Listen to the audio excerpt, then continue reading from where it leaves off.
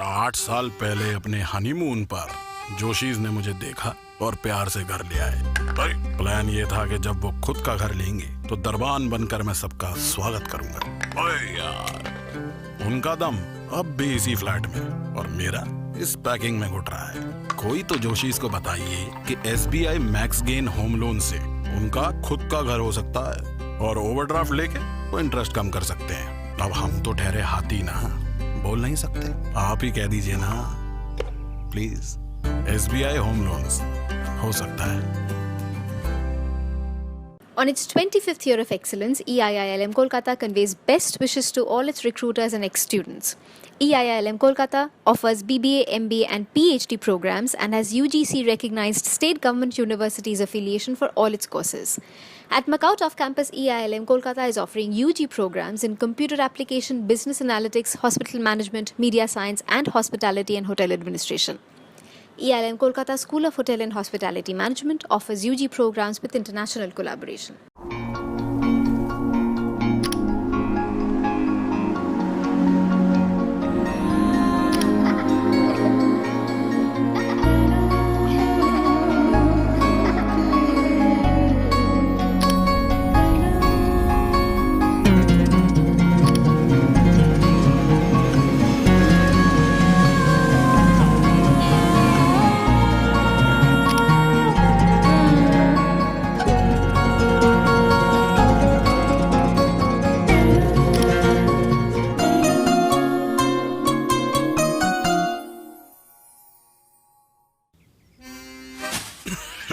आठ साल पहले अपने हनीमून पर जोशीज ने मुझे देखा और प्यार से घर ले आए। प्लान ये था कि जब वो खुद का घर लेंगे तो दरबान बनकर मैं सबका स्वागत करूंगा। ओए यार, उनका दम अब भी इसी फ्लैट में और मेरा इस पैकिंग में घुट रहा है।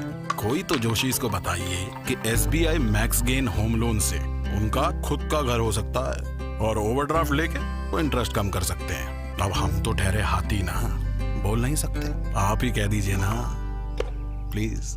SBI होम लोन्स हो सकता है। On its 25th year of excellence, EIILM Kolkata conveys best wishes to all its recruiters and ex-students.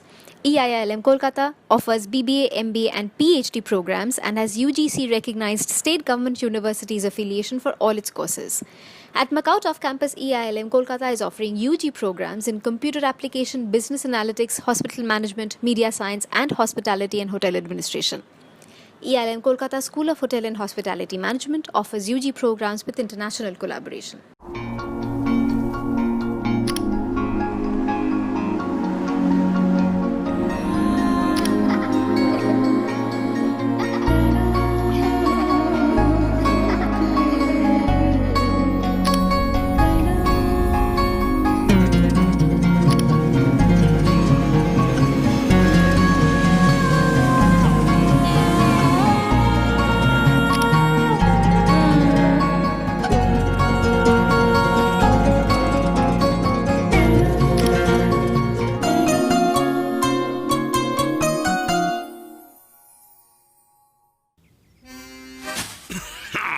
आठ साल पहले अपने हनीमून पर जोशीज ने मुझे देखा और प्यार से घर ले आए। प्लान ये था कि जब वो खुद का घर लेंगे तो दरबान बनकर मैं सबका स्वागत करूंगा। ओए यार, उनका दम अब भी इसी फ्लैट में और मेरा इस पैकिंग में घुट रहा है। कोई तो जोशीज को बताइए कि SBI max gain home loan से उनका खुद का घर हो सकता है और ओवरड्राफ्ट लेके वो इंटरेस्ट कम कर सकते हैं। अब हम तो ठहरे हाथी ना, बोल नहीं सकते। आप ही कह दीजिए ना प्लीज। SBI होम लोन्स हो सकता है। On its 25th year of excellence, EIILM Kolkata conveys best wishes to all its recruiters and ex-students. EIILM Kolkata offers BBA, MBA and PhD programs and has UGC recognized state government universities affiliation for all its courses. At Macaut off-campus, EIILM Kolkata is offering UG programs in computer application, business analytics, hospital management, media science and hospitality and hotel administration. EIILM Kolkata School of Hotel and Hospitality Management offers UG programs with international collaboration.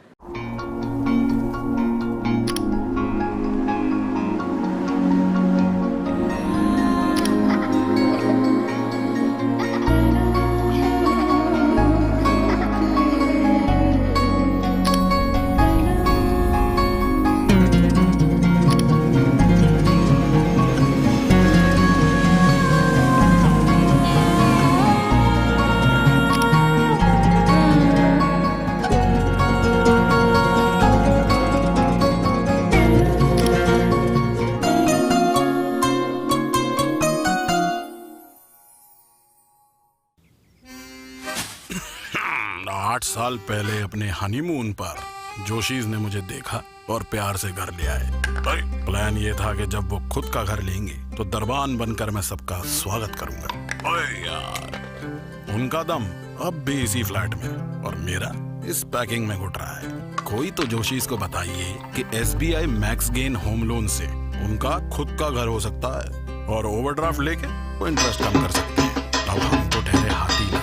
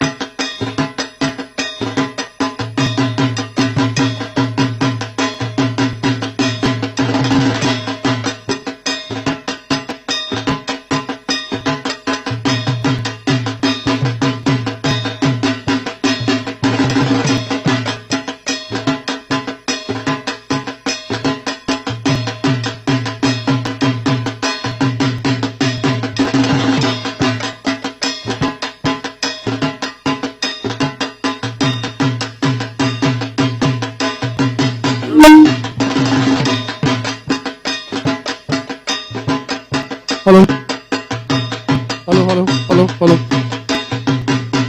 ये feed जा रहा है ना? जब अभी तो नहीं कर रहा है फीड चालू।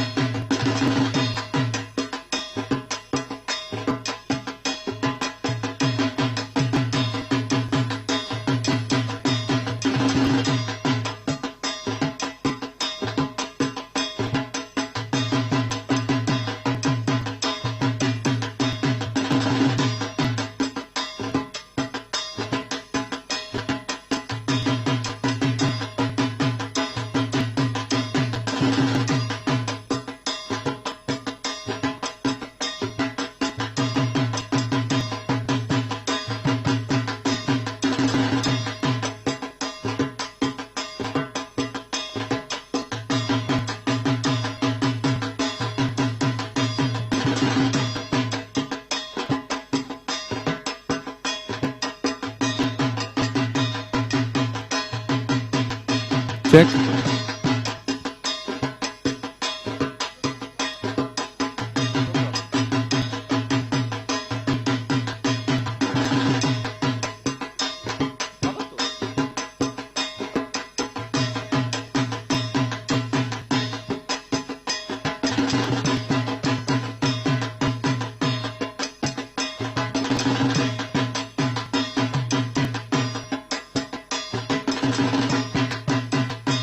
Good evening, ladies and gentlemen. Powai Bengali Welfare Association এর তরফ থেকে আপনাদের সবাইকে জানাই শুভ সন্ধ্যা এবং মহা অষ্টমী মহানবমী তো শুরু হয়ে গেছে। এই উপলক্ষে আপনাদের আন্তরিক স্বাগত জানাই আমাদের এই পাওয়াই সার্বজনীন দুর্গোৎসব 2020-তে। আজকের দিনে প্রশ্নটা এটাই ছিল দুদিন আগেও, পুজো হবে কি হবে না, হলে কিরকম করে হবে। এই দেখতে দেখতে দেখুন দুদিন পুজো হয়েও গেল। হ্যাঁ, এটা ঠিকই যে এটা স্বাভাবিক বছর নয়, যেটা আমি এখন ক্যামেরায় দেখে বলছি। প্রতি বছরের স্টেজে দাঁড়িয়ে আপনাদের মতন কত ওয়েল উইশার্স এন্ড সাপোর্টার্সদের সামনে নিচে দেখে এসে আনন্দটাই আলাদা। বাট পুজো না হওয়ার থেকে এটা কত সুন্দর একটা জিনিস আমরা চেষ্টা করেছি আনার জন্য। হোপফুলি আপনারা এনজয় করেছেন। এই যে সকাল থেকে দেখুন আজকে কত সুন্দর পুষ্পাঞ্জলি হলো, অষ্টমীর সন্ধি পুজো হলো, এবং এখন যে কালচারাল প্রোগ্রামগুলো সব হবে সেগুলো আপনারা ঘরে বসে দেখতে পাচ্ছেন। আমাদের এটাই চেষ্টা যে আপনারা দেখে ওটা এনজয় করুন। হ্যাঁ, আপনাদের কাছে পেলে খুবই ভালো লাগতো। পরের বছর থেকে আগেন গড উইলিং আবার হয়তো শুরু হবে এই জিনিস। এবছরের পুজো PBWA আমরা পাওয়াই সার্বজনীন দুর্গোৎসব, এটা হচ্ছে 15th year of Puja. 15th ইয়ারের জন্য আমরা অনেক কিছু প্ল্যান করেছিলাম, সবকিছু তো হয়ে উঠতে পারেনি। কিন্তু এবারে যে প্রোগ্রামগুলো করা হয়েছে, যেটা আপনারা দেখবেন, কালকেও কিছু দেখেছেন সপ্তমীর সময়, অষ্টমীতে আজকে দেখবেন, কালকে আবার নবমীতে দেখবেন, এগুলো কিন্তু খুব ইউনিক ওয়েতে করা হয়েছে। আর এই প্রোগ্রামগুলো রেকর্ড করতে, পার্টিসিপেট করতে, বানাতে এত একটা এনজয়মেন্ট আর এত একটা বিউটিফুল ফিলিং এসেছে, যেটা এই যে লাস্ট 9 মাসের মধ্যে যে লকডাউন হয়েছে তার যে পুরো একটা ব্যথা, একটা টায়ার্ডনেস, সেটা কিন্তু পুরোটা সরিয়ে দিয়েছে। আমার মনে হয় আর আশা করি এগেন যে আপনাদের আজকের পরিবেশন যে কালচারাল প্রোগ্রামসগুলো হবে আপনাদের খুবই ভালো লাগবে।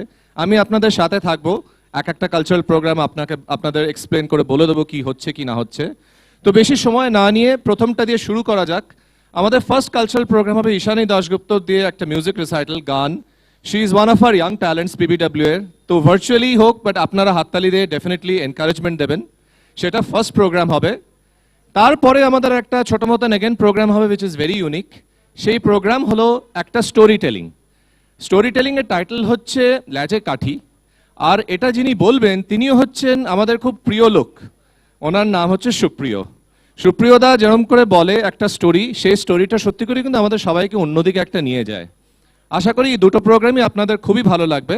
For the next half an hour এই দুটো প্রোগ্রাম নিয়ে আপনারা এনজয় করুন, আপনারা দেখুন ভার্চুয়াল সেশনে জয়েন করে। আমি আপনাদের আবার 7:30 পরে দেখা করব। Thank you so much. মহা অষ্টমীর দিনে আবার most warm welcome from PBWA to everybody. Thank you.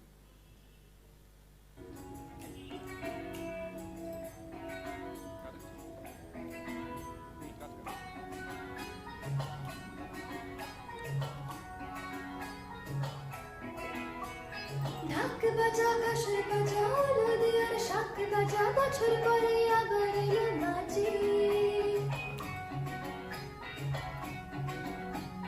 পুজো পুজো গানধ্বনি নতুন গানের ছন্দ নিয়ে শারদীয়ায় খুশিতে মন নাচে। আরে এলো এলো এলো এলো মা দুর্গা মা। আরে এলো এলো এলো এলো মা দুর্গা মা। হে ঢাক বাজা কাশর বাজা নদিয়ার শাক বাজা বছর পরে আবার এলো মাঝি। পুজো পুজো গানধ্বনি নতুন গানের ছন্দ নিয়ে শারদীয়ায় নাচে। আরে এলো এলো এলো এলো মা। আরে এলো এলো মা দুর্গা মা। বলো দুর্গা মা।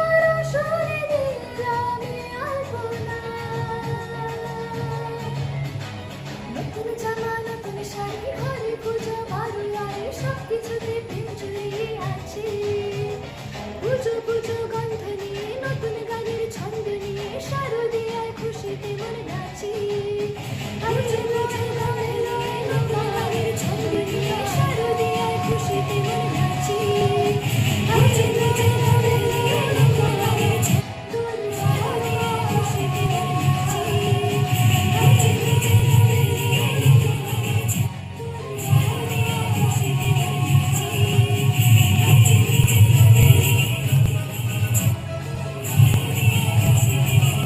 শারদীয়ার খুশিতে মন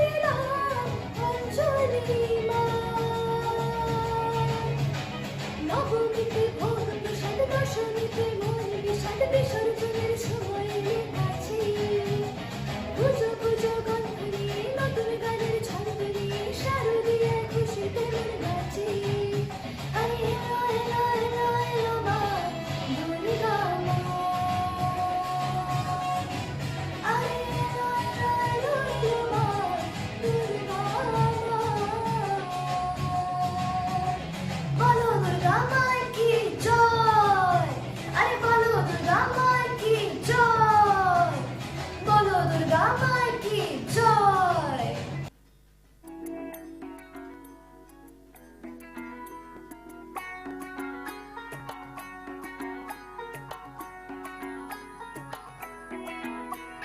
ঢাক বাজা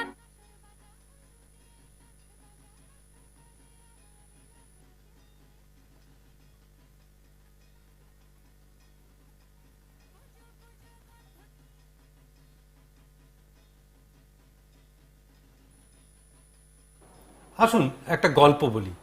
ভ্রমণের গল্প? হ্যাঁ, বলা যায় তাই।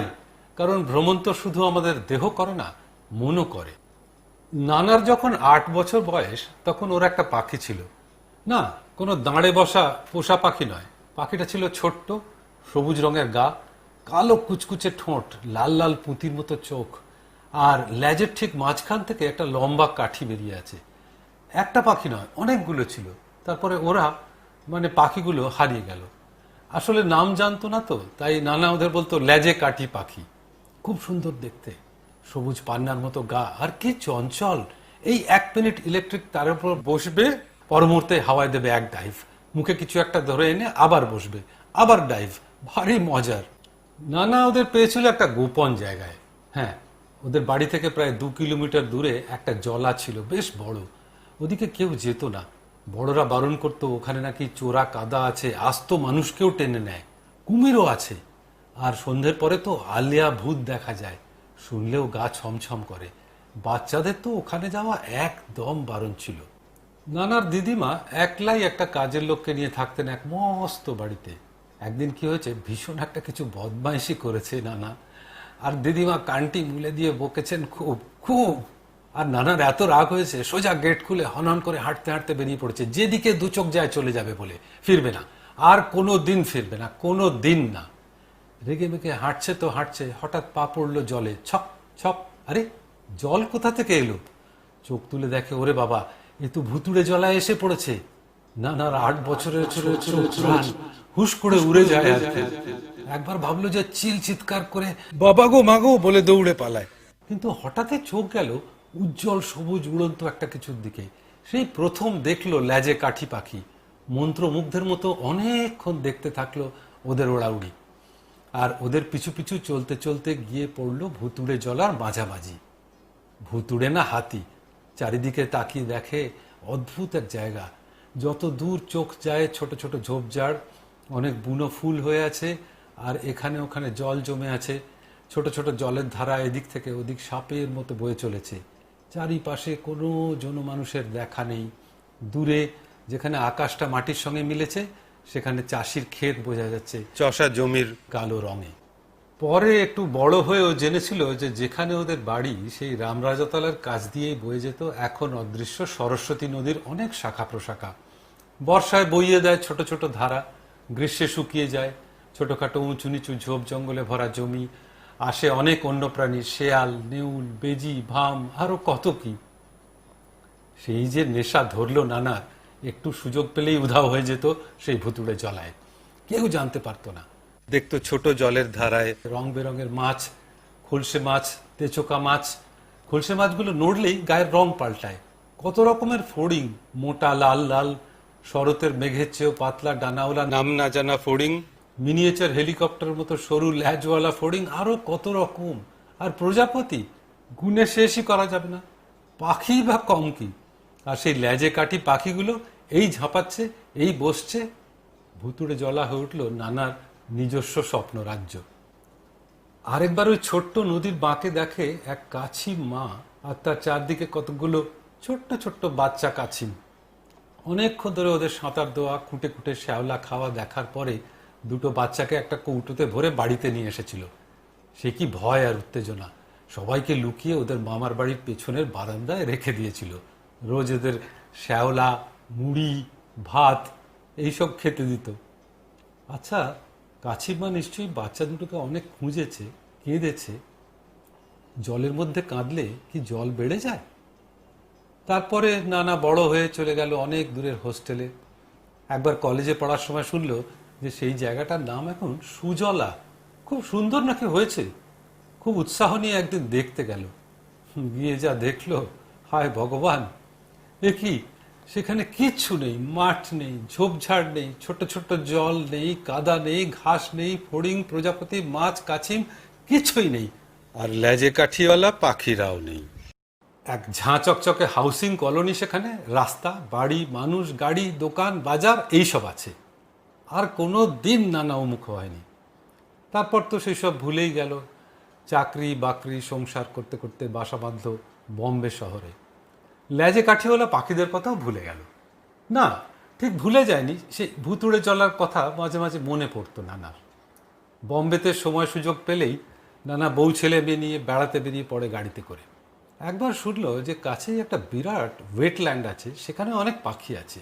ব্যাস, বেরিয়ে পড়লো সবাই মিলে ক্যামেরা ট্যামেরা নিয়ে। সেই জায়গাটার নাম হলো কুম্ভার গাঁও, বম্বে থেকে প্রায় 200 কিলোমিটার দূরে। যাই হোক, নানারা পৌঁছলো সেখানে।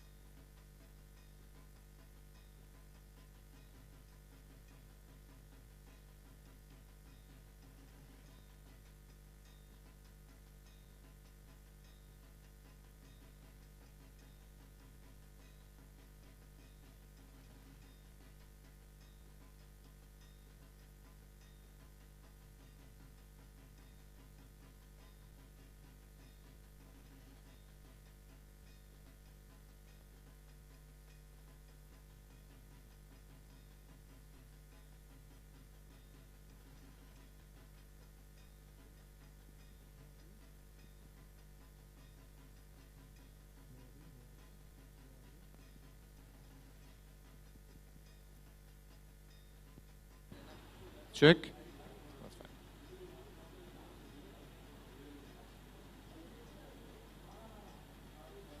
কেমন লাগলো গান ও গল্প? এরম করেই শুরু হতে হয় ইভিনিং প্রোগ্রামস। আরো অনেক আছে, কিন্তু এখন একটা গ্যাপ আছে। কালচারাল প্রোগ্রামের একটু গ্যাপ নিয়ে আমরা এখন চলে যাব লাইভ স্ট্রিমিং এ, যেখানে আমাদের শীতলভোগ এবং সন্ধ্যা আরতি হবে এখানে। আর এটা ভুলে যাবেন না, কিন্তু লকডাউন আছে, সবাই পার্টিসিপেট করতে পারবে না। কিন্তু কোনো পুজো কি ধুনুচি নাচ ছাড়া হতে পারে? আমরা কিন্তু এবারেও একটা নতুন নর্মালের মতন, যেমন আপনাদের ভার্চুয়াল পুষ্পাঞ্জলি, ভার্চুয়াল আরতি দেখাচ্ছি, সেরকমই একটা ছোট মতন ধুনুচি নাচের আয়োজন করা হয়েছে এখানে। আপনারা কোথাও যাবেন না, এখন নেক্সট 1 ঘন্টা ধরে সন্ধ্যা আরতি এবং শীতলভোগ আর তার সঙ্গে ধুনুচি নাচ আপনারা দেখবেন। আমি আপনাদের সঙ্গে আবার দেখা করব 8:30টার সময় পরবর্তী অনুষ্ঠানগুলো নিয়ে। ধন্যবাদ।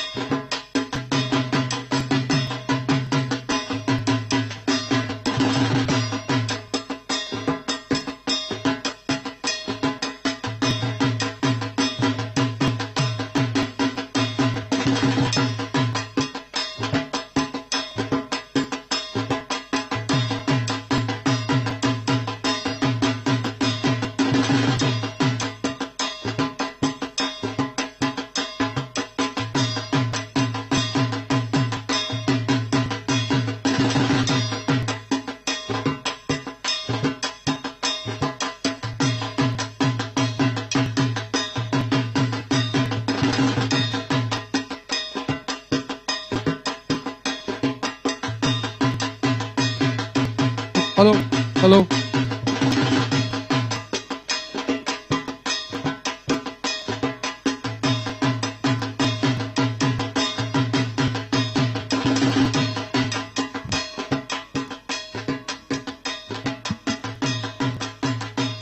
হ্যালো হ্যালো হ্যালো হ্যালো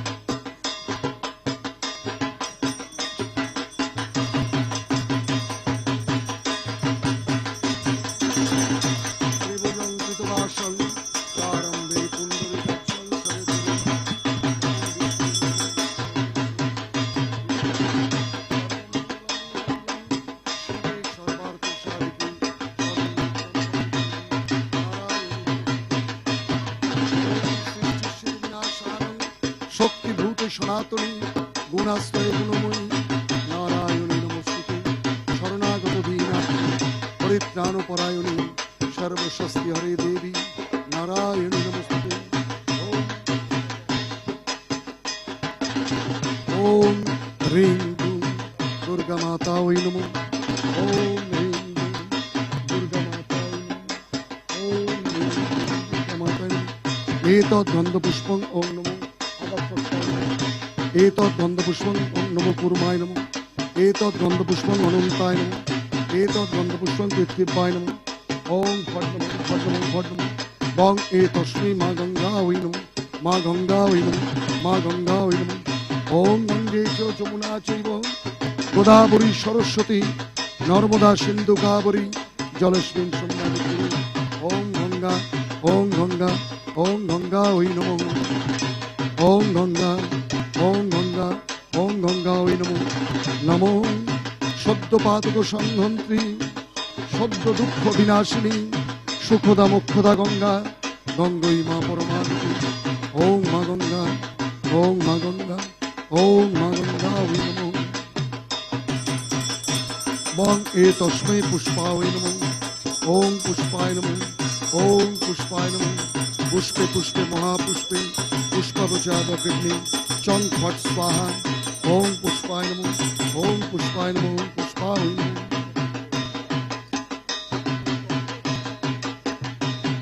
ओम पुष्पाय नमो पुष्पाय नमो पुष्पाय नमो ह्रीं आदर्शक्ति कमलासनाय नमो हर्ष आसनस्य मंत्रस्य निरूपेश्वर ऋषि सुतलं छंद कूर्म देवता आसने उपवेशने विनियोगं नेतृत्वया धृता लोका देविता विश्व पंचधाराय मांगनित्यं पुरुषो नमः वामे गुरुभ्ये नमो परम्परा गुरुभ्ये नमो परमेष्टि गुरुभ्ये नमो परम पराभि गुरुभ्ये नमो दक्षिणे गंगणेशाय नमो ऊर्ध्वे ब्रह्माय नमो अदे अनंताय नमो पश्चाते क्षेत्रपालाय नमो सन्मुखे नारायण सहित श्री श्री नवपत्रिका वासिन्यै देवी दुर्गा माता नमो ओम स्वस्ति वाचनाय नमो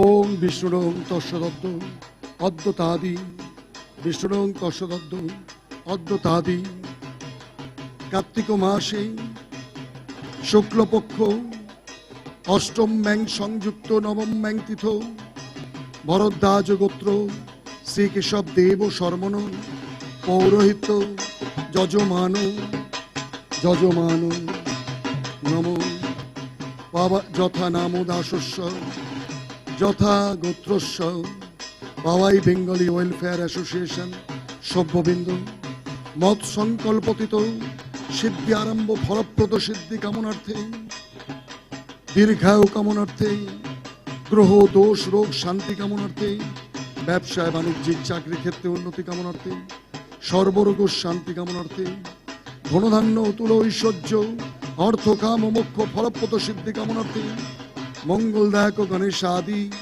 পঞ্চদেবতা পূজা পূর্বক সহিত শ্রী শ্রী ভগবতী দুর্গা দেবী পূজা কর্মং ওম স্বস্তি বাচনায় নমঃ ওম পূর্ণহং ভবন্তুর্ভবন্তু ওম পূর্ণহং ভবন্তুর্ভবন্তু ওম পূর্ণহং ভবন্তুর্ভবন্তু ওম পূর্ণহং ওম পূর্ণহং ওম পূর্ণহং ওম তত্ত্বপুষ্টিন গণেশাদি নানা দেবদেবী পূজা পূর্বক সহিত শ্রী শ্রী ভগবতী দেবী দুর্গা পূজা কর্মহং ওম স্বস্তি ভবন্তুর্ভবন্তু ওম স্বস্তি ভবন্তুর্ভবন্তু ওম স্বস্তি ভবন্তুর্ভবন্তু ওম স্বস্তি ওম স্বস্তি ওম স্বস্তি ওম তত্ত্বপুষ্টিন গণেশাদি নানা দেবদেবী পূজা পূর্বক সহিত শ্রী শ্রী ভগবতী দেবী দুর্গা পূজা কর্মহং ওম ঋদ্ধিম ভবন্তুর্ভবন্তু ওম ঋদ্ধিম ভবন্তুর্ভবন্তু ওম ঋদ্ধিম ভবন্তুর্ভবন্তু ওম ঋদ্ধোত্তম ওম ঋদ্ধোত্তম ওম ঋদ্ধোত্তম ওম স্বস্তি স্বস্তি ইন্দ্র বিদ্যাশ্রবা স্বস্তি ন পুষ বিশ্ববেদা স্বস্তি নস্তাক্ষ অরিষ্টনেমি স্বস্তি ন বৃহস্পতি দদাতু ওম স্বস্তি ওম স্বস্তি ওম স্বস্তি ওম সূর্য সমজম কালং সন্ধ্যা পবন দিকপতি রাকম খরচমারং ব্রাহ্মণে মস্তু ওম স্বস্তি ওম স্বস্তি ওম স্বস্তি ওম স্বস্তি ওম স্বস্তি ওম স্বস্তি ওম সূর্য সমজম কালং সন্ধ্যা পবন দিকপতি রাকম খরচমারং ব্রাহ্মণে মস্তু ওম স্বস্তি ওম স্বস্তি ওম স্বস্তি ওম বিষ্ণু বিষ্ণু বিষ্ণু তদ বিষ্ণু পরমং পদং সদা পশ্যন্তি সূরয় দিবি চক্ষুরাতমায় নমঃ ওম বিষ্ণু বিষ্ণু বিষ্ণু ভূভুবস্য তৎসবিতু বরেণ্যং ভর্গদেবস্য ধীমহি ধিয়ো ও ন প্রচোদয়াৎ ওম ভূভুবস্য তৎসবিতু বরেণ্যং ভর্গদেবস্য ধীমহি ধিয়ো ও ন প্রচোদয়াৎ ওম ভূভুবস্য তৎসবিতু বরেণ্যং ভর্গদেবস্য ধীমহি ধিয়ো ও ন প্রচোদয়াৎ ওম বিষ্ণু ওম বিষ্ণু ওম বিষ্ণু সর্বমঙ্গল মঙ্গলং শিবে সর্বার্থ সাধকে শরণ্যে ত্রম্বকে গৌরী নারায়ণী নমস্তুতে ওম নমো শ্রী সূর্যার্ঘায় নমঃ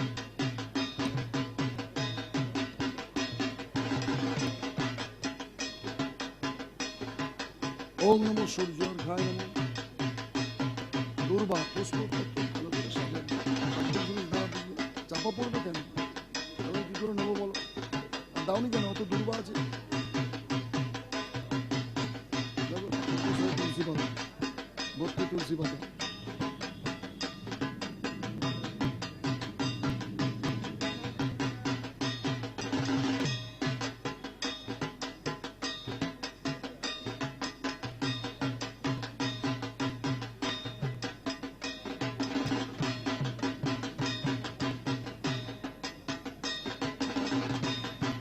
এরকম ধারে দেবে সব পুষ্প সাজাতে রাখবে এই জিনিসটা ঠিক তোমার ওখানটা সাজাওনি পাঁচটা ফল নিয়ে গেলে নৈবেদ্য করা হবে আর কি যখন করবো চলে আসবে ওম বিষ্ণু ওম বিষ্ণু ওম বিষ্ণু ওম নমো শ্রী সূর্যার্ঘায় নমঃ ওম নমো শ্রী সূর্যার্ঘায় নমঃ নমো বিবস্বতে ব্রাহ্মণ ভাষ্যতে বিষ্ণু তেজসে জগত সবিত্র সূচয়ে কর্মদায়িনী ইদম অর্ঘং ভগবতী বাসুদেবায় শ্রী সূর্যায় নমঃ হে সূর্যদেব ক্ষমস্য ওম জবা কুসুম সংকাশং কাশ্যপিয়ং মহাদুতিং ধন্তারিং সর্বপাপগ্নং প্রণতস্মি দিবাকরম ওম নমো শ্রী সূর্যায় নমঃ নমো সূর্যায় নমঃ নমো সূর্যায় নমঃ নমো সূর্যায় নমঃ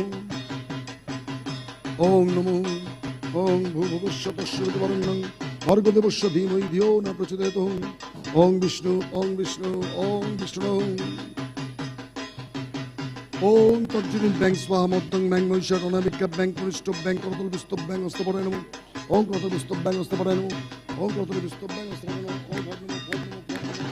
ওম রিয়াং হৃদয় নমঃ ওম শিরসি স্বাহা শিখায় বৈশাখ নেত্রায় হুং কবচায় হুং করতল বিস্তব ব্যাং হস্তপরায় নমঃ করতল বিস্তব ব্যাং হস্তপরায় নমঃ ওম ভূভুবস্য তস্যবিতু বরেণ্যং ভর্গদেবস্য ধীমহি ধিয়ো ও ন প্রচোদয়াৎ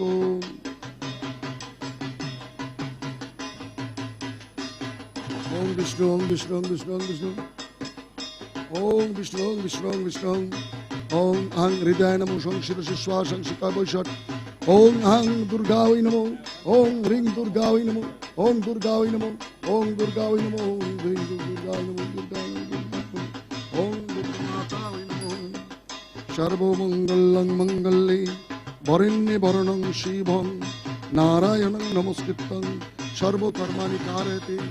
ওম নারায়ণায় নমঃ।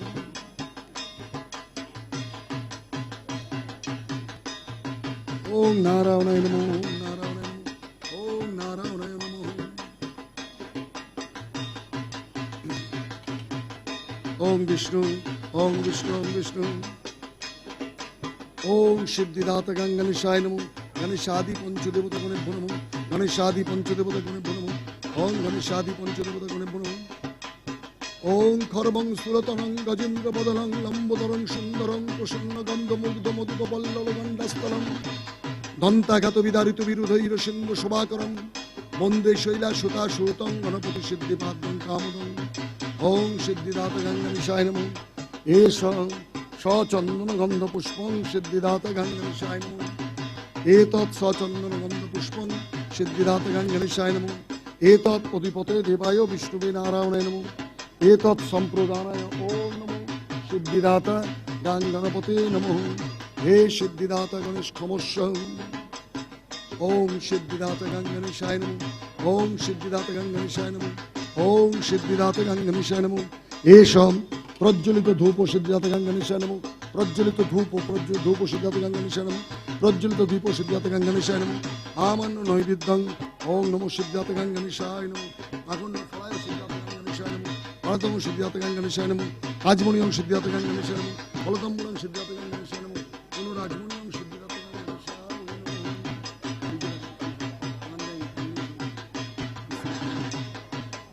আচ্ছা দেখুন। ওম নমঃ সিদ্ধিদাতা গঙ্গণেশায় নমঃ। ওম সিদ্ধিদাতা গঙ্গণেশায় নমঃ। সিদ্ধিদাতা গঙ্গণেশায় নমঃ। ওম ভূভস্বতস্বত দেবেন্দ্র মৌলি মন্দ্র মুকুরানন্দ করুণানন্দ হরম্বে হেরম্বে চরণাবুজে সিদ্ধিদাতা গঙ্গণেশায় নমঃ। ওম ভূভস্বতস্বত দেবেন্দ্র মৌলি ওনা প্রচোদয়ত। ওম সিদ্ধিদাতা গঙ্গণপতে নমঃ। ওম নমঃ শ্রী সূর্যায় নমঃ। অধিপতে বিষ্ণুবে নারায়ণায় নমঃ। সম্প্রদানায় ওম নমঃ শ্রী সূর্যায় নমঃ। ধূপদীপ সভায় নৈবেদ্যং ওম নমঃ শ্রী সূর্যায় নমঃ। সূর্য ছায় নমঃ। সূর্য ছায় নমঃ। সূর্য ছায় নমঃ। ওম জবাকুসুম শঙ্কা শঙ্কাশ্যপ্যং মাতুতিং নন্তারিং সর্বপাপগ্নং প্রণতস্মি দিবাকরম। ওম নমো নারায়ণায় নমঃ। ওম নারায়ণায় নমঃ। ওম নারায়ণায় নমঃ। এষ অধিপতে দেবায় বিষ্ণুবে নারায়ণায় নমঃ। এতৎ সম্প্রদানায় ওম নমো নারায়ণায় নমঃ। এষ ধূপদীপ সভাগ নৈবেদ্যং ওম নমো নারায়ণায় নমঃ। ওম নমো নারায়ণায় নমঃ। নারায়ণ ব্রহ্মাণ্ড দেবায় গো ব্রাহ্মণ হিতায় চ জগদ্ধিতায় কৃষ্ণায় গোবিন্দায় নমো নমঃ। নমো নারায়ণায় নমঃ। নমো নারায়ণায় নমঃ। নমো নারায়ণায় নমঃ। এষ সচন্দন গন্ধ পুষ্পং ওম নমঃ শিবায় নমঃ। সাজ্য বিল্লপত্র ওম নমঃ শিবায় নমঃ। ওম নমঃ শিবায় নমঃ। ওম নমঃ শিবায় নমঃ। হে দেবত্রে মহাদেব ক্ষমস্ব। ওম শিবায় শান্তায় কর্ণত্রে তবে নিবেদয়ামি তৎপুনাত্তং গতি পরমেশ্বর। এষ সচন্দন গন্ধ পুষ্পং শিবায় নমঃ। এতৎ অধিপতে দেবায় বিষ্ণুবে নারায়ণায় নমঃ। সম্প্রদানায় ওম নমঃ শিবায় নমঃ। এষ ধূপ শিবায় নমঃ। প্রজ্বলদীপ শিবায় নমঃ। আমান্য নৈবেদ্যং ওম নমঃ শিবায় নমঃ। অধিপতে বিষ্ণুবে নারায়ণায় নমঃ। ওম নমঃ ওম খণ্ড ফলায় ওম নমঃ শিবায় নমঃ। ওম নমঃ শিবায় নমঃ। ওম নমঃ শিবায় নমঃ। ওম শিবায় সন্তায় করণত্র হেতবে নিবেদয়ামি তৎপুনাত্তং গতি পরমেশ্বর। রিং ধুম জয় দুর্গা মাতা। রিং ধুম জয় দুর্গা মাতা। হে মা দুর্গা ক্ষমস্ব। ওম মা দুর্গা। এতৎ অধিপতে বিষ্ণুবে নারায়ণায় নমঃ। সম্প্রদানায় রিং ধুম জয় দুর্গা মাতা ওই নমঃ। ধূপদীপ সভাগ নৈবেদ্যং দুর্গা মাতায় নমঃ। ওম দুর্গা মাতায় নমঃ। ওম দুর্গা মাতা ওই নমঃ। এতৎ পাত দুর্গা মাতা নমঃ। আজমনিয়ং দুর্গা মাতা ফলতম পুনঃ দুর্গা মাতা নমঃ। নমো দুর্গা মাতা ওই নমঃ। সর্বমঙ্গল মঙ্গল অক্ষত নৈবেদ্যা ওই নমঃ। গন্ধ পুষ্পং গণেশাদি পঞ্চদেবতা গণেভ্যো নমঃ। ধূপদীপ সভাগ নৈবেদ্যং গণেশাদি পঞ্চদেবতা গণেভ্যো নমঃ। ওম বিষ্ণু ওম বিষ্ণু ওম বিষ্ণু তত বিষ্ণু তত বিষ্ণু।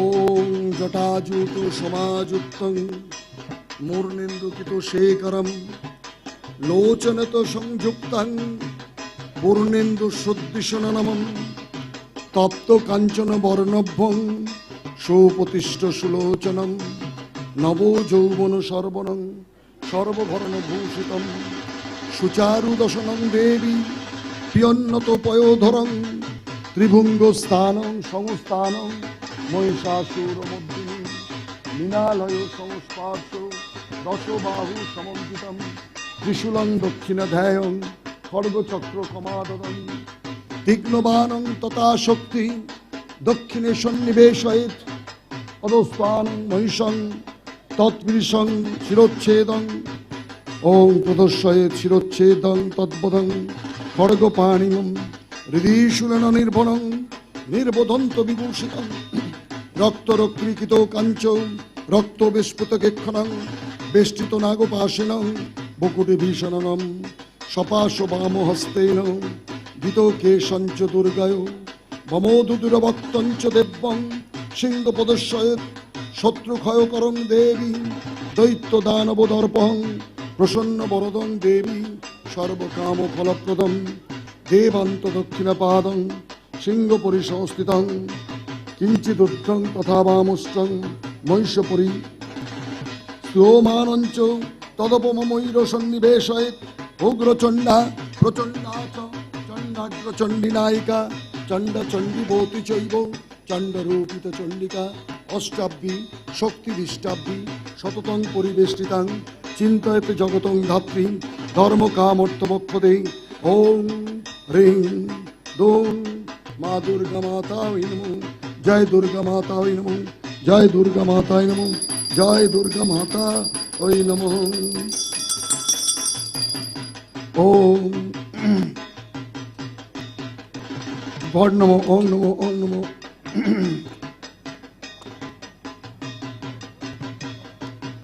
এতৎ গন্ধপুষ্পং এতৎ সচন্দন গন্ধপুষ্পং ওং নমো আদর্শক্তায় নমো ওং নমো কুর্মায় নমো ওং নমো অনন্তায় নমো ওং নমো পৃথিব্যায় নমো ওং নমো ফট নমো ফট নমো ফট নমো এতৎ গন্ধপুষ্পং ওং নমো ফট নমো ওং নমো ফট নমো ওং নমো ফট নমো ওং রং নমো জং নমো বং নমো ছং নমো লং নমো বং নমো ঠং নমো খং নমো অং নমো ইং নমো ওং নমো জং নমো ওং নমো বং নমো চং নমো ছং নমো পং নমো ফং নমো ওং সমনার্ঘায় নমঃ সর্বমঙ্গলমঙ্গলং শিবে সর্বার্থ সাধিকে শরণ্যে ত্র্যম্বকে গৌরী নারায়ণী নমস্তুতে।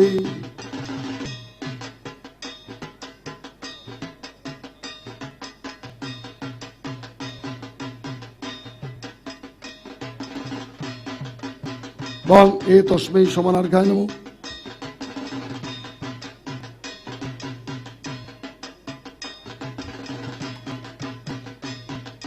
এ তস্मै ওং নমো এতৎ সমানার্ঘায় নমঃ।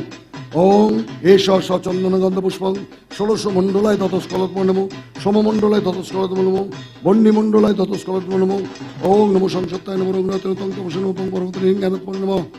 ওং গঙ্গে চ যমুনা চৈব গোদাবরী সরস্বতী নর্মদা সিন্ধু কাবেরী জলস্মি সন্ধানী কুরু ওং গঙ্গা ওং গঙ্গা ওং গঙ্গা ওই নমো ওং গঙ্গা ওই নমো ওং গঙ্গা ওই নমঃ। সদ্য পাতক সংঘন্তি সদ্য দুঃখ বিনাশিনী সুখদা মুখদা গঙ্গা গঙ্গই মা পরমাগতি ওং মা গঙ্গা ওং মা গঙ্গা ওং মা গঙ্গা ওই নমঃ। নমো মা গঙ্গা নমো মা গঙ্গা নমো মা গঙ্গা ওই নমঃ। ওং জটাজুট সমাযুক্তং মূর্ণেন্দুকিত শেখরম লোচনত সংযুক্তং পূর্ণেন্দু শুদ্ধিশরণম তপ্ত কাঞ্চন বর্ণভ্যং সুপ্রতিষ্ঠ সুলোচনম নবযৌবন সর্বণং সর্বভরণভূষিতম সুচারুদশনং দেবী পিয়ন্নত পয়োধরং ত্রিভুঙ্গ স্থান সংস্থান মহিষাসুরমর্দিনী মৃণালয় সংস্পর্শ দশবাহু সমন্বিতম ত্রিশূল দক্ষিণং ধ্যায়ং খড়গচক্র ক্ষমাততং তীক্ষ্ণবাণং তথা শক্তি দক্ষিণে সন্নিবেশয়েৎ খেটকং পূর্ণ চাপঞ্চ অসামুষ্কমেব চ ঘণ্টাং বা পুরুষং ব্যাপী বামত্ব সন্নিবেশয়েৎ অধস্থান মহিষং তদ্বীর শিরস্কং প্রদর্শয়েৎ শিরচ্ছেদ তদ্বরং তদ্দানবং খড়গপাণিবং হৃদিশুলেন নির্ভনং নির্বোদন্ত বিভূষিতং রক্তরক্ষিকিত কাঞ্চ রক্ত বিস্ফুরিত্যখানং বেষ্টিত নাগোপাসেনং বকুটি ভীষণনম সপাশ বাম হস্তেন গীত কেশঞ্চ দুর্গয় মম দুদির বক্তঞ্চ দেববং সিংহ প্রদর্শয়ত শত্রু ক্ষয়করং দেবী দৈত্য দানব দর্পহং প্রসন্ন বরদং দেবী সর্বকাম ফলপ্রদং দেবান্ত দক্ষিণ পাদং স্মমং সিংহ পরিষিদম কিঞ্চিদুদ্ধং তথা বামুষ্টঙ্গং মহেশ্বরী শ্লোমানঞ্চ তদপ্পমমৈর সন্নিবেশয়িত উগ্রচণ্ডা প্রচণ্ডা চ চণ্ডাগ্রচণ্ডী নায়িকা চণ্ডা চণ্ডীভৌতি চৈব চণ্ডরূপিত চণ্ডিকা অষ্টাভ্যি শক্তিবিষ্টাভ্যি শততং পরিবেষ্টিতাং চিন্তয়ে জগতং ধাত্রী ধর্ম কামর্থমক্ষদে ওম হ্রিং হ্রিং জং জং মা দুর্গা মাতায় নমঃ দুর্গা মাতায় নমঃ দুর্গা মাতায় নমঃ হে মা দুর্গা ক্ষমস্য ওম দুর্গা মাতায় নমঃ ওম দুর্গা মাতায় নমঃ ওম দুর্গা মাতায় নমঃ হে মা দুর্গা ক্ষমস্য ওম দুর্গা মাতায় নমঃ ওম দুর্গা মাতায় নমঃ জয় মা দুর্গা মা ক্ষমস্য ওম বিষ্ণু ওম বিষ্ণু ওম বিষ্ণু বিষ্ণু বিষ্ণু সর্বমঙ্গল মঙ্গলং শিবে সর্বাত্ম সাধিকে শরণ্যে ত্রম্বকে গৌরী নারায়ণী নমস্তে থালাটা থালা প্লেট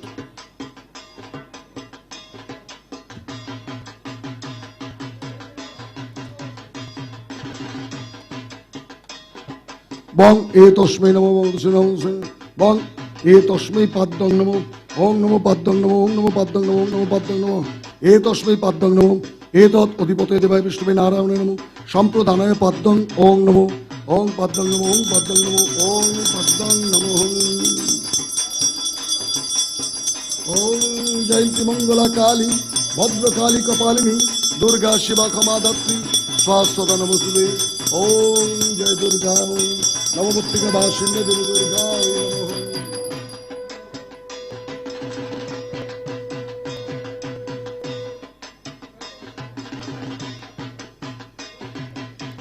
ওং এ তস্মৈ ওং নমো হে তস্মৈ ওং নমো অর্ঘায় নমো অর্ঘায় নমো অর্ঘায় নমো ওং অধিপতে বিষ্ণুবে নারায়ণায় নমো সম্প্রদানায় ওং নমো অর্ঘায় অর্ঘায় নমো অর্ঘায় নমো অর্ঘায় নমো ওং ভূভস্য তস্মৈতরণ ভর্গদস্বতী মই ধিয়ো ওন প্রচোদয়ং ওং জয়ন্তী মঙ্গলা কালী ভদ্রকালী কপালিনী দুর্গা শিবা ক্ষমাধাত্রী স্বাস্থ্যদা নমস্তুতে ওং অর্ঘায় নমো নবমূর্তিকা বাসিন্যে দেবী দুর্গা মাতা ওই নমো অর্ঘায় নমো অর্ঘায় নমো অর্ঘায় নমো বং এ তস্মৈ মধুবর্কায় নমো বং এ তস্মৈ মধুবর্কায় নমো মধু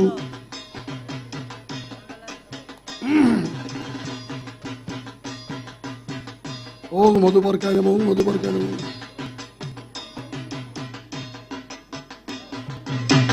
ওং মধুবর্কায় নমো মধুবর্কায় নমো মধুবর্কায় নমো এ তস্মৈ মধুবর্কায় নমো এতৎ অধিপতে বিষ্ণুবে নারায়ণায় নমঃ সম্প্রদানায় মধুবর্কায় নমো নবমূর্তিকা বাসিন্যে দেবী দুর্গা মাতা জয়ন্তী মঙ্গলা কালী ভদ্রকালী কপালিনী দুর্গা শিবা ক্ষমাধাত্রী স্বাস্থ্যদা নমস্তুতে ওং নবমূর্তিকা বাসিন্যে দেবী দুর্গা মাতা মধুবর্কায়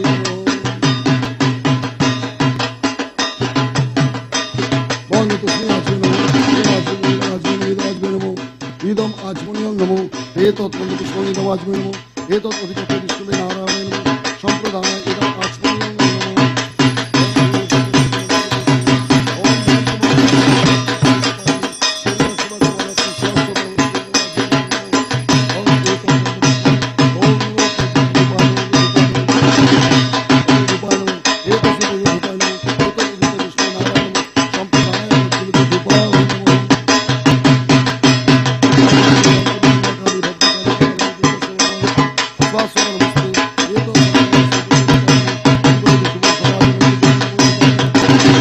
জয়ন্তী মঙ্গলা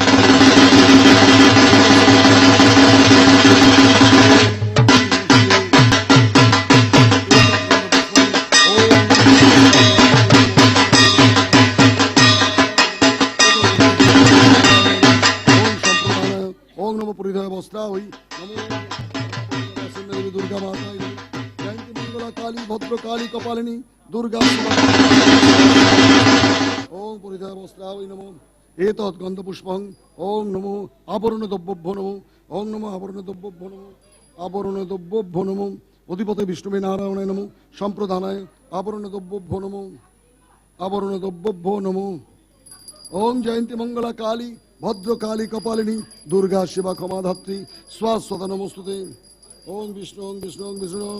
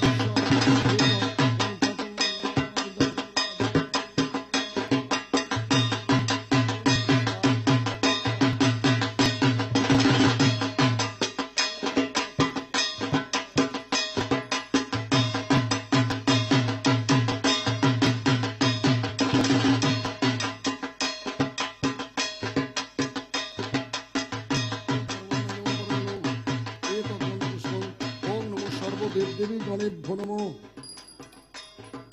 ওং সর্বমঙ্গলমঙ্গলং শিবে সর্বাত্ম সাধিকে শরণ্যে ত্র্যম্বকে গৌরী নারায়ণী নমস্তুতে।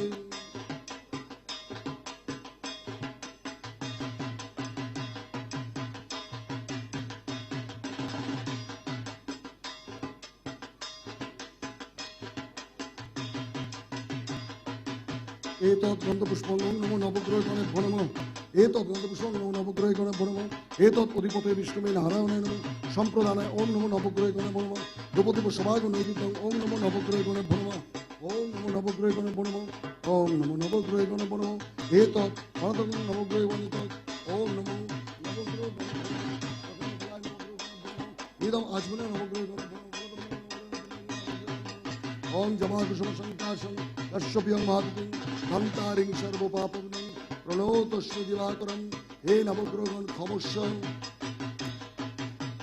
ओं विष्णु विष्णु विष्णु ओं जपाकुसुम संकाशं कश्यपियं महातिं धन्तारिं सर्वपापं प्रणोतस्मै दिवाकरं तदिशङ्कतुषारावं क्षीरदवर्ण सम्भवं नमामि शशिवं भक्तसम्भवगुणभूषणं धरणिगर्भसन्तुतं विपदस्पन्दे समाप्रभं कुमारं शक्तिहस्तं च लयितं नमः प्रियङ्गकलिकाश्यामं रूपेण पुतभूतं सौम्य सर्वगुणविदं तं बुधप्रणम्यं ऋषीणां च गुरुकनकसन्निभं वन्दे भूतं तिलकेशं तं नमामि बृहस्पतिं हेमकुन्दविनालाभं दैत्यनां परमगुरुं सर्वशास्त्रपावक्तं भागर्भप्रणम्यं निरञ्जन समभाषं रविपुत्र जमागजं छाया गर्भसन्तुतं तं नमामि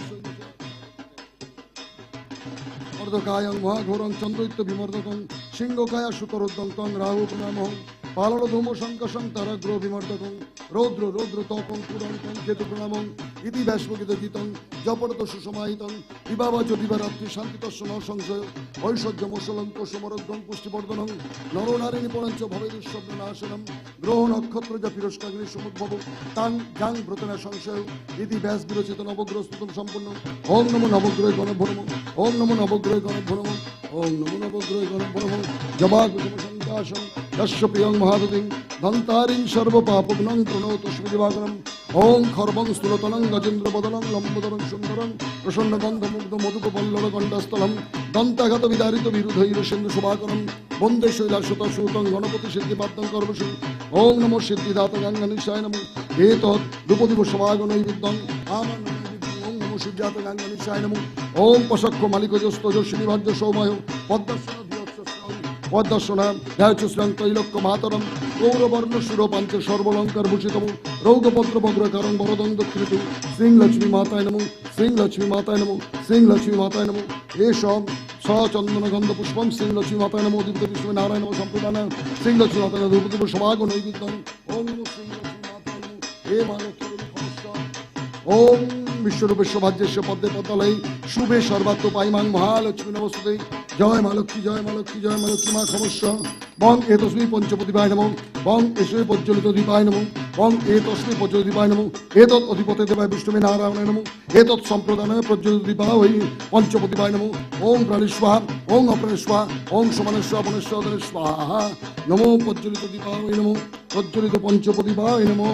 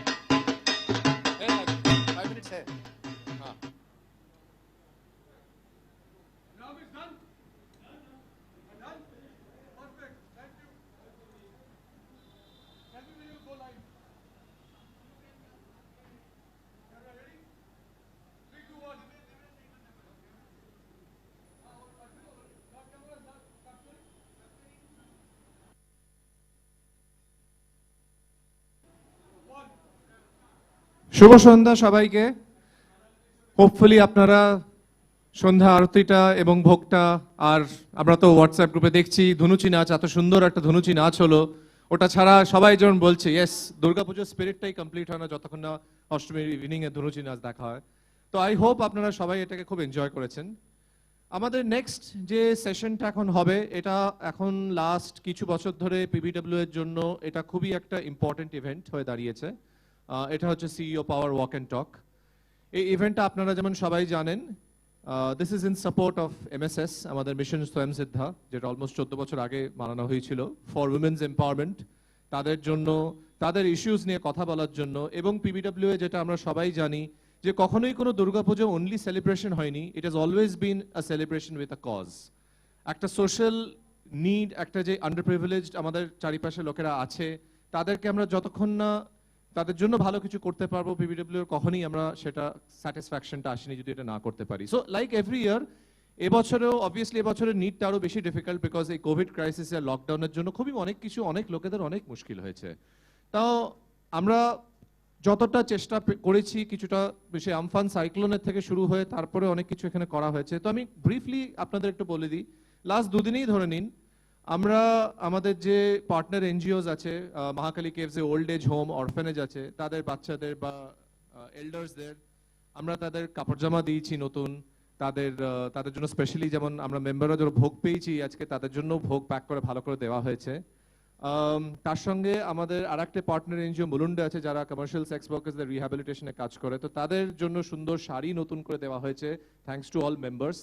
তাদের বাচ্চাদের জন্য আমরা খাবার এবং নতুন কাপড় জামা দেওয়া হয়েছে। সো ওভারঅল লাস্ট দুদিনেও আমাদের সোশ্যাল অ্যাক্টিভিটিটা চলেছে, and I think that is a hallmark of PBW এর পাওয়াই সার্বজনীন দুর্গোৎসব। তাছাড়াও এবারে একটা নতুন জিনিস শুরু করা হয়েছে, এবারে টেস্ট ছিল এটা, বাট আমরা খুব হ্যাপি যে এটা ভালো সাকসেস এসেছে আমাদের, which is the blood donation drive. আমরা ব্লাড ডোনেশন ড্রাইভ এখানেই এই প্রেমাইসেই করেছি। অফকোর্স পুরো লকডাউন প্রোটোকল টেক কেয়ার করার পরই হয়েছে জিনিসটা। we've got good success, অনেকেরা অনেক পার্টিসিপেট করেছে, and we are definitely looking forward যে এটা যদি আমাদের পরের বারের পুজোর থেকে ওটা যদি ইনস্টিটিউশনালাইজ করা যায়। তো এরকম নানান জিনিস করা হয়েছে। পুজোর আগেও ইনফ্যাক্ট আমরা অলমোস্ট 50খানা ট্রিজ প্লান্ট হয়েছে এখানে, part of tree plantation along with BMC. So এই ছোট ছোট জিনিস নিয়ে আমাদের চেষ্টা যে একটু যদি ডিফারেন্স করতে পারি, but that is our spirit, that's always been our spirit. এই উপলক্ষে আমাদের programme next which is CEO power walk and talk, যেটা আপনারা জানেন লাস্ট 3-4 বছর ধরে হচ্ছে, যেখানে বিগ ইন্ডাস্ট্রি পিপল যারা সিইওস তারা আমাদের সঙ্গে আসে, তাদের ফ্যামিলিরা পুজো এনজয় করে, অ্যাট দ্য সেম টাইম তারা স্টেজে উঠে একটা ভালো প্যানেল ডিসকাশন হয়, very rich panel discussion which happens on various issues. এবছর এগেন ট্রু টু লকডাউন আমরা পুরো জিনিসটা আগে একটা রেকর্ড হয়েছে about couple of days back over Zoom, and এই জিনিসটা but it was a very very rich discussion. আমার রিয়েলি মনে হয় যে আপনারা সবাই যদি মন দিয়ে শোনেন, এটা সবার জন্য খুবই সুন্দর একটা ডিসকাশন যেটা হয়েছে। ইটস সিরিয়াস, আমি মানছি সেটা, কালচারাল প্রোগ্রামের এ থেকে একটুখানি সিরিয়াস আমরা যাব নেক্সট 1 আওয়ার 1.5 আওয়ার্স। তো আপনাদের রিকোয়েস্ট করছি আপনারা স্টে টিউন থাকবেন, আপনারা দেখবেন এই প্রোগ্রামটা, আমাদের সাপোর্ট করবেন এই পুরো জিনিসটা, এই পুরো সোশ্যাল কজে, বিকজ আপনাদের সবাইকে নিয়ে আমাদের পুজো। যাবেন না কোথাও, 1.5 ঘন্টা ধরে এই প্রোগ্রামটা হবে প্রায় 8:30 থেকে 10টায়, কিন্তু 10টার পর থেকে আমাদের দুখানা আরো ভালো প্রোগ্রাম আছে, তখন আপনাদের সঙ্গে আবার দেখা হবে। বাট এখন গ্লিমস একটু বলে দিই, 10টায় আমাদের খুব সুন্দর হেমন্ত মুখোপাধ্যায়ের কিছু চয়েসিয়াস পপুলার গানের প্রোগ্রাম আছে ধিতাঙের গ্রুপ থেকে, সেটা ডেফিনেটলি আপনারা দেখবেন। এবং সেটা শেষ হয়ে যাওয়ার পর লাস্টলি আমরা দিন যেমন রোজকার শেষ করি একটা সুন্দর আড্ডা নিয়ে।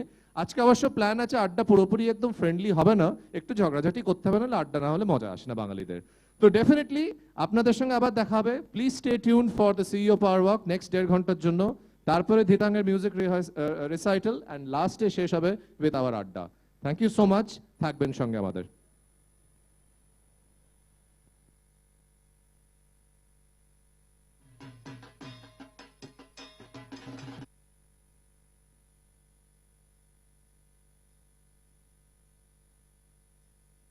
We have all the panelists here. So first of all, a warm welcome to all of you. And you know, during this Durgotsav, and we talk about, we have this sessions, especially for our women empowerment initiative called Mission Swayam Siddha. So that, Devi Durga is the epitome of women empowerment. So there cannot be any better day than we can have these discussions. So we have Mr. Sukanti Ghosh, who will be moderating this session. And Shantanu will be taking you through a bit about our organization, and then we'll start the discussions. Over to Shantanu. Thank you, Shraddha. Thank you. I think, we obviously have some of us who've kind of visited our Pujo at the past. So some of what we talk about the association may be a bit of a repeat. So, bear with me on that. And, once again, a very good evening and best wishes for Durgotsav for this August panel. Well, from our reading of our invitation, you may now have some appreciation of PBWA, but allow me a few minutes to speak about the spirit of our association. So what seemed like a meeting of minds in 2006 is now an organization of depth and character based on positive, the positivity different, making a positive difference to our society. Over the last 15 years, our organization has made, steady inroads into the issues concerning the well-being of women, improving healthcare, education for the underprivileged, and rural community development.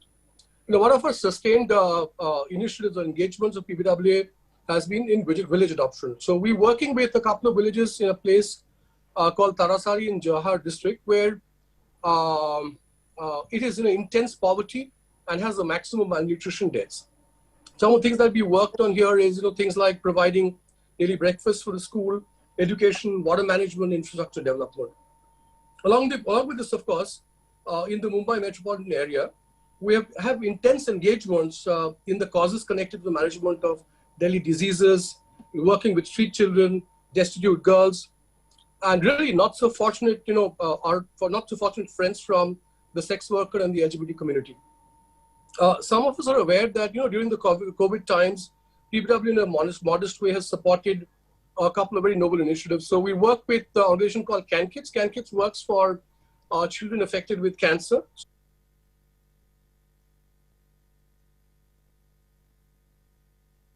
And we've been working relentlessly, to make, for the cause, the well-being of the city. We assisted, medical staff from Kama Hospital and JJ Hospital. And, we've been continuously providing, food and facilities and provisions for our Mission Swayam Siddha trainees. Along with this, of course, we want to be topical, we want to be recent. So, PBW and its members have also generously contributed to the Amphan cyclone. Amphan cyclone, as you would know, hit West Bengal, especially Sundarbans, in a big way, and there was complete destruction. So, PBW and its members really contributed to that. Now let me speak about something which is more closer to home as we speak, and that's really about Mission Shahid. Mission Shahid is the flagship initiative of Powai Bengali Welfare Association, and its endeavor to empower women to unleash their creativity that really remains dormant because of lack of opportunity and use of the productive use of the same. We founded this organization in 2007. The dream of empowerment has now become a reality for 100 women in the last 13 years that we've been operating, and really MSS as a facilitator has transformed the lives, which is in an immeasurable way. The genesis of PBWA, as you understand, has seeped with the intentions to bring about a positive change, and we are very committed. And we have very committed base of members and well-wishers who've been consistently encouraging us and helping us to move forward. That being said, let's also talk about what is Durgotsav. As PBWA completes its 15th year, PBWA's Durga Puja and its scale and magnitude has really grown exponentially. Powai Sarvajanin Durgotsav is now a marquee event in the cultural calendar of Mumbai, and we have at least 1 million visitors which come and visit us every year. Now, that being said, what's important? What's important is at the heart of this grand event, there still lies the resolute commitment from us to make the world around a much better place to live. And really, today's discussion is our commitment and your signature of the endorsement of this purpose. A lot to learn, really, a long way to go. We have the firm view, really, if we can kind of really share a few moments of our happiness in our daily lives to the people who are not so privileged, I think we can make a huge difference. So I think largely about association, our association, and PB Durgotsav. Let me kind of stop here. Let me kind of hand it over to Mr. Shukanti Ghosh. Shukanti is our moderator for this evening. He is an active associate of PBWA professionally. Shukanti is a senior vice president at Albright Stonebridge Group, the world's premier corporate diplomacy firm, and he leads the South Asia practice. Prior to ASG, Mr. Ghosh was leading the India operations, and before he moved to Houston with the same organization. He serves the National Executive Board of American Chamber of Commerce, which we know as really AmCham in India. All that being said, Shukanti is an active, he's a prolific writer across the mainstream and business newspaper honor. Shukanti, let me pass this on to you into your capable hands to introduce the panel and really take the discussion forward. Over to you, Shukanti. Thank you, and very much a passionate member of PBWA and a passionate member of Powai Bengali Welfare Association. So I'm one of those professional nomads that you typically come across. I think what's so special, what's special for me is I was part of the team that originally conceived of this event and put it together in 2015. So it's a proud privilege to be back here, after several years, and it's wonderful to see all of you here. Given the fact that we're doing this virtually, when we were planning the event, we decided, and so it sets the scene for the discussion, and we'll move on from there. So Onindo, if you would please start recording. Good evening, everyone. Sorry, go ahead.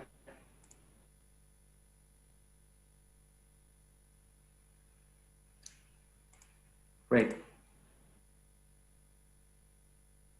Good evening, everyone. Welcome to PBWA's CEO Power Walk and Talk 2020. It's wonderful to see all of you. Without going into too many detailed introductions, I would like to point out that we have an extremely august panel of speakers with us here today. Amongst them, in alphabetical order, are Mr. Anup Bagchi, who's Executive Director on the board of ICICI Bank. He also heads the ICICI Foundation of Inclusive Growth, and he's a member of RBI's, the Reserve Bank of India's Expert Committee on Micro, Small and Medium Scale Enterprises. Mr. Bagchi, welcome. We have Mr. Arijit Basu, who's Managing Director, Commercial Credit and IT at State Bank of India. He also has an additional charge of the Stressed Assets Resolution Group. Prior to his current position, he was the CEO and MD and non-independent executive director at SBI Life Insurance Company. Mr. Basu, welcome again.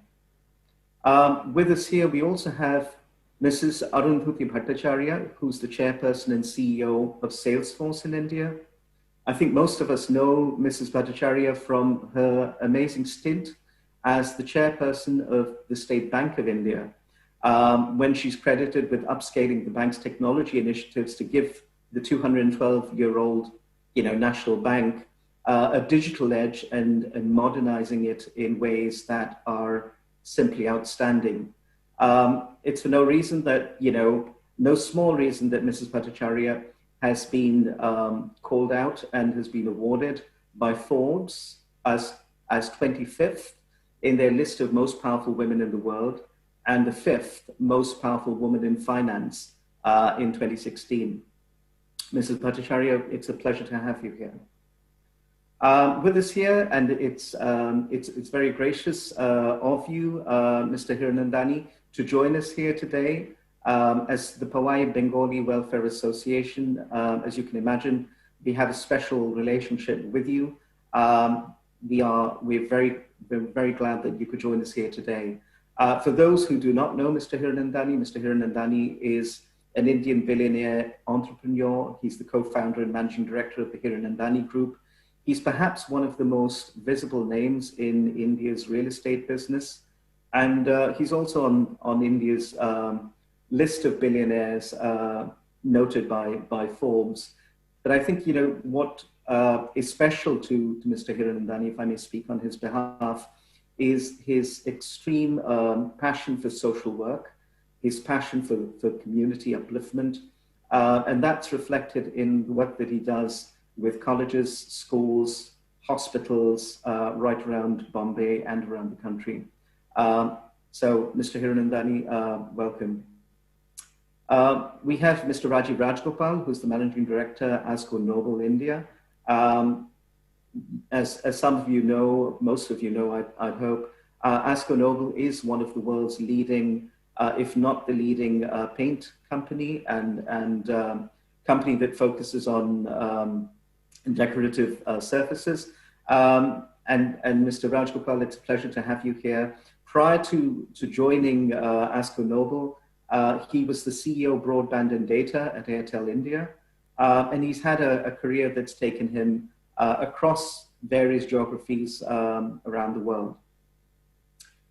And last but not the least, I'd have to welcome a dear friend, Sairi Chahal, who's the CEO of Sheroes.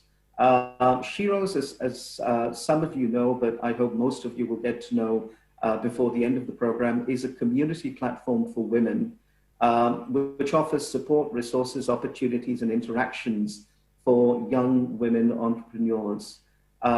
She has set up and supported, upwards of 1 million women through this platform, and she hopes to impact close to 100 million women in the next 5 years. Sairi is part of the Aspen Leadership Network, and in her free time, and I say free time completely tongue-in-cheek, she sits on the board of Paytm.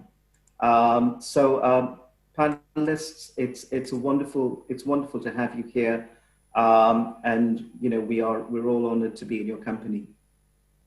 Moving to the concept of the talk, when we were planning today's session, we were all besieged by one thought, and if you'd allow me, I'd spend a couple of minutes talking about that before I turn it over to you for questions. Today, we're all living through one of the worst pandemics the world has ever seen. Few of us would have thought in early March that 7 months down the line, we would still be fighting an invisible enemy. One which has attacked over 39 million people the world over and has left in excess of 1.1 million people dead. Even as we all wait patiently for a vaccine, an effective therapy, or even a miracle to happen, there's no denying that COVID-19 has changed the world for us as we know it. 2020 will go down in the history of mankind as a year with no end. One where, despite everyone's best efforts, over 7.4 million people have been infected in India, leaving well over 100,000 people dead. And while there is enough and more reason to cheer as we recognize the bravery and courage of our frontline health workers who are nursing more and more people back to health every day, it is equally important to recognize those who have stepped up to the plate to keep our essential services running, provided us with the ability to serve food on our tables, have a roof over our heads, and to work seamlessly from home. Most of all, we're thankful to those who are striving day in and day out to ensure that we do not plunge into chaos as cities and countries around the world. But I think as even we, as a global community, pledge to join hands to build back better, it's important that we remember those who are not as fortunate as we are. People who are at risk of being left behind. And today's discussion is focused on just that. Taking a moment to remember those who could be left behind and to ensure that we're all aligned in our efforts to beat this pandemic together. So on that grim note, and at the same time, hopeful note, I'm going to call upon Mr. Hiranandani to begin with. As somebody, Mr. Hiranandani, as somebody who's been deeply involved in urban planning in India and in designing the face of the India of tomorrow, the India we live in, how would you say we fared in caring for the millions of our people, our brethren, who had come to our cities from villages, from the inner cities, to be part of our metropolises, and who've had to go back under really difficult conditions? Thank you very much. I'm so delighted to be a part of the Powai Bengali Welfare Association for so many years, and it's certainly a delight to be here and join your panel today. It's a delight, and also to be amongst illustrious people on this panel. The world has completely changed, as you have correctly, Mr. Ghosh, pointed out. And this paradigm has really taken the worst in terms of it.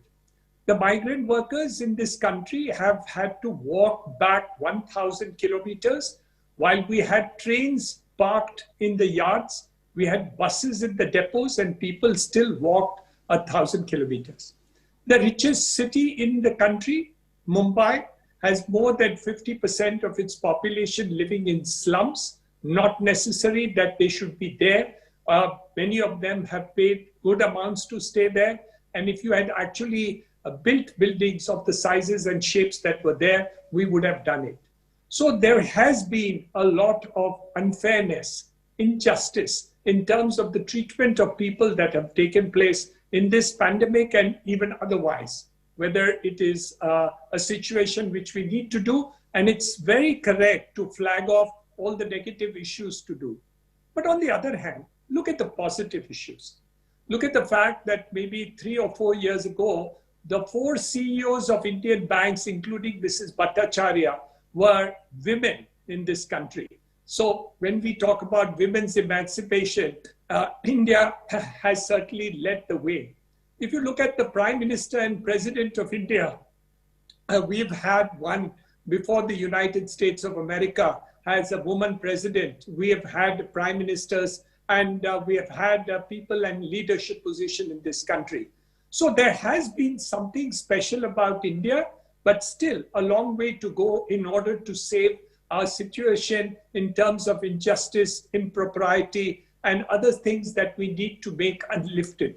However, I think the important fact will be that we have to cater for one and for all, and for the girl power and the women power that we really need to do to bring back this equality in the society. I think we must keep focusing it, flagging it off, and keep reminding ourselves how can we do better. So injustice, yes. Negativism, yes. But the future holds good. I still believe in it. Thank you, Mr. Hiranandani. If I can ask you a bit of a follow-up question. So if, as you look towards continuing to build out India and you look towards urban planning in general, what are your thoughts about how our cities should be shaped so that people are not forced to go through the hardships they had to go through this time around? Leadership. I think leadership needs to be more thought-oriented and professional in their approach. The initial lockdown was correct because we didn't know what, as you said, this insidious virus, how it would reach anybody and everybody was not known. So the lockdown was right. But the second stage of operation, where thousands and thousands of millions of people walk back home, the non-opening out, people stay in Virar and Vasai and all, the middle class, lower middle class. They've not been able to come to work. They've not been able to afford to travel this situation. The injustice which is taking them, where the railways are not able to do it and other issues are concerned, the economic injustice which is happening to people in this country is horrendous. It's just unbelievable. Yes, maybe the intention is good, but at the bottom level, it's not really working. We really need to do much more for the people of our country in order to bring it back to normal. Look at that story which came out just this morning that I was seeing on the print. We talk about Bangladesh, which is now growing faster, and the GDP of Bangladesh is close and slightly overtaking the per capita GDP of India. The per capita GDP of Bangladesh this year, by next year, will cross India. Only 20 years ago, they were 50 years behind. Today, they are equal, and next year, they will be ahead of us. So I do feel that there is a lot more that we can possibly do in order to see that our country really moves forward in a more progressive way for every segment of the society. It's not for you and me alone. It's for every segment of society that we really need to do. And the issue is we can do it. Whether it is urban planning, whether it is fiscal position or giving jobs and getting equanimity in terms of social, economic equality, it can happen. And this country is ready for it. But I think there is something lacking in the leadership that really does not make it happen at the pace at which you are.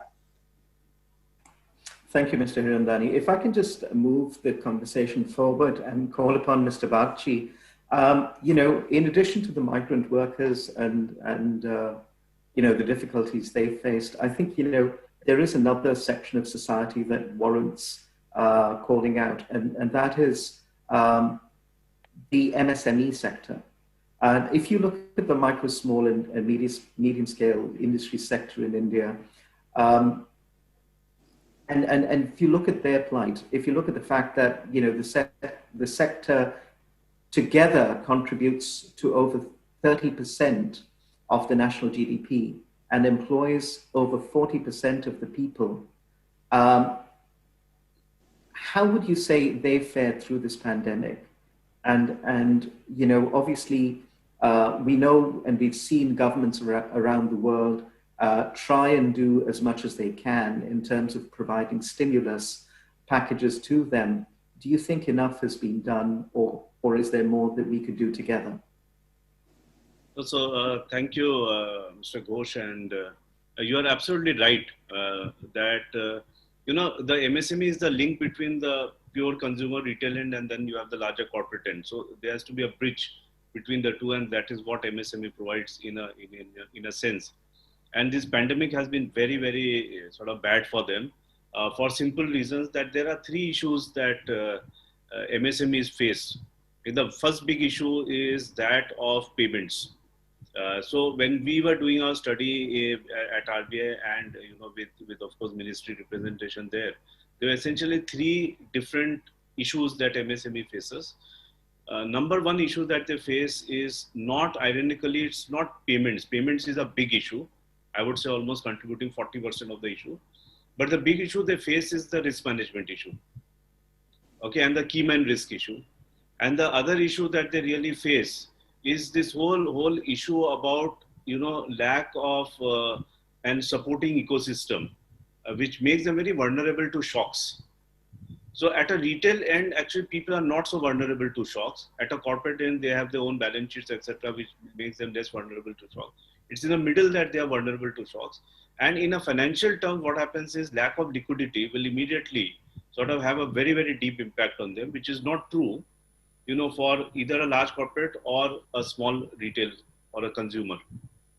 And so what happened in this is suddenly when the demand contracted, you have a situation where there is no payment coming in, your demand has contracted, so you have nobody to sell to, and you have a cost which is fixed in nature.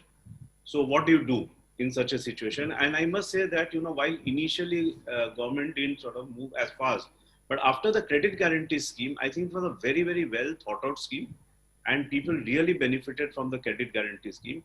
And now as we see, so I think the darkest days were April and May. These were really the darkest days. After that, I think light has started to come to that sector. Some sectors are quite down and out, and naturally, where it has got to do with mobility, where it has got to do with people congregations, etc. But now we are seeing supply chains coming back. We are seeing, tolls almost at pre-COVID level.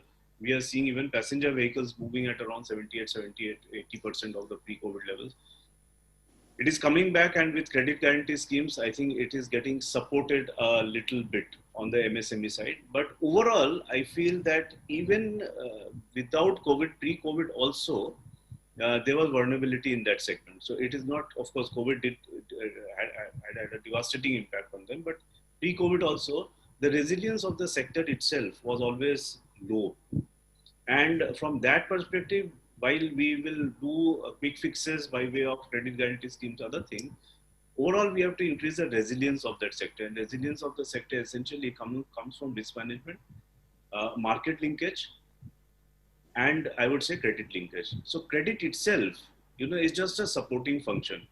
So while, all eyes are always on the bankers and on the finance ministry and everybody that how have you supported them, actually it is just one part of the chain. Essentially the chain has to be very, very strong support on the market linkage and very strong support on the skill linkage, and very, very, tight focus on risk management.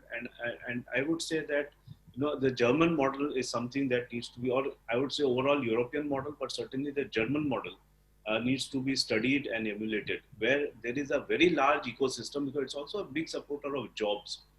And so this is not something that one can wish away in any country, and certainly a country as large as ours, you will always require linkages between that. So skilling and looking at that, model, a German model and a European model is something that we must certainly look forward.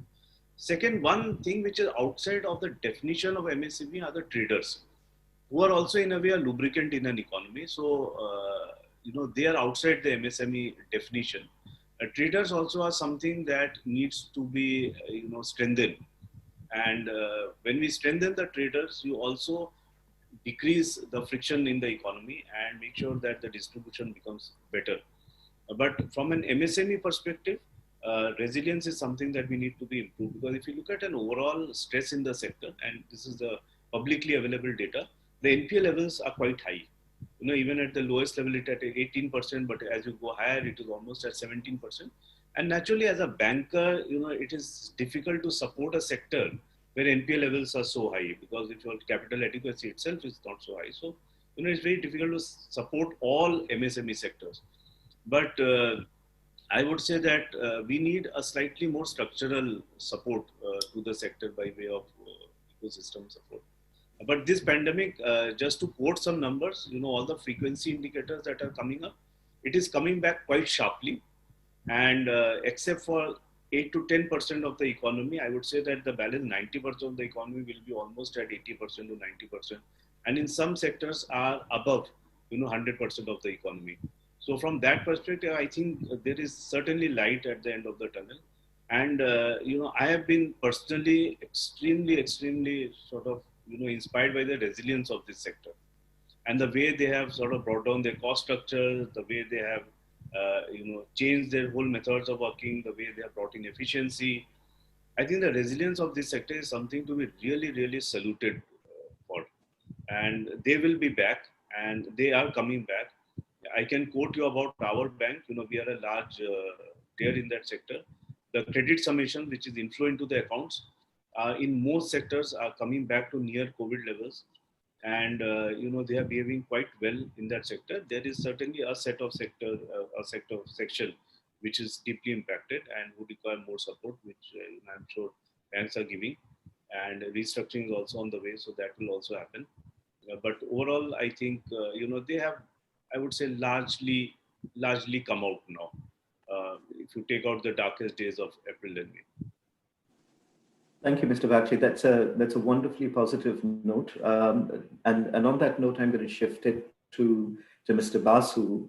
But staying with, and I thank you for talking about the traders. And let me just pitch that to Mr. Basu.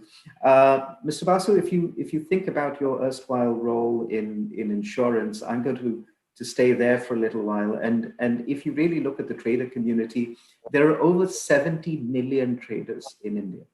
And if you look at this large trader community, I'm sure we'll all agree, we're talking about key risks with the key person. We're talking about, so thin management teams, thinner balance sheets, low access to capital, large numbers of people, no business continuity planning, and most importantly, seriously underinsured. There's little or no insurance cover for that sector. Either on the life side or the health side. Now there is maybe, but definitely not on the business interruption side. Do you see, given the fact that this may not be our last pandemic, do you see an opportunity for the government and the trader community to come together along with organizations like yourselves to provide some kind of insurance cover, some kind of risk cover to this large swathe of people who employ so many people around the country? Thank you, Mr. Ghosh. Firstly, I would like to thank Powai Durgotsav Welfare Association for having me here for the third time. It's a privilege to be with such august people. And this time it's really different because of COVID. And it's good that we are deliberating certain very, very important issues which will impact us not only till COVID is there, but will stretch much beyond that. Before I come and address these specific questions on traders and insurance, I'd just like to add a few things to what Mr. Bagchi said. And I think he also alluded to the ecosystem for MSMEs. I think he very rightly pointed out that the solution to the MSME problem lies in having a very viable ecosystem, which is a challenge across the world. It's not a phenomenon confined to India, but because we are a poor country, with things like COVID happening, it really impacts them very, very intensely. But I think a few things have happened in India, which hopefully will take things forward in a positive manner. One is the adoption of digital and technology, which will enable us to link MSMEs to the supply chain and the marketplace. And already there are a lot of developments which are happening. Fintechs have come into the space. Bankers are very eagerly looking forward to it. And I think all the major banks, including SBI, we would like to get associated. And most of us have plans of having this kind of an ecosystem where the MSMEs are seamlessly able to link to the larger value chain, which comprises the corporates and finally the end consumer. And we have a special responsibility in SBI because our founding as SBI goes back to 1955, and we were the first to come up with anything for, say, a small scale industry and SME. So this were just my initial thoughts on the entire MSME sector, and really, really difficult days ahead. But if we get things right, and because this is a program which is meant for Mission Swayam Siddha, I was reading, and that is a source of special worry for us. I think women are likely to get very deeply impacted, and they already have been, more disproportionately. And I understand that the micro units at the ground level, we do a lot of lending through the self-help groups and things like that. They are much more adversely affected than the other micro or small scale units. And there is even a serious worry that whether girls will come back into school after the pandemic ends. But I'm sure that all of us together will address that as things open up, the government, the NGOs, and the entire system. On the insurance front, there is already products available, which is called, there is a Keyman insurance. In fact, in our bank, what we have been advocating. These are given by primarily the life insurance companies. And as you rightly said, most of the MSMEs will have, it will be a one person or at the most father and son or father and daughter kind of outfit. And it's extremely important that they do take an insurance. And I think all the insurance companies have such products. And the only challenge is that we need to explain, because in India, unfortunately, what has happened so far is that insurance has been called what we call a pull product, rather a push product rather than a pull product. That is, the insurance companies go and say, no, no, this is good for you, and you buy it. But the value of the keyman insurance is not very well understood. But efforts are being made now. I think the mutual fund industry did a wonderful job over the last 4 or 5 years by doing a campaign across the industry. You know, there was a campaign which ran called Mutual Fund Sahi Hai. So in life insurance, I find that a similar campaign, that life insurance, pehle life insurance, sabse pehle life insurance kind of focus. But what the pandemic has done, although not in the way that we would have desired, I think this need for insurance has now been felt. So there is a lot of reports that we are getting from our subsidiaries who are into both general and life insurance, that there is, especially for healthcare products, and then the understanding that this does impact our business, and so we must have keyman. And I'm sure, I think the only thing that we need to do again in insurance is make products as simple as possible. You know, sometimes when I was in life insurance, I used to feel that all the addendums that we have on the side, they were so complicated even for someone who was practicing inside, and to be able to explain that to the final consumer was a huge challenge. I think work is being done on that, both by the regulator as well as by the companies. And let it be both the onboarding, that is getting the customer onboarded, should be seamless, digital process. And even the proof is that when there is need, these claims are very, very seamlessly paid. I think if insurance industry is able to come up with all these three things, a simple product, a digitized process, and ensure that they pay their claims quickly and on time, the trust that is there but needs to get enhanced will come back. And I'm sure that we need to go forward. But yes, I do agree. The other thing about traders that I'd like to mention before I finish is that the changes which the government had sought to bring, and maybe as of now, there has been a negative impact on the Indian economy. Two of the most important, as we all know in India, were the GST and the demonetization. Demonetization, I will not get into that debate right now. It does have its certain positives that we have seen in terms of taking people towards digital.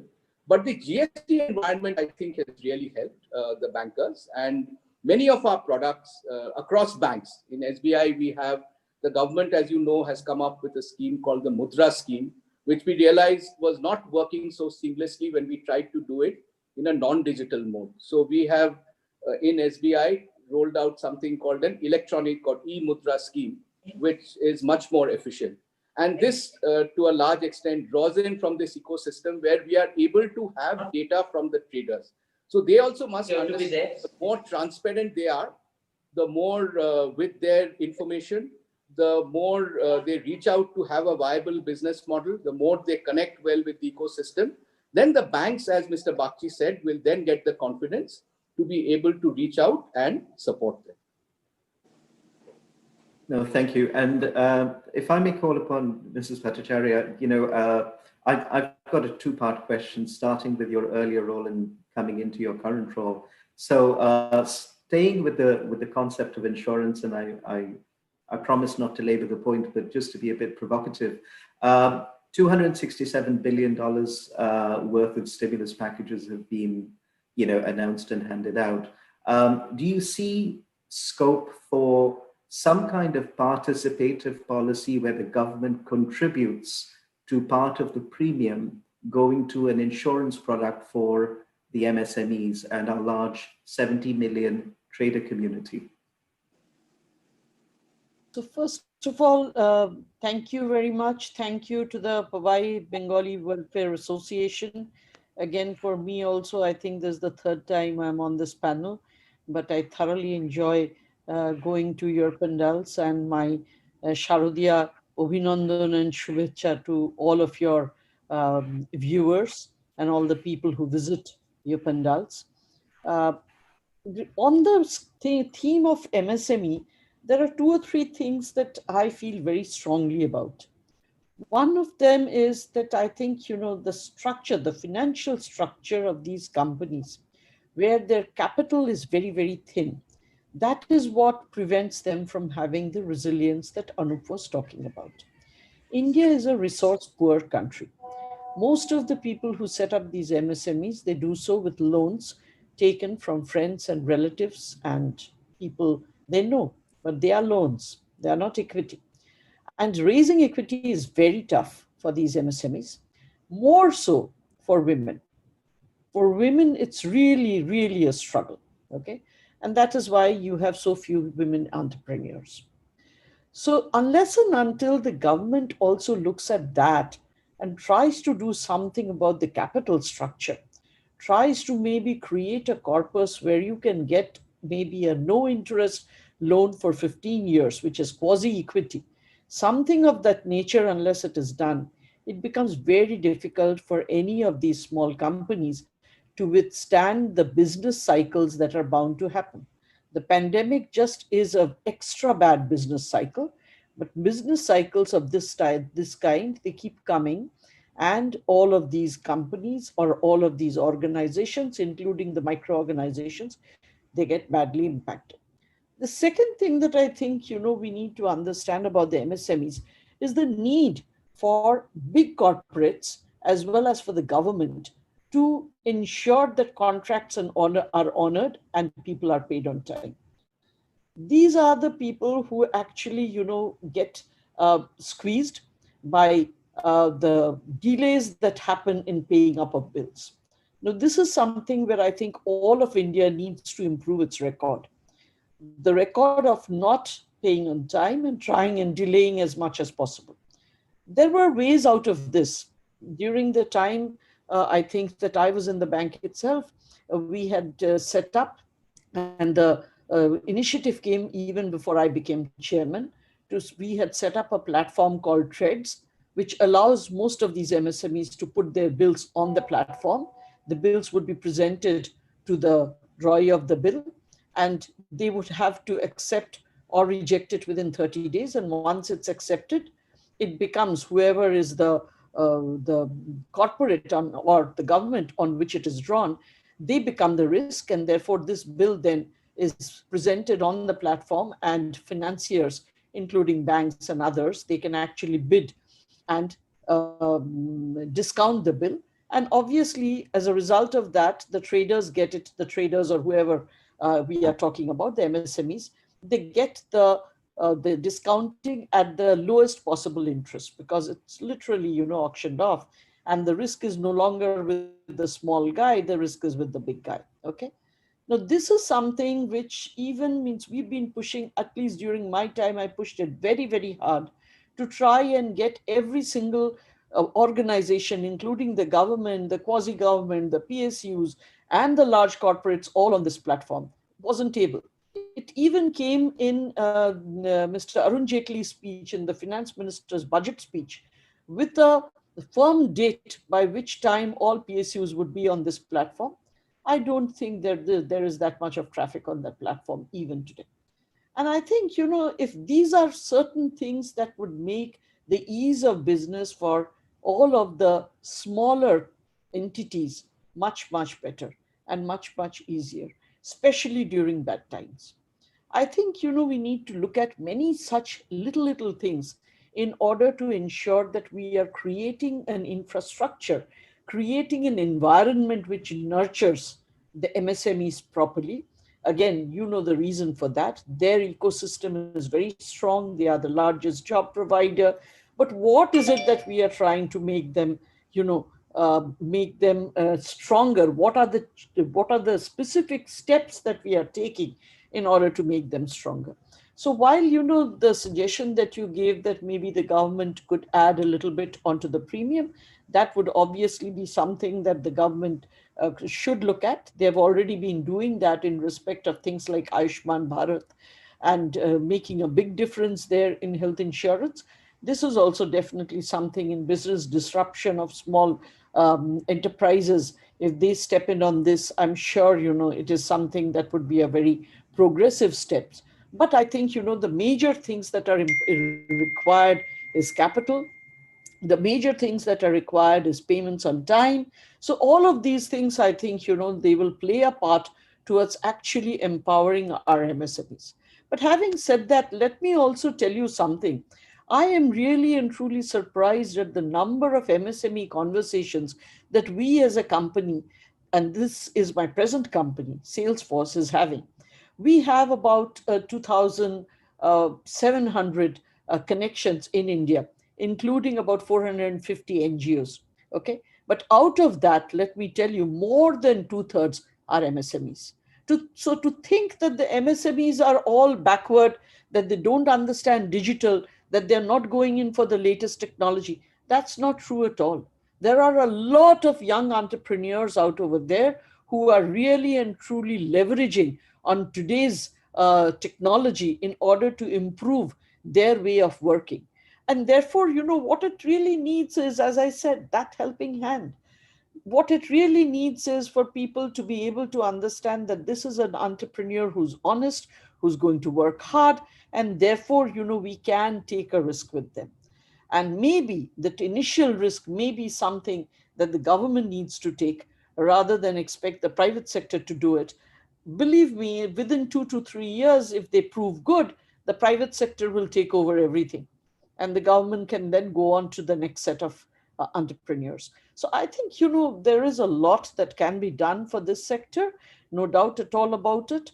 And I think it's time we started doing quite a bit of it. However, having said that, technology is still playing another big part. And very recently, the India stack, as you know, which comprises of the UID layer, the UPI layer, all of that is there. So they have recently come with certain credit rails, which are called Sahai. And this is for small values, small tenure loans, where again, people can put in their bills and, there will be lenders on the other end who will actually, provide the financing. And the way the lenders will assess it would be on the basis of the fact that this particular rails will provide you very rich data to enable you to really underwrite the risk and know at what level you need to be able to lend to these people. So these credit rails have just become available, and I know that there are a lot of institutions which are going to build apps on top of it, just like people built on top of UPI. And I'm very hopeful that credit will become far more easily available to this set of people at least. Thank you, Mr. Secretary. That was amazing. Just moving on, Mr. Rajgopal, to you, and staying on the subject of technology. If there's one thing that the pandemic has proven, without a doubt, it's the centrality of technology and the importance that technology plays in our lives, be it around digital commerce, be it around banking, be it around telemedicine, be it around entertainment, be it around education. So I'd love to hear your views in terms of, particularly as someone who's lived and worked in various countries around the world and sought higher education from various institutions around the world. How do you think the education piece has changed in India or needs to change in India, particularly given the fact that if you go deeper and deeper into the country, there is a crisis, and despite the efforts of organizations like the one that you've been a part of in the past, there is still room to grow. So we'd love to hear your thoughts in that area, please. Thank you, Mr. Ghosh. I'd like to sort of thank all the members of the Bengali Welfare Association and Powai for firstly having me. This is my first opportunity to interact with all of you, and glad to be a part of this illustrious panel. Very pertinent question, Mr. Ghosh, and of course, it's been a while since I've sort of worked in Airtel, but I'll just give you my 2 bits, having run the business on data and broadband. Firstly, the penetration of broadband in India has been led by the mobile penetration. Yeah, it's not the fixed line penetration. I looked after both parts of the business. The fixed line penetration is barely double digit, but it's the mobile broadband penetration which is sort of accelerated with the launch of 4G, and more importantly, with a competitor driving the acceleration in the space. Yeah. But if you were to ask me, it's still very early steps. I mean, look, in a country like India, the penetration of broadband is roughly about 45 to 50% even now. Yeah. And compare that to a country like China, where the penetration of broadband is almost 95%. Now you can imagine the shift you're talking about in terms of what it does to education, to MSMEs, to women. To me, the first thing that I learned when I started handling the business is broadband access to data is one of the greatest levelers that the world has been provided. It is because of that today we are able to connect. Yeah.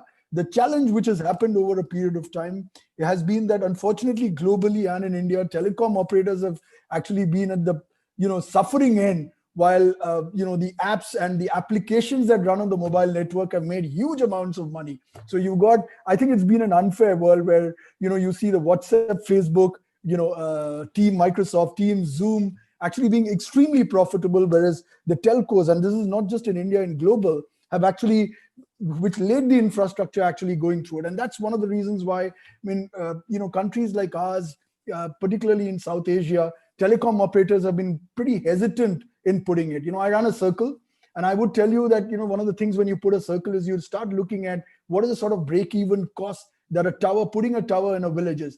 I ran in Tamil Nadu and Kerala, and I can tell you when you put a tower in a village, I've personally been through that experience where you bring that village to a particular level because exactly of what you said, access to understanding patterns of crop, what happens can be done through various sources, telemedicine. You start opening access to that village, and I've seen that with my eyes, and I can tell you it's transformational. But companies have over a period of time been hesitant, and again, the top 10% of homes, and many of us are fortunate to be in that league, we get access to a greater set of data than rest of the search. So the first thing as far as education sector is, how do you bridge it? I can give you a personal, maybe a little anecdotal, but I can give you a personal instance. My mother stays in Kerala, though I've been born and brought up in Calcutta, now she stays in Kerala. And she called me one evening to say that, she wanted me to sponsor a couple of mobile handset for a couple of children. And when I inquired why, she started telling me that, in the school, one child actually committed suicide. It's such a shame, that a precious life was lost because suddenly in the school, everybody had to move into the digital world. And you can imagine for children who did not have access to a mobile handset, what that sort of implication was. So, that really taught me that, how privileged children who live in larger towns to families which have access are compared to a set of people. And the constant worry, thing in my mind is, how can we, as an organization, the current organization I work for, as an individual, start contributing larger to the society to make sure that children can reach a particular level. Now, as far as this education sector is concerned, I think it's grown leaps and bounds. I mean, you are obviously reading a lot about it in media, so I won't get into the generic stuff. But what I can tell you is, the fact that having run the data business, to me, when I speak to some of my old colleagues in the firm at Airtel, obviously they are delighted because the adoption of data has almost gone multiple levels. It's almost 10x, 15x, and the cost of data versus actually, what you actually consume is where you start making good margins in the business. So I think what I really think is, I think institutions, the government, and also private enterprise, as well as individuals. And the reason I don't want to put everything on the government is, I've been reading a lot of stuff. I think as individuals, we also owe it back to the society. One of the reasons I chose to come back, I was doing a great job in Middle East Africa for AkzoNobel. And one of the reasons when this job came up, I decided to come back is to really start contributing back into the society in a meaningful manner. And I seriously mean it. I think, we reached a stage in our life where I've been very fortunate to, with my parents who really, despite not really having the income to put me in one of the best schools in Calcutta, yeah, and really giving it back to the society is something. And this whole conversation about when my mother called to say, a child committed suicide for a lack of a handset and hence being unable to participate in a school, in an education event, really left a deep impression in my mind. So I think as far as the education sector is concerned, I do, when I speak to companies, to coaching classes, to companies which have Byju's, etc., they have grown multifold, primarily because the data consumption is available. But the key question that I ask myself is, what is the strata at which this is getting consumed? Is it getting consumed into homes where people have a certain level of income? How are you spreading it across? Yeah. So that's one of the things that really I think the focus now is upon, really saying, how are you spreading it across to the villages? How are you spreading it across to the, not just large towns and smaller towns, but really to where it matters? Are we really able to bridge society the way data is supposed to bridge? Yeah, not just by providing access to information, but by providing access to meaningful education. So, can a child who today is unable to get educated because of the fact that her parents or his parents have lost income, is able to quickly able to adopt? And the question is really, and to my mind, I think India is the country which generates huge amount of entrepreneurs. I personally have started getting into groups to share my experiences, and I can tell you, I'm in a couple of groups of startups where I'm really delighted to see young students from IITs, not just the best institutes, but across institutes, now wanting to adopt technology to help the country to sort of physically move. And to my mind, so while the government has to do its job, while the private enterprise has to do its job, I think it's people like us, it's the students of tomorrow who can quickly embrace and start, providing ingenious solutions to enable children to, across different divides of the society, to quickly bridge the gap. Yeah. For me, the day when I start seeing, and we've seen it, not just IAS exams, but some of the best exams being taught by children who don't have that access. Yeah. And it not just by fluke or by attending certain coaching classes, but by getting a platform to participate, I think is the day when this country will start moving strides, Mr. Ghosh. No, thank you. And I, on that note, especially the entrepreneurship note, I'm sorely tempted to hand it over to one of, the country's leading, entrepreneurs, Sari. But before I do that, Sari, if you just give us 30 more seconds, I've got to ask, Mr. Rajgopal one follow-up question, and that is, as the representative of global industry on this panel, and we've talked about we've talked about migrant workers, we've talked about SMEs, we've talked about shops and traders. We're now looking at, we've obviously looked at the banking and financial sector, the tech giants. Sorry, obviously Mrs. Bhattacharya is there now, as I think we still, and pardon my, I'm sure I'm not the first person to do this. We look at her and we still think of State Bank of India, but and you've got to shift gears and say, oh, Salesforce. But I think, as another representative of global industry on this panel, what are your views about India and the way India's managed the crisis? What are your views about, business continuity, about, managing this risk as an outlook? And, I'd love your quick thoughts on that before we pivot to Sai. Yeah. So thank you, Mr. Ghosh. So my view is, look, India has managed, and I think Mr. Hiranandani said it very well. I think the lockdown, one can always criticize. It's always easy to look at the rear side of the mirror and then say, talk about it, or do arm side sort of, commentator. But I personally think that I keep asking myself, when you're in the position, what would you do? And if the answer is different, then yeah, I think the lockdown was great. I think only a couple of things on the lockdown. I think and we've talked about it, but I think the movement of migrant laborers could have been handled better. I personally witnessed in Gurgaon, where I stay, a lot of people who actually couldn't even find a bus to go to nearby places in UP and MP, and organizations like us and individuals were stepping in to try and provide them some money so that they could reach home. For people we don't even really know, but you could see it, and I think that should have been sort of handled a little better. Yeah, but on the whole, I personally think after that, what has happened is most of the state and the center started getting their acts together. However, I think the only challenge has been that the local authorities, while they've done a splendid job, somewhere the balance of empowerment shifted a bit, and hence a couple of local lockdowns have created some issues in terms of market continuity, in terms of making sure continuity of business is sort of managed very well. I would still think that the challenge has been that our medical infrastructure has not been of the size and scale to be able to manage this sort of a pandemic. Again, those who could afford and those who are thankful and who can sort of afford it have been able to manage it, but particularly people who are in the lower income groups have really struggled even to get a hospital, and I've witnessed some of these things in front of my eyes. So I think that could have been managed a little better. While I personally think the testing has been, if you look at the numbers, at one time we were below Pakistan. So Pakistan does roughly about 10, 12, now 15,000 tests a day. We were even below Pakistan, but now we've gone to almost 70,000, a lakh, few lakhs a day, right? So to my mind, that has a job well done. The availability of kits, etc., is very good. And you can see the recovery rates in many states is even upwards of 80-85%. So that is good, but I still think that we could have managed, particularly the elderly people who really required that protection a little better. And that I wish that there was a little more of a structured, organized manner in which between the government and the enterprise we could have done a better job of. But as I say, it's easy to say it in hindsight. When you're on the job, it's tough.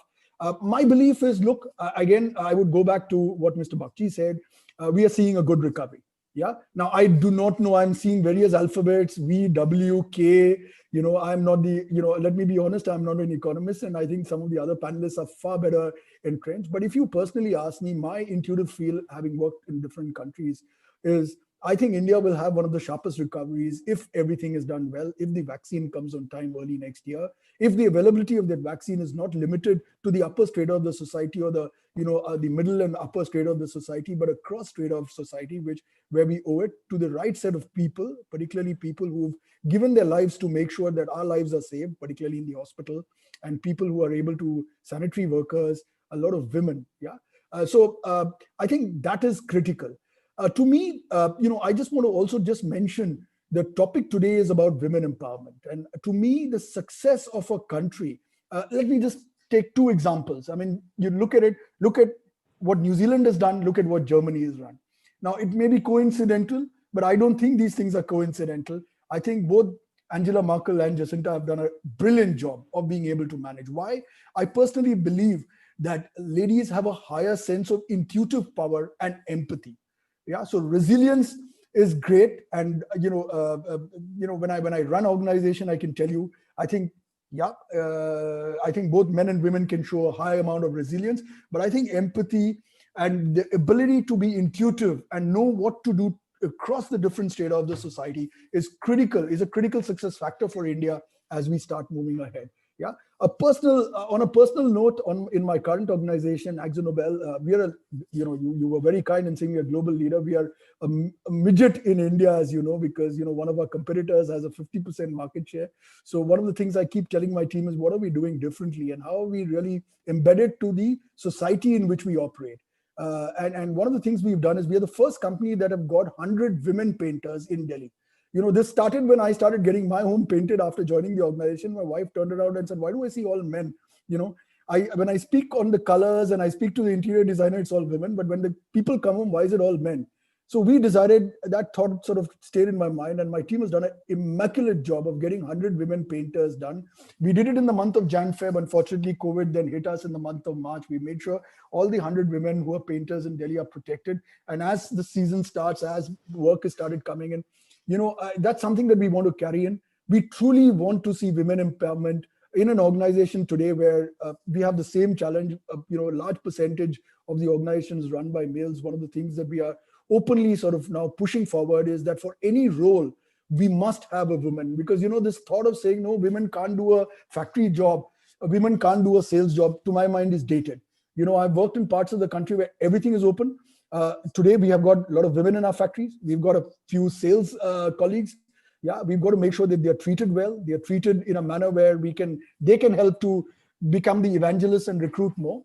So to my mind, to the last part of the question that you asked, for India to start really shaping well, I think the topic is absolutely apt of saying, how can we create a society where women can play a much, much higher role in trying to bridge the gap? And to my mind, that is the success of this country. Yeah, the Prime Minister has read it right.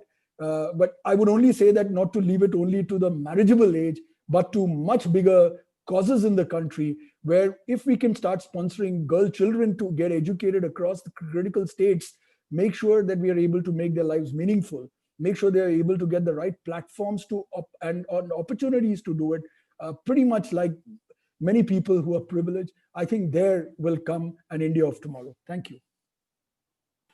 Thank you very much. Sayagri Chahal, I've got a problem calling you Mrs. Chahal, sorry.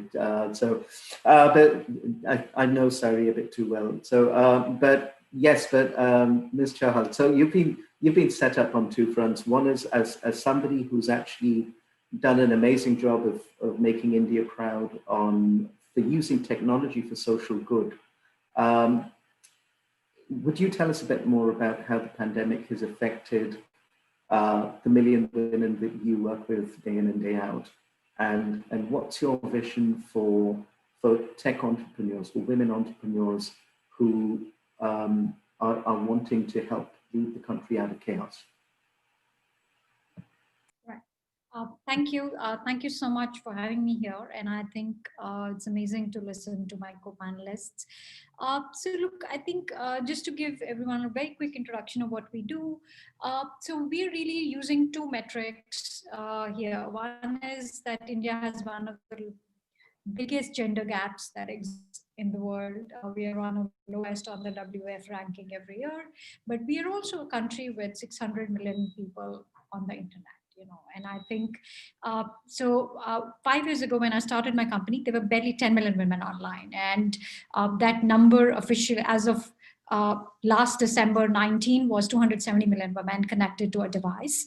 And although all of may not be connected to all devices, even if we half it, that's about 120 million women connected to the internet. And I think what it does is it breaks the barrier of mobility in a very different fashion. It takes away the challenges of physical travel. It takes away a lot of social barriers that have existed and opens up a lot of opportunities. So what we are really building is a women-only social network. There are about 21 million women on our network today. And when they come to Shiros, they become part of this safe space, and women-only communities have done extremely well in India, and we're taking a page from the offline playbook and bringing it online. And when they become part of this community, they have access to peers, they have access to resources, they have access to a helpline that we run, they have access to opportunities, micro-entrepreneurship, and a space to express themselves. So that's something we do. And I think the pandemic gave us two very different and somewhat divergent trends. So the one trend that we clearly saw was that the pandemic took away a lot of freedom women had earned for themselves. A lot of women lost their jobs, and I think that's been damaging. We run a helpline. It's a free counseling helpline on our app. The cases for domestic abuse and violence went up drastically, and we also saw a lot more anxiety and a lot more ask for help, that went up. But on the other hand, we run a business line which is around remote work. And we started this business line almost 3 years ago. And to be honest, it was the ugly duckling, in the family. Basically, it was hard to sell remote work, And what the remote work line does is it certifies women to work from home and to start, getting connected to corporate workforce via remote. And we do a lot of heavy lifting in terms of managing expectation, the platform, all of that. And what we are seeing is that business is the fastest growing business line today. And it's kind of, so what used to be employment for 10,000 women, I think by end of this year will be 100,000 women on one platform. The other trend that's very, very visible in this post-pandemic world is just acceleration of, adoption of technology. So I think a lot of people, even though they've had access to, let's say, smartphones and internet, were really not using it. And I think that trend has clearly accelerated. The other trend that's happened is because of the economic situation, and I think the need for double incomes. We all know people WhatsApp groups and around us who are, selling what they sell and make what they make, whether it's food or clothes, the non-GST businesses. And I think this trend will sort of add to something that I want to share. I think there are three pillars on which we feel women can become part of the economic mainstream and also add to, the economy that we dream of becoming. One is obviously education. Second is employment and entrepreneurship. And third is capital, access to credit and all its avatars, right? From sachet avatars to, billion-dollar checks. And I think just to give you some very broad numbers, it's given that there are about 14 million to 16 million women who run a micro enterprise today, which means they're either solopreneurs or they run an outfit that generates income.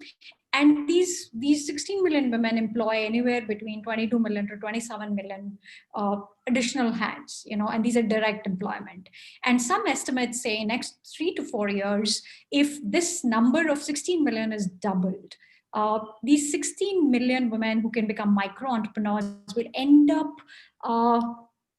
employing about 60 million people directly, almost 100 million people indirectly. So I think what we're really sitting on is a direct employment opportunity, an employment and income opportunity for almost 150 million people here, if women start becoming part of the economic mainstream. And I think as technology accelerates, as our digital payment stack gets deeper, as we see some of the things around account aggregators, around the insurance stack, around a whole lot of work that's been done to bring lives of people online, I think women stand to benefit from it the most, because it takes away a lot of social barriers, the barrier of leaving one's home, the barrier of having to have a conversation with a family member around something that they want to do, or the barrier of being online and having a business without really sort of, rubbing too many, people off. There is an immense potential. Here is a company, we stand at about 21 million women in our network. We offer a safe space, a community, but we also offer employment, entrepreneurship, and now we're beginning to dabble into microcredit for the urban entrepreneurs. You see, there's a I think the pandemic didn't induce anything new. It just accentuated what existed. So while there were glaring gaps that existed, there was also a lot of potential that existed. And I think it's uncovered a lot of that. So next few years, are going to be very, very significant in terms of, things we might see, in terms of women's participation in the economic mainstream. And I think it will reflect in many other things. It will reflect in our education. It will reflect in our, I think, overall ethos as a society. And of course, I think, sir, it will also reflect in the empathy that we have as a country. So very, very excited by this. No, I think that's extremely helpful and definitely, it shifts the focus and gives us an idea of the scale of change that's possible, which is simply staggering. So we do have a number of questions that are coming in. There's one that's just come in. While women empowerment has been seeping into awareness of people in urban areas, how can one facilitate awareness and internalization of this in rural communities? Sure. Mr. Bauchi's asked if he could take this up. Absolutely. But what I'd request is, before Mr. Bauchi, you come in, Sairi, do you have any quick thoughts on this as well? So I have to tell you, I think what's happening is the internet's blurring some of these boundaries. It's really blurring the boundaries. When I started my company, we were very metro focused. There was a clear demographic demarcation. And I think as we see more and more quarterly reports around internet adoption, we see that actually the rural adoption is way faster, way deeper, because the need is very, very real.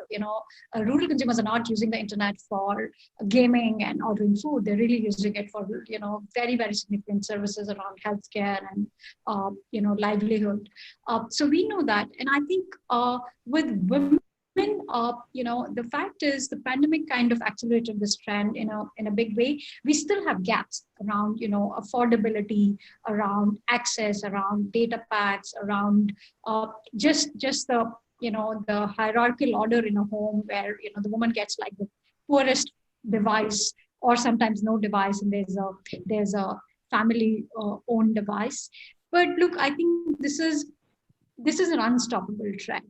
Anybody who has tasted freedom will never go back. And I think the pandemic kind of got all of us to, taste it deeply. And it also kind of made it very real in our lives. It's not something that's a vanity need anymore. And look, I think what we are doing as a country, we're also building an India digital stack, in some ways. So when a lot more of what we do in our daily core life area becomes digital, then I think the adoption is very, very likely to happen. Of course, I think there are some tactical things that can be done around, cheap device loans, for example, distributed through the Anganwadi network or the local panchayat networks, cheaper access to data, more access for women compared to other groups, because I think when a woman gets a device, it affects her entire family. It sort of changes the whole equation, and I think we're on our way there. I'm definitely sort of putting my bet on that. Thank you. Mr. Bagchi, to bring you in with your thoughts, please. No, I think I'll just pick up from where Sari left, and that has been our experience as well. One is certainly on the ICICI Foundation side, we work very, very deeply on the rural side. And on the rural side, we have seen that they require essentially three linkages. They require a skill linkage, they require a credit linkage, and they require market linkage. And if you give these three to them, they do very, very, very, very well. And I'm talking of women entrepreneurs more than the others. Third is the data and the connectivity that has come in essentially has democratized information and knowledge. And once you democratize information more than knowledge is more skill based, essentially the risk of either getting cheated or the risk of not knowing what's happening, goes down. And that also empowers, because you then deal with people armed with information. And that also brings in a newfound confidence. What we are seeing in villages is that it is now having impact on the social fabric of the families, wherein extra income is coming because of these.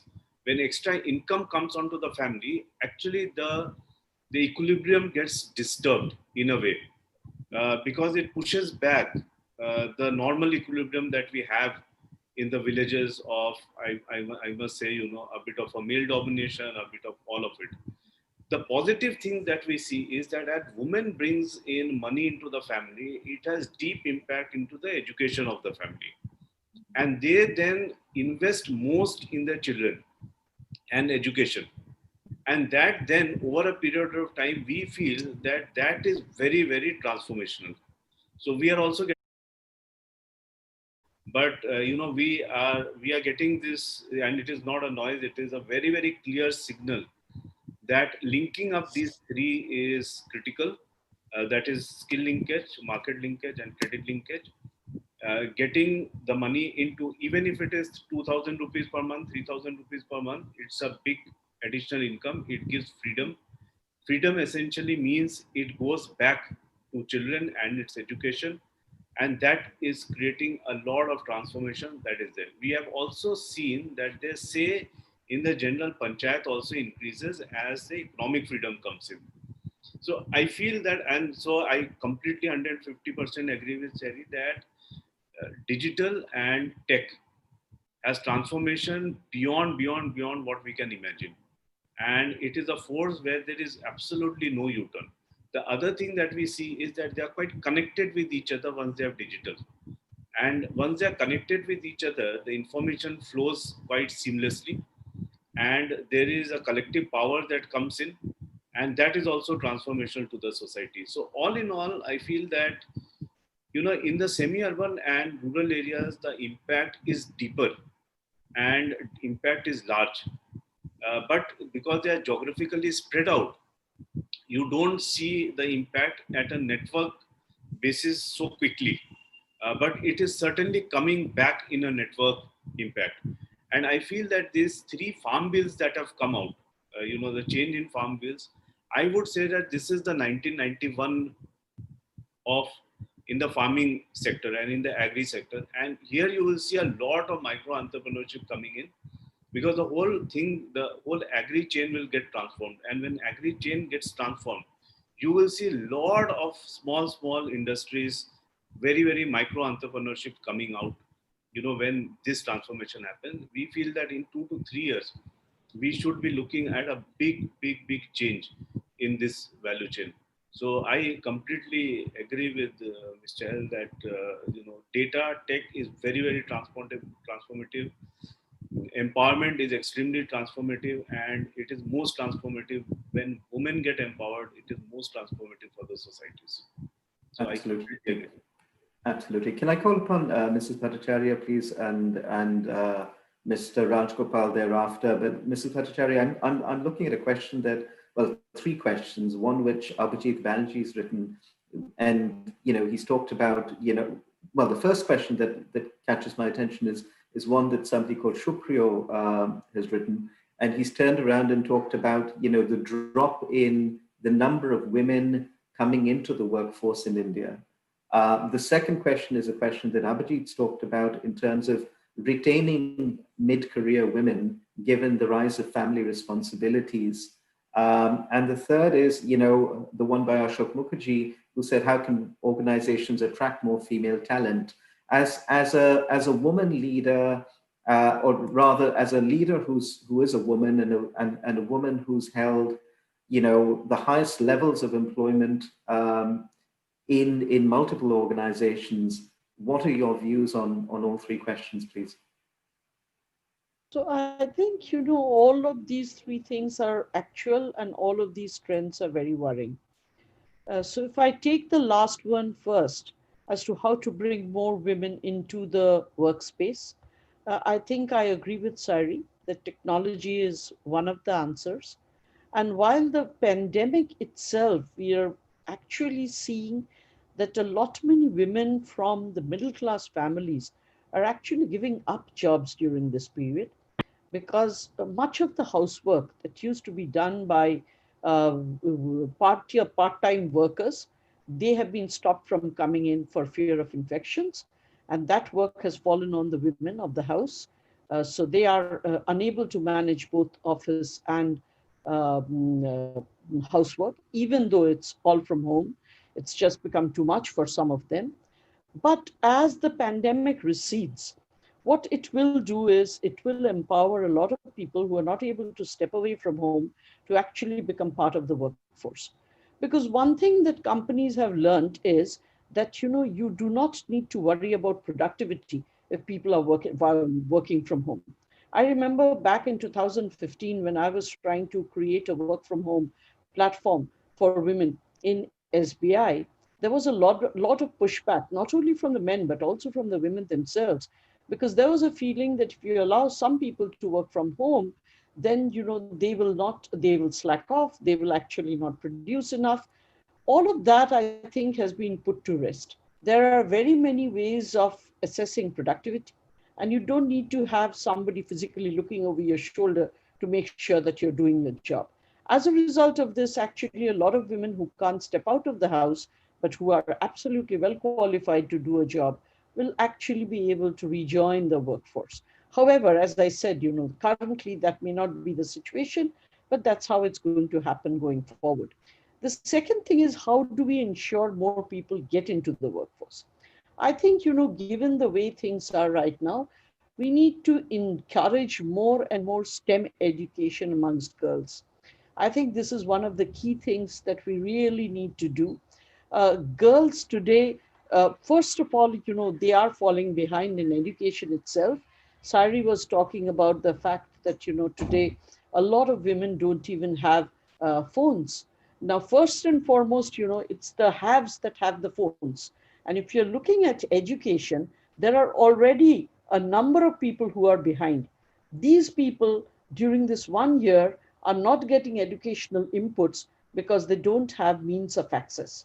And even in this class of have-nots, the people who have access are rather the boys than the girls.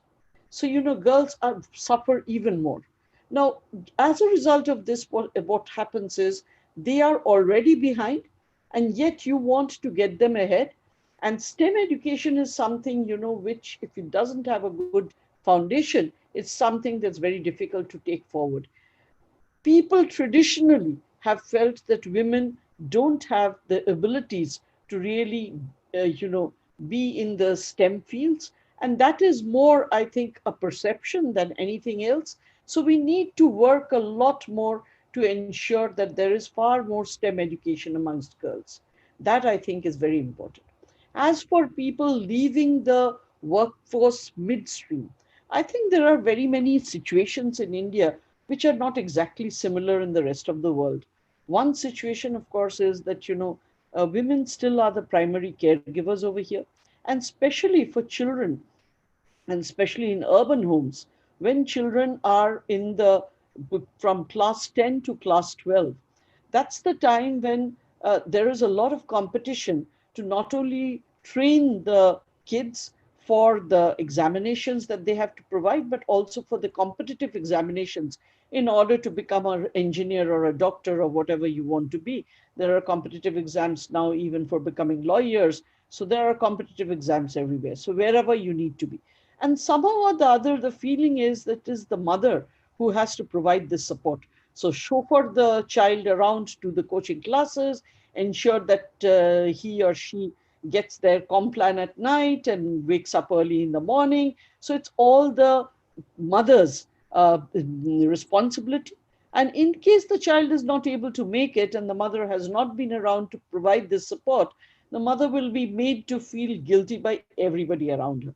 So, when I saw this, that was one instance. The other instance was elderly care, whether it be for parents and parents-in-laws. As you know, hospital care or nursing home care is very, very expensive in India. People prefer to have such older people at home. And in fact, older people themselves prefer to stay on at home rather than be cared for by people they don't know. And there again, the primary care responsibility falls on the woman of the house. And it's impossible for them, they get torn between loyalties of not being able to do their job very well and not being able to look after their elderly relatives very well. And as a result, ultimately, they give up their jobs. So, that's one of the reasons SBI has a 2-year sabbatical, specially meant for women and especially for child and elderly care. However, having said that, one of our IIM professors did point out to me that maybe by doing this, I was creating further stereotypes. I agree that, that there is an element of them thinking that, yes, this is their role. But till such time as people realize otherwise, I thought this was a more practical way of ensuring that people can return to their careers. And actually speaking, I can tell you, even in the first year, 670 people actually opted for this sabbatical, and most of them were able to come back to their careers. So I think, we have to find specific solutions for specific India problems. The solutions that apply elsewhere will not apply here. We have to find specific solutions. Women participation in schooling in the villages had increased greatly because they were being given cycles. In some of the states, they were being given a lump sum if they continued on to college. So I think all of those schemes, including now, instead of cycles, I think everybody should be given iPads. If something like that actually happens, I think, women education will definitely improve, and we will be able to see more and more women coming back into the workstream. Thank you. I just noticed that we're way over time, and I think the beauty is with panelists like yourselves and with a topic like this, we can just keep talking. And what we're missing perhaps is, in true Bengali fashion, the chai and the samosas or the what have you. But you know, it's been a delight, and I really respect all of you for your time and your inputs. And you know, I think the fact is we traversed a lot of ground. We started obviously talking about you know, urban planning, building cities, migrant workers, went through, you know, SMEs, you know, looked at the bottom of the, you know, the trader community. So, you know, and which is the heart of the economic engine of a country like ourselves, and then traverse slowly over time through entrepreneurship and women and children to building back better, right? In a sense, when we're looking at everything that we can do together to try and build this, you know, build our way out of this pandemic together. You know, Mission Swayam Siddha is all about building, you know, self-reliance, building independence. I'm proud to say that as part of the mission, you know, PBWA has actually supported more than 200 women so far, and we hope to continue to do more and more such initiatives in support of women, in support of families, in support of India, and we'll look forward to your support at every step of the journey as we move forward. So on that note, I'm going to wish you all a Sharad Shubhitcha, well, all our best appreciation, and hand it over back to Saurabh Mitro to deliver a vote of thanks. Thank you, Shukranti. It has been a fascinating discussion, and that's why we have, you know, we have gone beyond our time. But I thank you, all of you, once again, and from Powai Bengali Welfare Association, I wish all of you and your family Sharad Shubhitcha. Namaskar. For sure. Thank you, sir.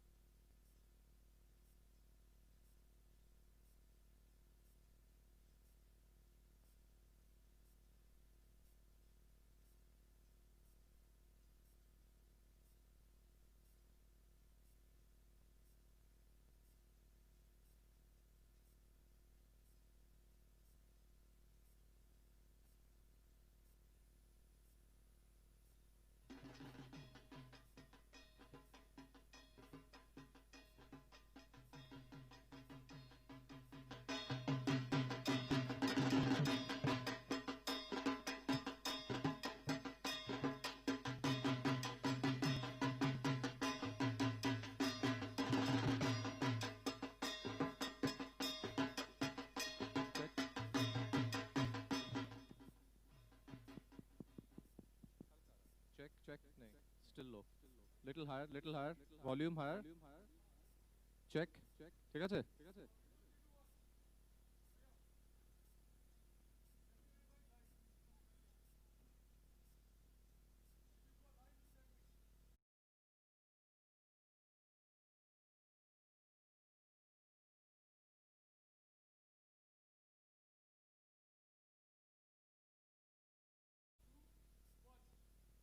শুভ সন্ধ্যা সবাইকে আবার।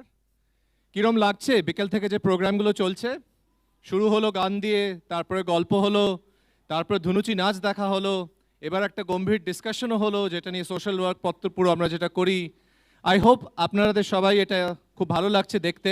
ওই একটাই দুঃখ, প্রতিবার যেটা অভ্যেস প্রতি বছর অত লোক আমরা সামনে স্টেজে দেখি যারা এসে আমাদের এত সুন্দর করে সাপোর্ট করে, তালি বাজায়, সেটাই মিস করছি। মনে মনে ভেবে নিচ্ছি আপনারা সবাই তালি বাজাচ্ছেন আমাদের জন্য, অ্যাপ্রিসিয়েট করছেন, এনজয় করছেন, সেটা নিয়েই আগে বেড়ে যাচ্ছি আমাদের আগের পরবর্তী অনুষ্ঠান হচ্ছে এখন এটা একটা হিস্ট্রি ছোটো মতন বলি। এটা হচ্ছে আমাদের PBWA এর ভেরি ফার্স্ট মিউজিক্যাল গ্রুপ যেটা তৈরি হয়েছিল, কিছু লোকেরা মিলে করেছিল এই গ্রুপটা। আমাদের কাকলি লাহিড়ী টিচার, ওনার গাইডেন্সে এটা শুরু হয়েছে। এটার নাম হচ্ছে ধিতাং।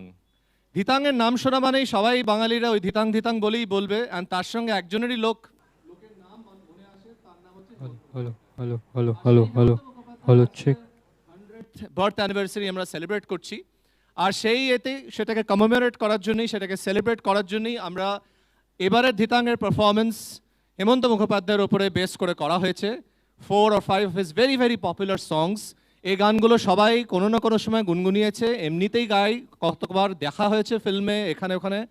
তো our expectation is that আমাদের যে এতটা এফর্ট আছে এই কোভিড টাইমসের সময়, এটা আরেকটা প্রবলেম হচ্ছে এই গানগুলোকে আমরা প্রতিবার কি স্টেজে লাইভ পারফর্ম করি, এবার এগুলো কিন্তু আমাদের ঘরে রেকর্ড করা, গান ঘরে রেকর্ড করা, ভিডিও ঘরে রেকর্ড করা, দিয়ে সেগুলোকে ভালো করে একটা সুন্দর একটা জিনিসে বানিয়ে তারপর আপনাদের কাছে এটা আমরা পরিবেশন করছি।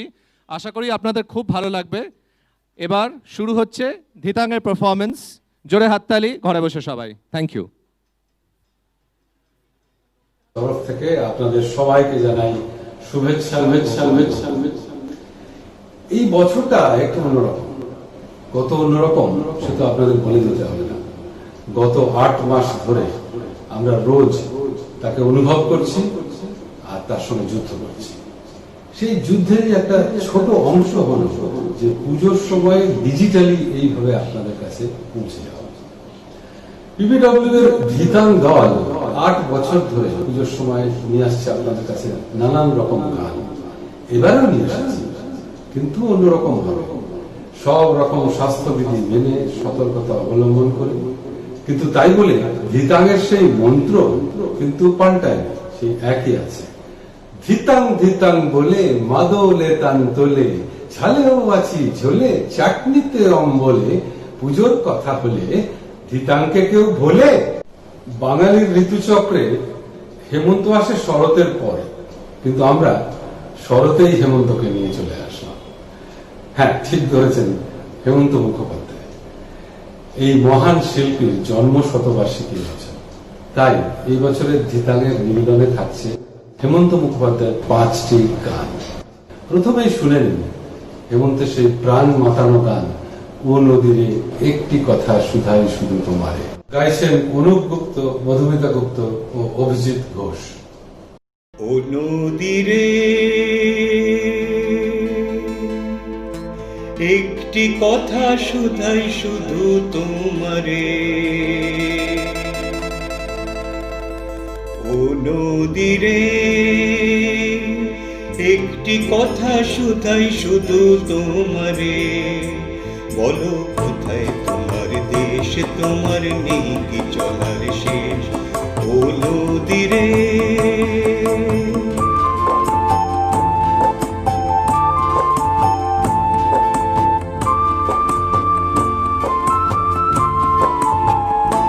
তোমার কোনো বাঁধন নাই, তুমি ঘর ছাড়া কি তাই,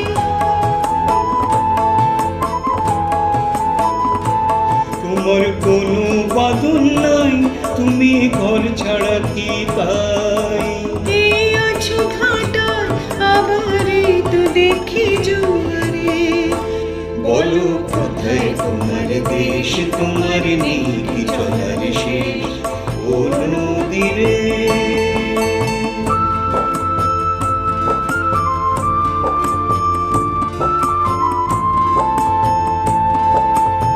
কুল ভেঙে উকুল তুমি গড়ো, যারে কুল ফুল দুকুল গেল তার লাগি কি করো। কুল ভেঙে উকুল তুমি গড়ো, যারে কুল ফুল দুকুল গেল তার লাগু কি করো।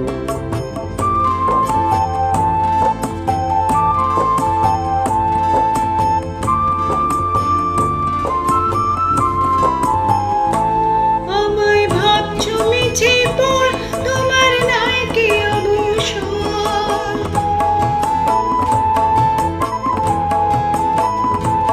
আমায় ভাবছো মিছেই পর, তোমার নাই কি অবসর। সুখ দুঃখের কথা কিছু কইলে না হয় আমারে, বলো কোথায় তোমার দেশ, তোমার নেই কি চলার শেষ, ও নদীরে একটি কথা শুধাই শুধু তোমারে, বলো কোথায় তোমার দেশ, তোমার নেই কি চলার শেষ, ও নদীরে।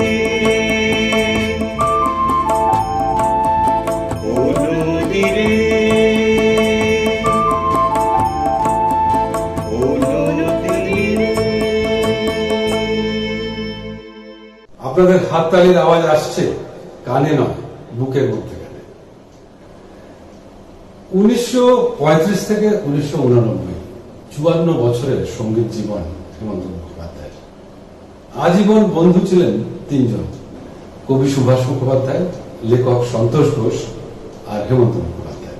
কিন্তু মজার ব্যাপার হলো এই যে অল্প বয়সে সুভাষ মুখোপাধ্যায়কে সবাই জানতো গাইয়ে বলে, সন্তোষ ঘোষকে সবাই চিনত কবি বলে, আর হেমন্ত মুখোপাধ্যায়ের পরিচিতি ছিল গল্পকার হিসেবে। হ্যাঁ, দেশের মতো পত্রিকায় হেমন্ত মুখোপাধ্যায়ের গল্প একটি দিন প্রকাশিত হয়েছিল। গায়ক এবং সুরকার এই দুই ক্ষেত্রেই হেমন্ত প্রায় সমান উজ্জ্বল। হিন্দি বাংলা ফিল্ম জগতের অনেক গায়ক সুরকার এসছেন, কিন্তু এখানেও হেমন্ত একটি ক্ষেত্রে অনন্য। তার সব কালজয়ী সুরে পুরুষ কণ্ঠটি কিন্তু হেমন্তের নিজেই। ব্যতিক্রম আছে, খুঁজলে পাবেন, খুঁজে পেলে আমাকে বলবেন। এবার শুনে নিন হেমন্তর একটি অদ্ভুত মিষ্টি গান, গাইছেন কাকলি লাহিড়ী।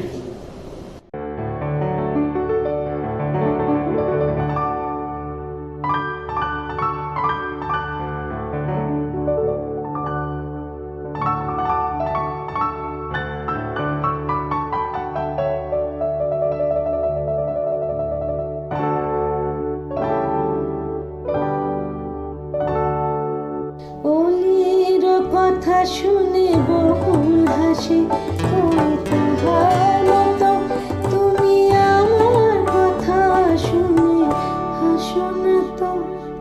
ধরার ধুলিতে যে ফাগুন আসে, ওই তাহার মতো তুমি আমার কাছে তবু আসো না তো।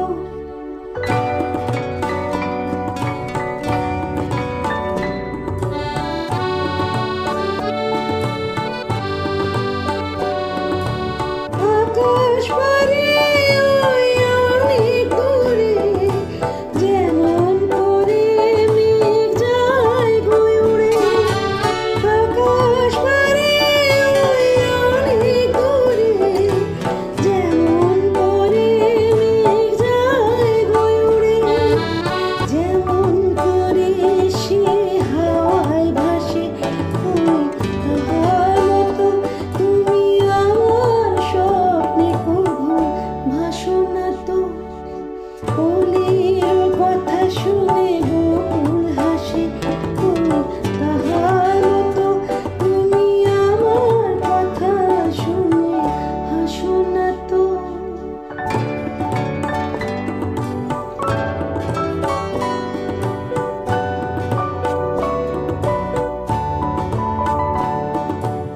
চাঁদের আলোয় রাত যায় যে ভোরে, তাহার মতো তুমি করো না কেন ওগো ধন্য মোরে।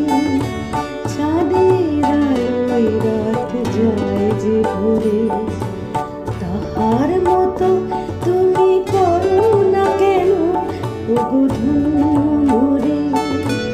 যেমন করে নিয়ে একটি পাখি সাথীরে কাছে তার নেই গুণাকি।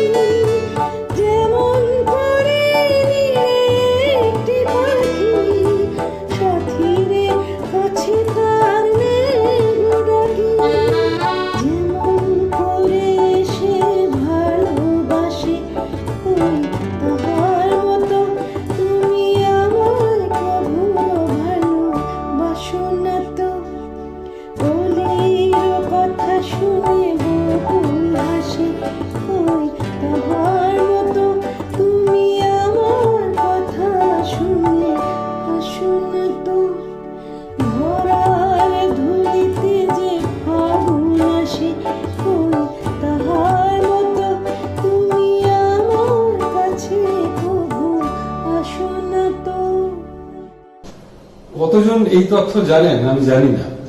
হেমন্ত মুখোপাধ্যায় ভারতীয় সঙ্গীত জগতের প্রথম মানুষ যিনি হলিউডে প্লেব্যাক করেছিলেন এবং হলিউডের একটি বিখ্যাত ফিল্মে সুরকার হিসেবে ছিলেন, আর এই জন্য তাকে আমেরিকার সাম্মানিক নাগরিকত্ব দেওয়া হয়েছিল।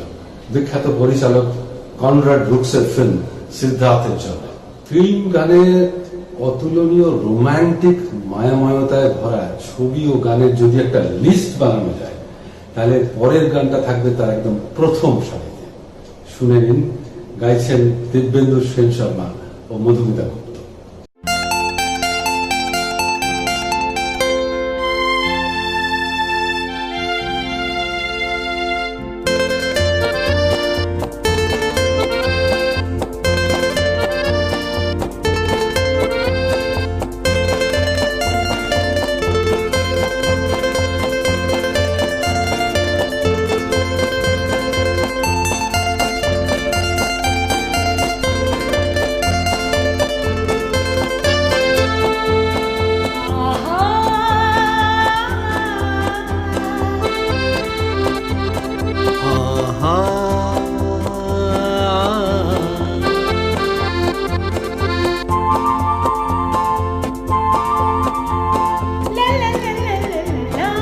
La la la la la la la la la la la la la.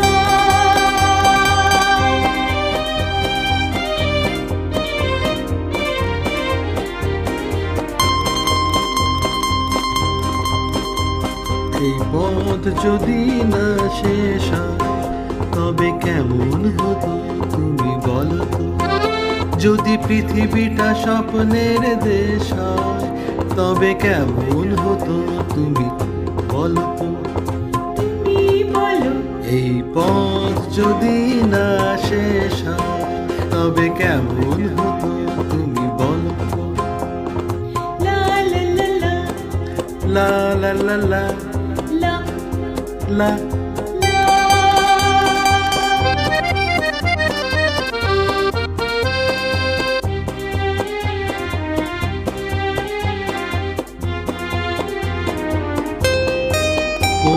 রাখালে ওই ঘর ছাড়া বাসিতে সবুজে, ওই দোল দোল হাসিতেই রাখালে কোন ঘর ছাড়া বাসিতে সবুজে, ওই দোল দোল হাসিতেই মন আমার মিশে গেলে বেশ হয়।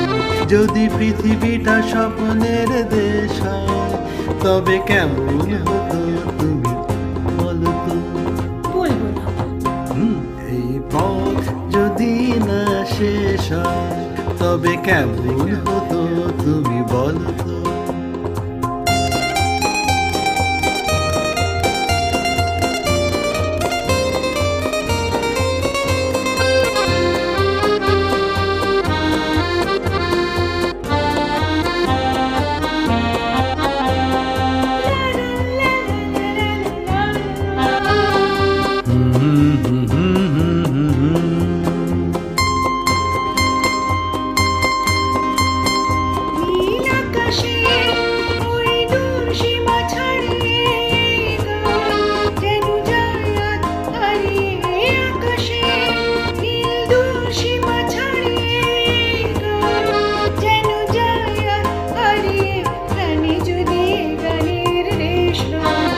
যদি পৃথিবীটা স্বপ্নের দেশ হয় তবে কেমন হতো তুমি বলো তো?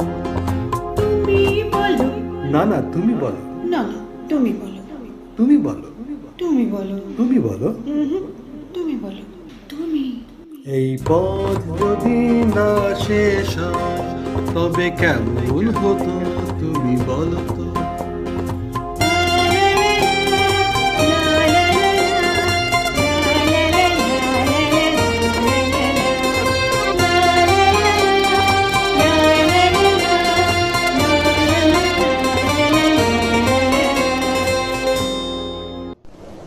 জানেন, কিশোর কুমার যখন অভিনেতা হিসেবে বেশি বিখ্যাত তখন কিশোরের অনেক ফিল্মে মোহাম্মদ রফি সাহেব প্লেব্যাক করেছিলেন, কিন্তু হেমন্ত মুখোপাধ্যায় একটি মাত্র ফিল্মে একটি গানে কিশোর কুমারের প্লেব্যাক করেছিলেন। গানটা ছিল সুখ নামে সুখ পাখিটা, আর ফিল্মের নাম ছিল দুষ্টু প্রজাপতি। এই দুই মহান গায়কের উপর আরেকটা মজার তথ্য, কিশোর কুমার পরিচালিত প্রথম ফিল্ম ছিল দূর গগন কে ছাও মে, আর তার টাইটেল সংটা গেয়েছিলেন হেমন্ত মুখোপাধ্যায়। আর হেমন্ত মুখোপাধ্যায় পরিচালিত প্রথম ফিল্ম ছিল অনিন্দিতা, তার টাইটেল সং ওগো নিরুপমা গেয়েছিলেন কিশোর কুমার। শুনে নিন হেমন্ত মুখোপাধ্যায়ের আরেকটি অমর গান ও আকাশ সোনা সোনা, গাইছেন সৌরভ মিত্র ও দেবরাজ ব্রহ্মচারী।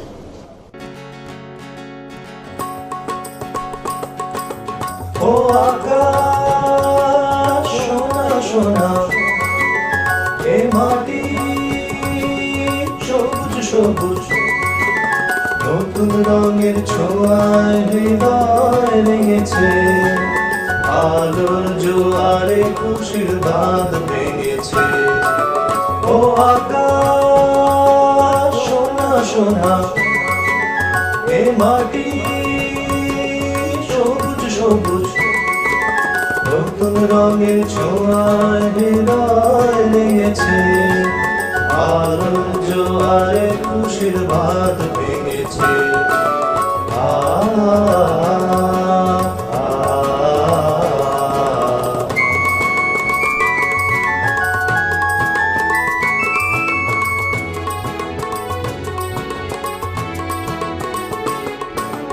এই আছি এই নেই আমি যেন পাখি মেলি পাখনা, সীমানা সীমা ছেড়ে যাই দূর প্রান্তে, নিরাকা পরে থাক না। এই আছি এই নেই আমি যেন পাখি মেলি পাখনা, সীমানা সীমা ছেড়ে যাই দূর প্রান্তে, নিরাকা পরে থাক না। ও সকাল আলো আলো, এ শিশির চলো মলো, ও সকাল আলো আলো, এ শিশির চলো মলো, নতুন রঙের ছোঁয়ায় হৃদয় রেখেছে, আলোর জোয়ারে খুশির বাঁধ ভেঙেছে। ও আকাশ সোনা সোনা, এ মাটি সবুজ সবুজ,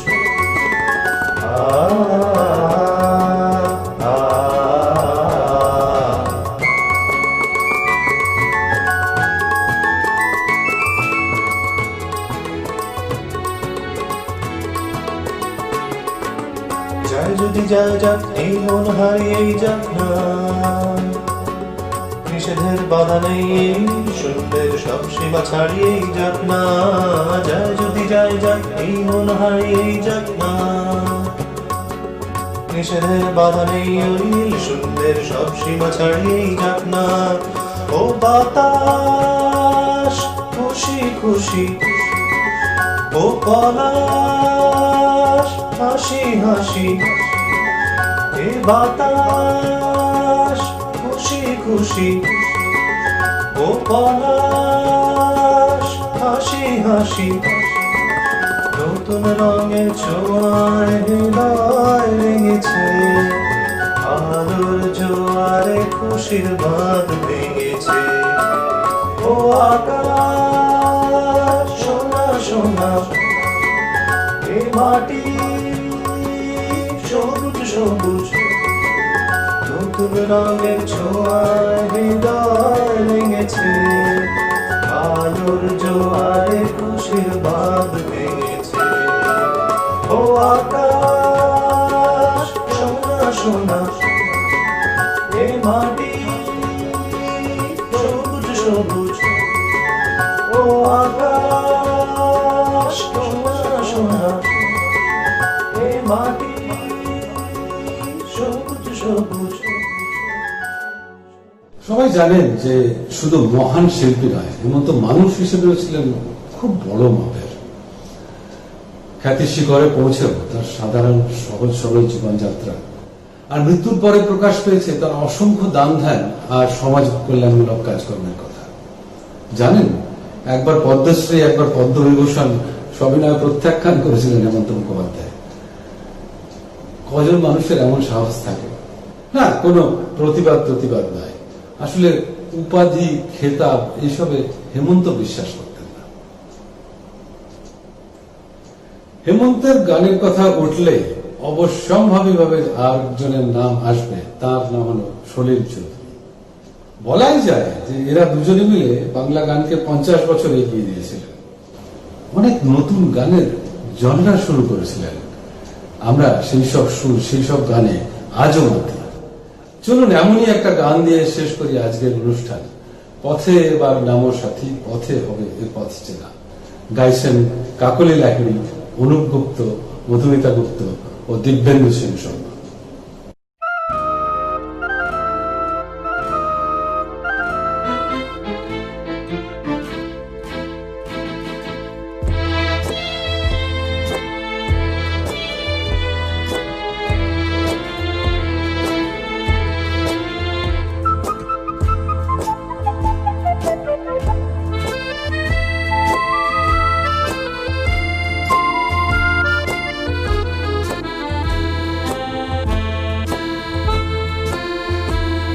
পথে এবার নামো সাথী, পথে হবে পথ চেনা। পথে এবার নামো সাথী, পথে হবে পথ চেনা। জলস্রোতে নানান মতে মনোরথের ঠিকানা। হবে চেনা, হবে জানা।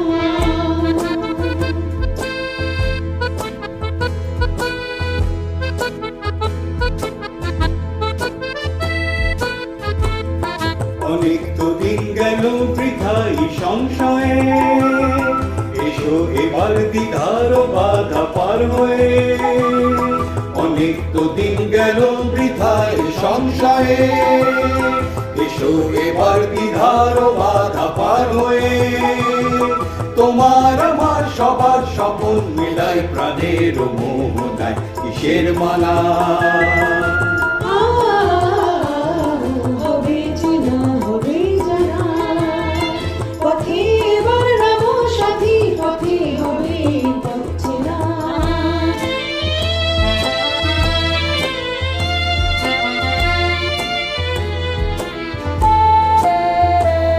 তখন দিগন্তরে তুফান, নবীন প্রাণে প্লাবনা মেঘে দিকে। কিসের বাধা, বিপদ বরণ মরণ হরণ, চরণ ফেলে সে যায় হেঁটে। তখন দিগন্তরে তুফান, নবীন প্রাণে প্লাবনা মেঘে দিকে। কিসের বাধা, বিপদ বরণ মরণ হরণ, চরণ ফেলে সে যায় হেঁটে। তখন তো আর শোষণ বাঁধন মানব না, সবার এদেশ সবার ছাড়া তো জানবো না। তখন তো আর শোষণ বাঁধন মানব না, সবার এদেশ সবার ছাড়া তো জানবো না। পরবানেই আকাশ বাতাস হবে আশার পরবানা, কিসের মানা। হবে চেনা, হবে জানা। পথে এবার নামো সাথী, পথে হবে পথ চেনা। জলস্রোতে নানান মতে মনোরথের ঠিকানা। হবে চেনা, হবে জানা। পথে এবার নামো সাথী, নামো।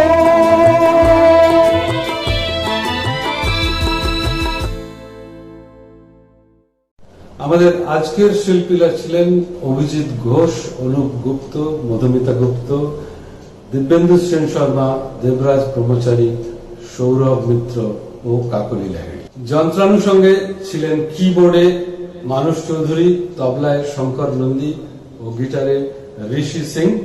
শব্দগ্রহণ ও সম্পাদনা শ্রী শীতাংশু মজুমদার, গ্রন্থনা সুপ্রিয় লাহিড়ী। সমগ্র অনুষ্ঠানটি পরিচালনা করলেন শ্রীমতী কাকলি লাহিড়ী। ধন্যবাদ।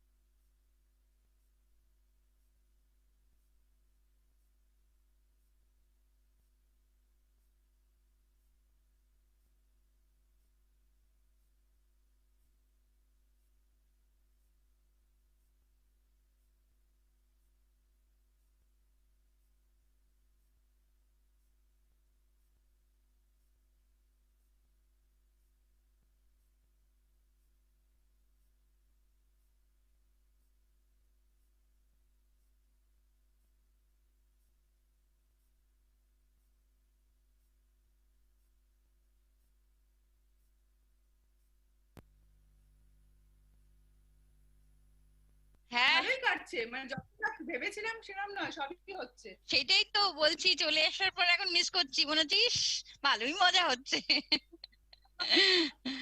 নাহলে তবে কলকাতাও ভালোই, কলকাতার তো একটা আলাদাই চার্ম আছে, যদিও প্যান্ডেলে যাওয়া যাচ্ছে না ভীষণ। আজকে দেখলাম রাস্তাঘাটে বেশ ভিড়। বেরিয়েছো রাস্তায়? বেরোচ্ছি, কিন্তু আমি হেঁটে দেখছি না, গাড়ি করে যেটুকু দেখা যাচ্ছে সেইটুকুই। না, একটু সাবধান থাকা উচিত, নইলে কলকাতার কিরকম কি শেপ নেবে বোঝা যাচ্ছে না। সেটাই, এটা তো এখনো শুরু হয়নি, চলবে অনেকক্ষণই চলবে, বা তার মানে হচ্ছে এই তো সিধু জাটা এসে গেছে।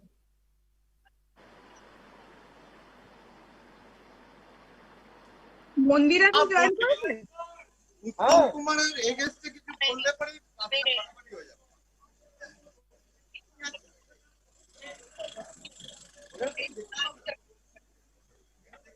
এই শুরু হয়ে গেছে। আচ্ছা, আমরা স্টার্ট করি, অনেকে তো এসে গেছে। ওখানে গিয়ে বসছি, ভেতরে গিয়ে বসছি। হ্যালো, শোনা যাচ্ছে আমাকে? হ্যাঁ, শোনা যাচ্ছে। তুলবো, ফটো তুলবো? হ্যাঁ হ্যাঁ, শোনা যাচ্ছে। দাও তোমাদের ক্যামেরাটা দাও। ঠিক আছে, আমাকে আবার এই ফ্রেন্ডলি ব্যান্টারে ঢুকতে হবে।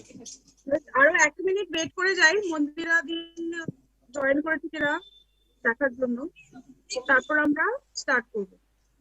ব্যাকড্রপটা কি চাও বলো?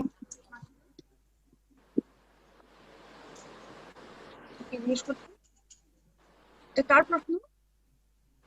আমি দাঁড়াও তুলে না দেখাচ্ছি। হ্যাঁ, please tell me if that is acceptable. কাছ থেকে তুলবো না দূর থেকে তুলবো? আরে সবাই মিউটে চলে যাচ্ছে।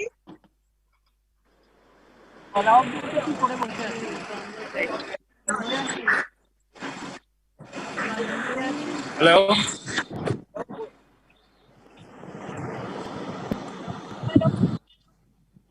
হ্যালো। হ্যাঁ সুবিধা, we can hear you. Okay, fine.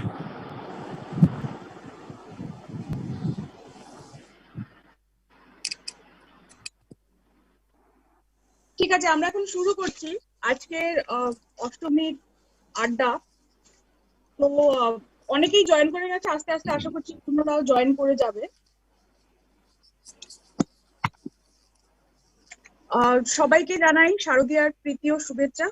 আজকে মহা অষ্টমী, তো আমরা আবার চলে এসেছি নির্ভেজাল আড্ডা মারতে। শুধু মজা করব আর অনেক কিছু জানতে পারবো। তো আমাদের আড্ডা যে শব্দটা বললে আমরা কি মনে হয়, প্রথমে টপ অফ মাইন্ড আমাদের কি আসে? সে ছোটবেলার পাড়ার আড্ডা, চায়ের দোকানের আড্ডা, কফি হাউসের আড্ডা, তারপরে নর্থ ক্যালকাটার ফেমাস রকে বসে আড্ডা, তারপরে আর আড্ডার সাথে আমাদের যেটা অভিন্ন অঙ্গ ছিল, ফুলুরি, আলুর চপ, বেগুনি, এসব খাদ্য, আর চা তো অফকোর্স, অফুরন্ত চা আর অফুরন্ত কফি। এইসব জিনিসগুলোর আমাদের কাছে ছোটবেলার স্মৃতি আছে, বড় হওয়ার, কলেজ লাইফের আড্ডা। তারপরে আমরা যখন বই পড়েছি, আমরা দেখেছি প্রেমেন্দ্র মিত্রর ঘনাদার বইতে আড্ডার প্রচুর এটা নিয়ে, টপিকটা নিয়ে লেখা আছে। তারপরে নারায়ণ গঙ্গোপাধ্যায়ের টেনিদার বইতেও প্রচুর আড্ডা নিয়ে কথা বলেছেন। তো বড় হওয়ার কাছে আড্ডাটা কিন্তু একটা ফেভারিট বিষয়, সেটা অবশ্য এখনো আছে। আর সবচেয়ে স্পেশাল ব্যাপার হচ্ছে বাঙালির আড্ডাতে কোনো বাধ্যবাধকতা নেই যে এইটা নিয়ে কথা বলা যাবে না, ওই টপিকটা সিরিয়াস, এই টপিকটা লাইট। আমার একবার মনে আছে, একবার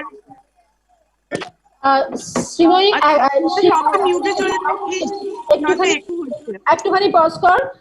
কেউ যদি মাঠ থেকে জয়েন করছে তাদেরকে একদম মিউট করতে হবে। ইট ইজ গোয়িং ইন একোয়িং। মাঠ থেকে যদি কেউ জয়েন করে থাকো, প্লিজ মিউট ইয়োরসেলফ। এটা কিছুতেই এগোবে না, একদম মিউট করে ফেলো। শ্রীময়ী, শ্রীরূপা, যারা মাঠ থেকে জয়েন করছে তাদের যখন কথা বলবে তখন আনমিউট করতে বলি, সেটা কিন্তু আবার সেই একোটা হচ্ছে।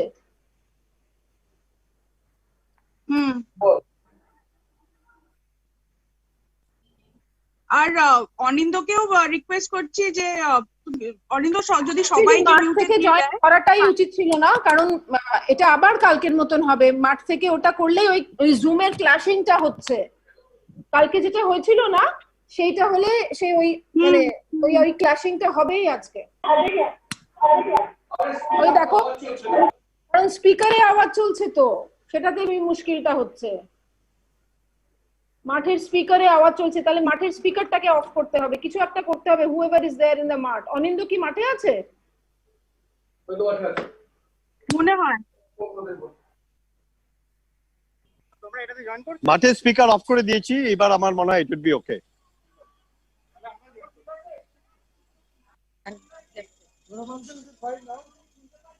নাও ইট ইজ বেটার, কিন্তু আমি জানি না অন্যরা শুনতে পাচ্ছে কিনা আমাকে। হ্যাঁ, একোটা বন্ধ হয়ে গেছে সৌরভ। হ্যাঁ, মাঠে স্পিকার বন্ধ করে দিয়েছি, তাও I think it is available to all.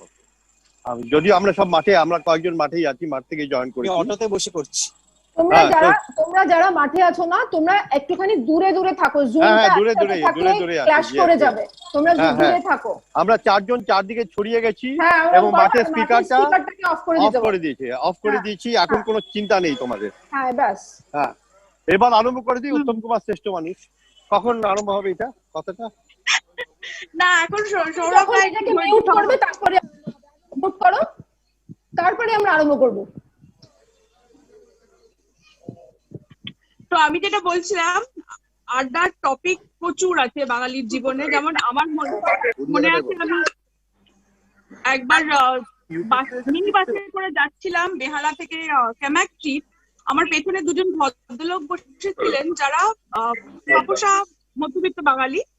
তারা ফিডেল ক্যাস্ট্রো আর তিনি কিউবাতে কি করছেন, সেটা ঠিক না ভুল, সেটা নিয়ে প্রায় 45 মিনিট গল্প করতে করতে তারা গেল।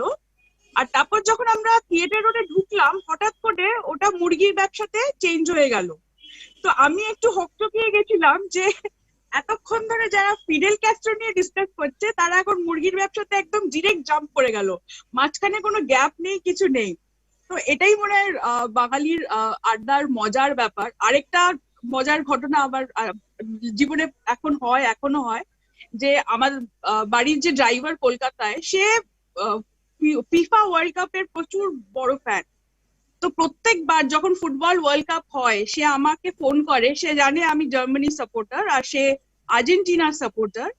তো সে আমাকে রীতিমতো সিরিয়াসলি জিজ্ঞেস করে, দিদি আপনার কি মনে হয় যে মিডফিল্ডাররা ভালো এবার, না ডিফেন্ডাররা ভালো, না ফরওয়ার্ড প্লেয়ার গুলো কাকে নেওয়া উচিত ছিল, কে ফার্স্ট কোয়ালিফাইং রাউন্ডে খেলবে আর কে ফাইনালে যাবে? তো এই যে ইউনিক ব্যাপারটা, যে মানে যে কোনো মানুষ যে কোনো বিষয়ে কথা বলতে পারে, আড্ডা মারতে পারে, এটা মনে হয় ভীষণ স্পেশাল কলকাতার আর বেঙ্গলের জন্য। আর অবশ্য প্রচুর টপিক আছে, এর মধ্যে আমাদের কয়েকটা প্রিয় টপিক আমরা বেছে নিয়েছি।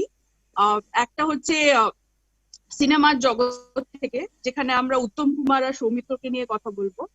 আরেকটি হচ্ছে সাহিত্য, যেখানে আমরা দেখবো কে ভালো, ফেলুদা ভালো না ব্যোমকেশ ভালো। আর একদম লাস্টে একদম মনে হয় সবচেয়ে ধামাকেদার টপিকটা হচ্ছে গান নিয়ে, যে পুরোনো দিনের গান ভালো না ব্যান্ডের গান ভালো, যেটার জন্য আমাদের অনেক স্ট্রাইকার আর অনেক ফরওয়ার্ড আছে দুপক্ষ থেকেই। তো আমি প্রথম টপিকটা যেটা আছে উত্তম কুমারকে নিয়ে, সেটা আমাদের টিম উত্তম কুমার থেকে দুজন আছেন, মন্দিরাদি আর সঞ্জয় দা। আমি সঞ্জয় দাকে বলবো, রিকোয়েস্ট করবো যে আমাদের সাথে একটু শেয়ার করো, তোমার কেন মনে হয় যে উত্তম কুমারই মহানায়ক? আমি একটা কথা একটুখানি আগে বলতে পারি কি?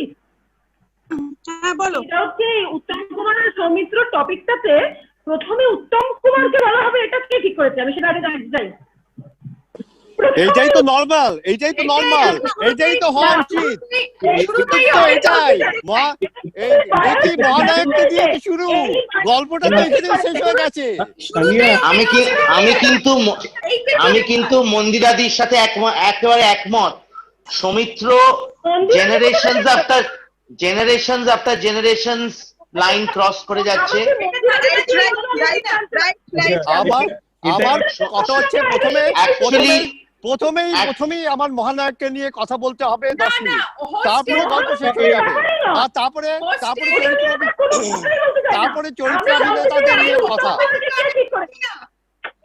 অ্যাকচুয়ালি মহানায়ক ক্রাইটেরিয়াটা ধরা হয়েছে তানিয়াদি, বয়সে উত্তম কুমার বড়, সেজন্য আমরা উত্তম কুমারকে দিয়ে শুরু করি। হ্যাঁ, এইটা ঠিক বলেছো শিরূপা, এইটা ঠিক বলেছো যে উত্তম কুমার বেঁচে থাকলে আমি দেখবো কাকে নিয়েছি প্রথমে বলিস, আমি দেখবো ফেলুদার ব্যোমকেশের সময় এই ইয়েটা থাকে কিনা আমি দেখবো সিকোয়েন্সটা।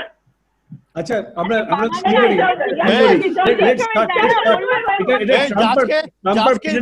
হচ্ছে ঝড়ঝাড়ি চলছে, আমরা চাইছি না ট্রাম্প আর বিডেন এখানে আসুক। ট্রাম্প আর বিডেনকে আমরা ইউএসএ রেখে এসেছি, আমরা এখন উত্তম কুমার সমিতি নিয়ে আলোচনা করবো। Let's have some decorum actually. As Sirupa, you have to take the control of their mics actually. চলবে না। আড্ডাতে আবার ডেকোরাম কি? আড্ডাতে ডেকোরাম কি? আড্ডাতে কোনো ডেকোরাম নেই। যার গলা বড় তারই জিত, যার গলা বেশি তার জিত। যেটা বলতে হবে যে মহানায়ক উপাধিটা প্রথমেই এসে গেছে কেন, যে এরপর তো কোনো নায়ক হতে পারে না। হ্যাঁ, একটা ভদ্রলোক অরুণ কুমার চ্যাটার্জি যে এত অল্প বয়সে মারা গেছে, তাকে আজকেও লোকে মনে ধরেছে কেন? He was not only an actor, he was a swimmer, he was a dedicated player, ফুটবলও খেলেছে এবং সে জীবনে যে কোনো চরিত্র করেছে। মানে সৌমিত্র নিজেই বলেছে যে তার একটা মাত্র পাপ করে গেছে উত্তম দা, সে এরকম হাসি দিয়েছে যে হাসিটা আমরা ভুলতে পারবো না। Even a great characters like Satish Ray, যে ডাইরেক্টর, সেও বলেছে যে আমার সবচেয়ে বড় দুর্ভাগ্য যে আমি যে উত্তম কুমার যে সিনেমাটা করলাম ব্যোমকেশের, সেই সিনেমাটায় আমি ভালো করে ডাইরেকশন দিতে পারিনি। That was his biggest handicap, যে আমি করতে পারলাম না। Anyway, back to Uttam Kumar. আজকে উত্তম কুমার কি দিয়েছে? জীবনের সবচেয়ে বড় বড় গান, মানে কি গান, মানে any song you talk about Bipin babu কারণ সুদের থেকে শুরু করে whether you can talk about যে তারে বলে দিও সেই জন্য আসে না, বা আমি কোন পথে যে চলি, এগুলি যেসব গান দিয়েছে বা নিজে যেসব। আচ্ছা, let's talk to another point, যে এমন একজন বাঙালি অ্যাক্টর যার বাংলা সিনেমা দেখে হিন্দিতে অবলম্বন করা হয়েছে, যেরকম অমানুষ তো ডুয়েল ল্যাঙ্গুয়েজে হয়েছে। কেন এনিবডি? নিশিপদ্ম অমর প্রেম হয়েছে।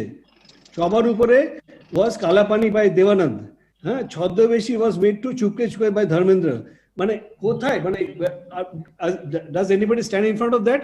এই জন্যই বলেছে একটা সিনেমাতে মহানায়ক বলেছে যে I will go to the top and the top and nobody can beat me, and he is going to be there all along, and he has been the first actor in India in history to be awarded the best actor in 1967 for his performance in Anthony Firingi আর চিড়িয়াখানাতে। তো সুতরাং এখানে তো মানে আমরা জানি, হ্যাঁ, একজনকে আসনে বসাতে হবে, সৌমিত্রকে রাখতে হবে পাশে, ঠিক আছে, we don't mind that, but মহানায়ক is মহানায়ক, unparalleled মহানায়ক, and সেখানে তার কোনো তুলনা হয় না।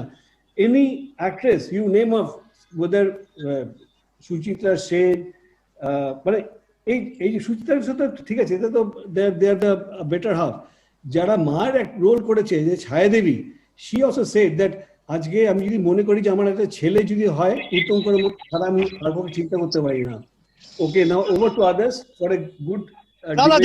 এখন হয়ে গেছে তো, এটা এই গল্পটাই হয়ে গেল তো। এখন নেক্সট টপিকে চলে যাই। ব্যোমকেশ ডিবেট শেষ হয়ে গেছে তো। ডিবেট আর কিসের ডিবেট? ডিবেট তো শেষ হয়ে গেছে।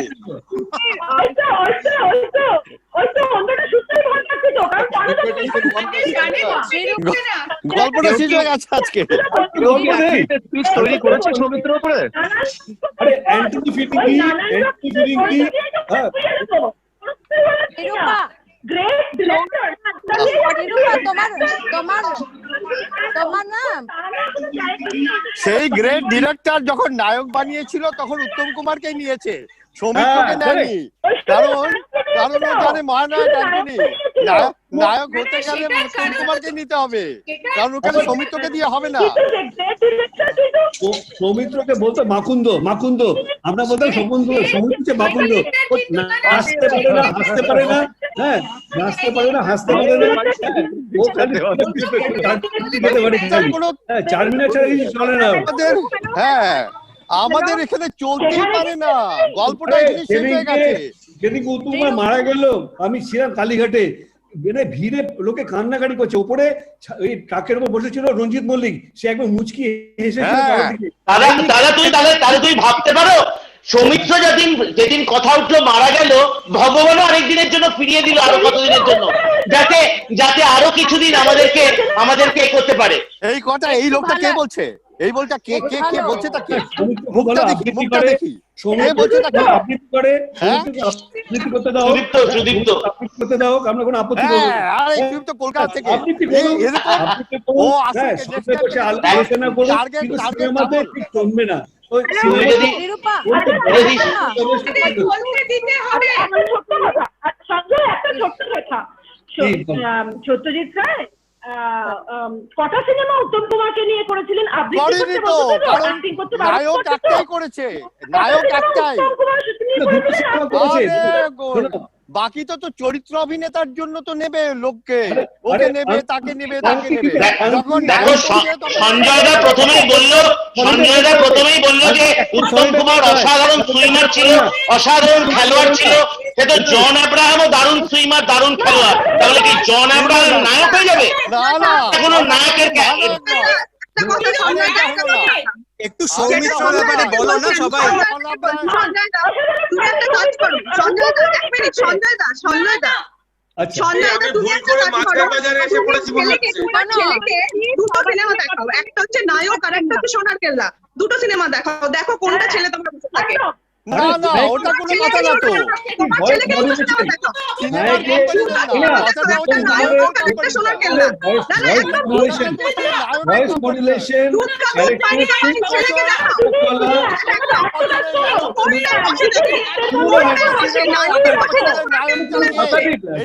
কথা হয় না, হবে না 100 বছরের নায়কটাকে, 100 বছরে সঞ্জয় দা সোনার কেল্লা তুমিও দেখবে, তোমার ছেলেও দেখবে, কিন্তু নায়ক তুমি দেখবে, তোমার ছেলে দেখবে না। কিন্তু এটা তো সিনেমার কথা না, নায়কটাকে, এটা তো সিনেমার কথা। আরেকখানা কথা সঞ্জয় দা, তুমি যে বললে না দারুণ দারুণ গান দিয়েছে, ওটা কিন্তু শাহরুখ খানও দারুণ দারুণ গান দিয়েছে। আচ্ছা একটু সৌমিত্রের ব্যাপারে বলো না। বলছি সৌমিত্র হচ্ছে সর্বকালের সর্বসেরা একটা। এবার বলো বলো বলো।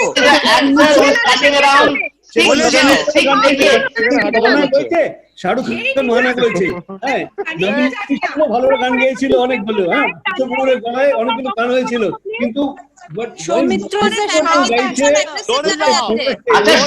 তোমার ওই গানটা মনে আছে, লেগেছে লেগেছে লেগেছে আগুন, এইসব গান কোথায় উত্তমের কাছে?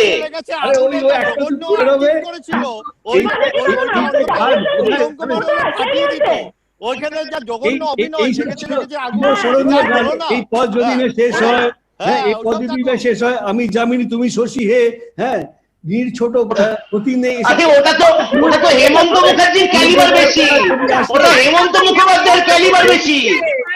পরিস্থিতি কেমন মাছ ধরেছি, এই ডিসকাশন তুলে হয় না। তারে বলে সৌরভদা যখন ধিতাঙের লিপ মেলায়, সবাই তো কাকুলিদিরই বা প্রশংসা করে না, সৌরভদার তো প্রশংসা করতে পারে না। তেমনি হেমন্ত মুখার্জি যখন গান গাইছে, হেমন্ত মুখার্জির প্রশংসা করো। ওই হাসি, আরে সৌরভদা সৌরভদা সৌমিত্রর নাম শোনেনি, সেই জন্য ব্যাপারে কিছু বলতে পারছে না। আচ্ছা ডিসকাশনটা কিন্তু উত্তম কুমার, ডিসকাশনটা কিন্তু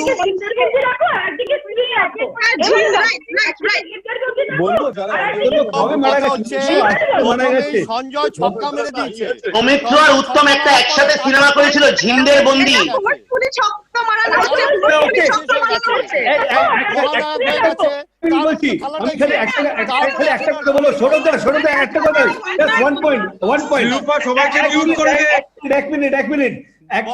হাজার টাকা ঝাড়বাতিতে উত্তম সৌমিত্র দুজনে ছিল, ওই সিনটা দেখো কোথায় কোথায় উত্তম পাঠিয়ে পাঠিয়ে দিয়েছে আর ঝিন্দের বন্দিতে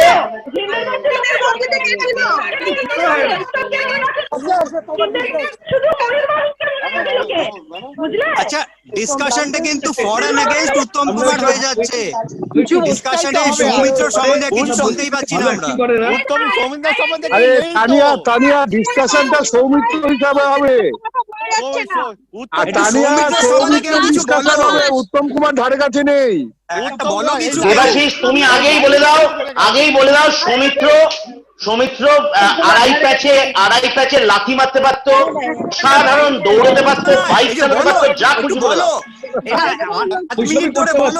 ওইসবই করতে অ্যাক্টিং করতে পারতো না তো ওইগুলো করতে পারতো তো ওইসব করতে পারতো তুমি যেমন বললে উত্তম কুমার নাকি দুর্দান্ত সুইমার ছিল দারুণ ফুটবল খেলতো সুদীপ্তকে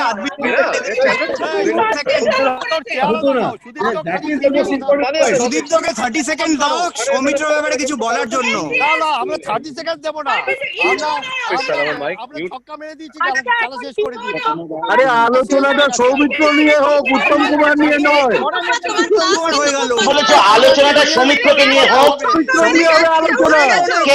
আমাদেরকে এত ভালোভাবে চিরকালের সেরা অভিনেতা উত্তম কুমার আমরা একটু জানতে চাই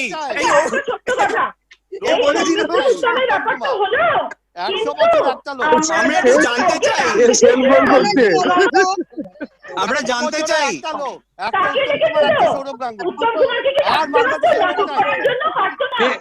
ইন্ডিয়ান পার্লামেন্টে কোন টপিকে কথা হচ্ছে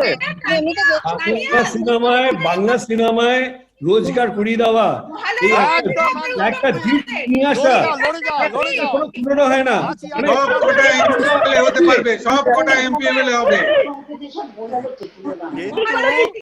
কিন্তু একটা লোক উত্তম কুমার রিভলভিং হচ্ছে কথাবার্তা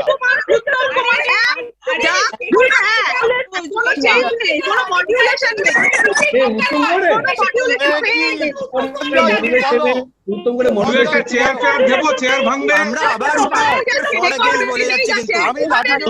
উত্তম কুমার শুধু মেয়েদের দিকে চাউনি দিয়ে দিয়ে তিনি 20টা বছর চালিয়ে দিল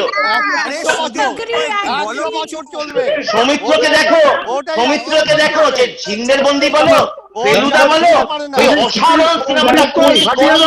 অসাধারণ সিনেমাটা কোনি বেলা শেষে দেখো যতদিন বাড়ছে যেন শোনা হয়ে উঠছে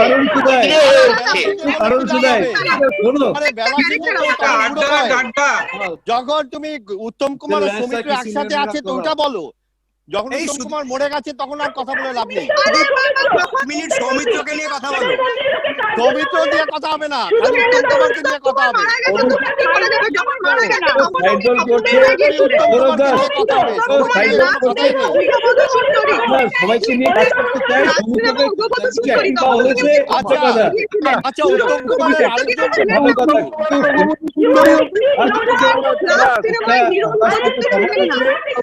আরেকজন সুন্দরীর জন্যই ঠিক আছে হ্যাঁ ঠিক বলেছো ওই অগবধূ সুন্দরীর জন্য ঠিক আছে 80 বছর বয়সে একজন হিরোর অভিনয় করছে দাদা বেলা শেষে কি অভিনয় আরে সেজন্যই তো সে কলঙ্কিনী কঙ্কাবতীতে মাল মানে মিষ্টি খেয়ে শেষ করে দিল সিনেমাটা সৌমিত্র বয়সে বেলা শেষে করেছে উত্তম কুমার করেছে কলঙ্কিনী কঙ্কাবতী বেলা শেষের সৌমিত্র প্রচুর সুকান্ত দাসের বইতে করেছে সৌমিত্র সুকান্ত দাসের বইতেও করেছে বেলা শেষে কি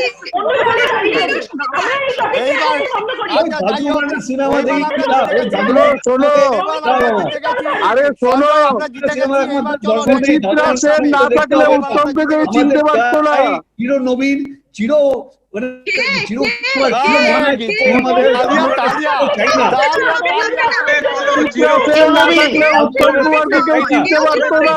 চাই না, আমাদের চাই মহানায়ক। হেমন্ত মুখার্জি না থাকলে উত্তমকে কেউ চিনতে পারতো না। আরে হেমন্ত মুখার্জি, সুচিত্রা সেন না থাকলে, সুপ্রিয়া না থাকলে উত্তমকে কেউ চিনতে পারতো না। সৌমিত্র সেই ব্যাপারটাই নেই। সুদীপ্ত, তুমি কিন্তু সৌমিত্র আর উত্তম গুলিয়ে ফেলছো।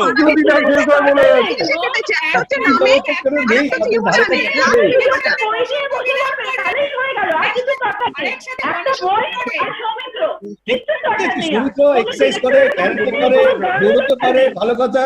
সাইড বল দিয়ে দেবো আমরা, সাইড বল দিয়ে দেবো, আমরা ক্যারাটে করুক, হ্যাঁ দৌড়তে পারে। একটু সৌমিত্রকে নিয়ে কেউ কিছু বলো না, সৌমিত্রকে নিয়ে বলো না কেউ একটু কিছু। সত্য, সৌমিত্রকে নিয়ে কেউ বলবে না। Soumitra is far better than Uttam Kumar, that's all. Uttam Kumar থাকলে সৌমিত্র নিয়ে কোনো কথা হবে না। আর ডক্টর অজয় গুপ্তর কলগুলো কোনোদিন অন্য কেউ করতে পারতো না। এই যে কে আস্তে আস্তে কে বলছে, পুরো মাখুন্দ।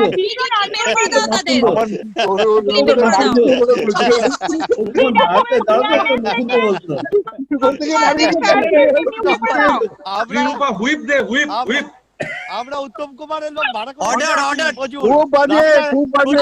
সমস্ত উত্তম কুমারের ফ্যানকে মিউট করে দাও, ব্যাপারটা ঠিক হয়ে যাবে। এটা হবে না, এটা হয় না। উত্তম কুমারের ফ্যানদের উত্তম কুমার ছাড়া বাংলা সিনেমা কলঙ্কিনী কঙ্কাবতী দেখার পরেও ফ্যান হতে পারে, তাদের মিউট করে দেওয়া উচিত। বাংলা সিনেমায় উত্তম কুমারকে মিউট করে দাও, উত্তম কুমারকে মিউট করো, মিউট। সবাইকে মিউট করো, সবাইকে মিউট করো। বাংলা সিনেমায় 100 বছরে এক ভদ্রলোক উত্তম কুমারের কোনো গান নেই, 100 বছরে কুমারের কোনো গান নেই 100 বছর বাংলা সিনেমায়। উত্তম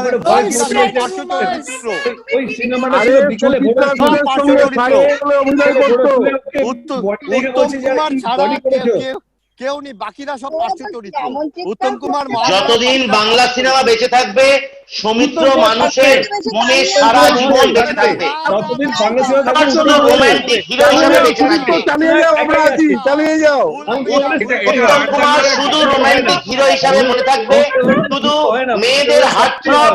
সঞ্জয় দার কি করে হাতছাপ হলো আমি জানি না, শুধু মহিলাদের হাতছাপ উত্তম কুমার। সঞ্জয় দার কি করে হাতছাপ হলো আমি জানি না।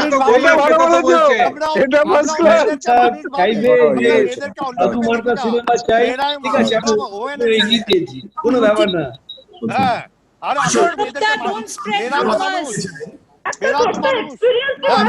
তাকায় বলে কি হয়েছে,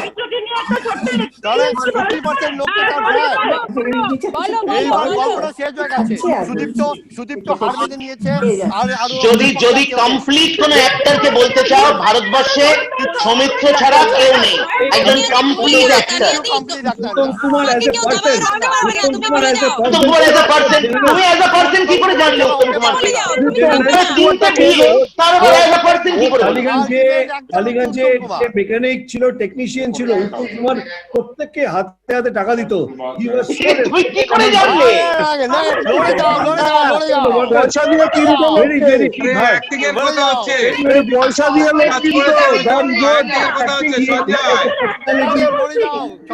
সঞ্জয় স্বীকার করেছে পয়সা দিয়ে লোক কিনতো। প্লিজ প্লিজ প্লিজ বলো বলো বলো, সবাইকে মিউট, সবাইকে মিউট করে দে। বলতে পারি আগে উত্তম কুমারের ফ্যানদের মিউট করে দাও।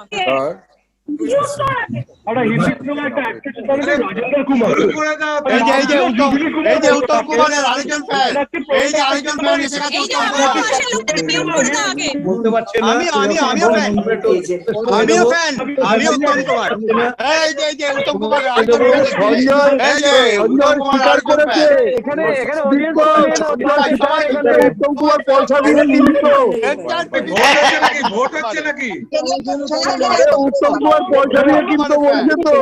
শিরূপা একটা পোল দিয়ে দাও, পোল দিয়ে দাও, পোল দিয়ে দাও, কারা কারা উত্তমের জন্য, কারা সৌমিত্রর জন্য। আরে পোল কি হবে? আরে উত্তম কুমারটা প্রথমে ছক্কা মেরে দিয়েছে, তারপরে আর কি হবে? সৌমিত্রকে নিয়ে একটা কথাও বলতে পারলো না কেউ, কেউ একটা কথাও বলতে পারলো না। কি বললো? উত্তম কুমার ছক্কা না কি বললো? প্রথমে ছক্কা মেরে দিচ্ছি।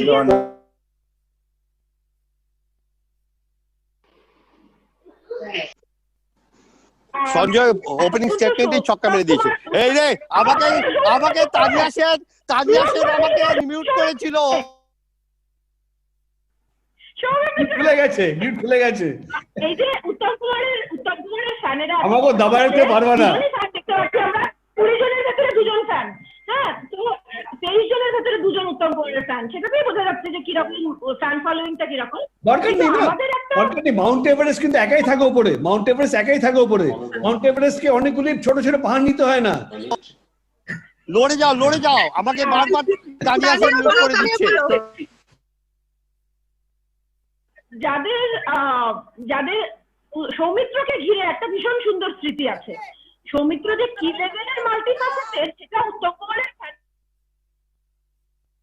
আনমিউট করে লাভ নেই, আমি আনমিউট করতে পারি নিজেকে।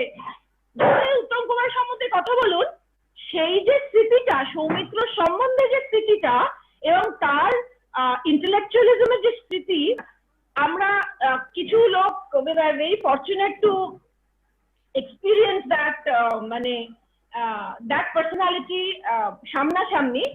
সেটা একটা অনবদ্য জিনিস ছিল। সেই পার্সোনালিটি এবং সেই জিনিস উত্তম কুমার মানে উনি একটা অন্য কিছু করতে চেষ্টা করেছিলেন যখন মহালয়াটা করেছিলেন। তো তাতে বুঝে গেছে, আমরা জানি তার ফলাফল কি হয়েছিল। গল্প শেষ হয়ে গেছে তো, এটা এখন তো ব্র্যান্ড ভার্সেস বাংলা গান, এখন তো আমরা সিনেমা দেখতে এসেছি, আমরা সিনেমা দেখতে এসেছি, আমরা মহলা শুনতে আসিনি। আমরা সিনেমা দেখতে এসেছি। ব্যোমকেশ, এখন ব্যোমকেশ হবে। উত্তম কুমার চিরকালই রাজেশ খান্নার মতো সুন্দরী হিরোইন হেমন্ত কণ্ঠে ওই ভিডিওটা আমার কাছে আছে। জিতে গেছি আজকে, সব সৌমিত্র ফ্যানদের আজকে সব শেষ করে দিচ্ছি, সব শেষ করে দিচ্ছি আজকে।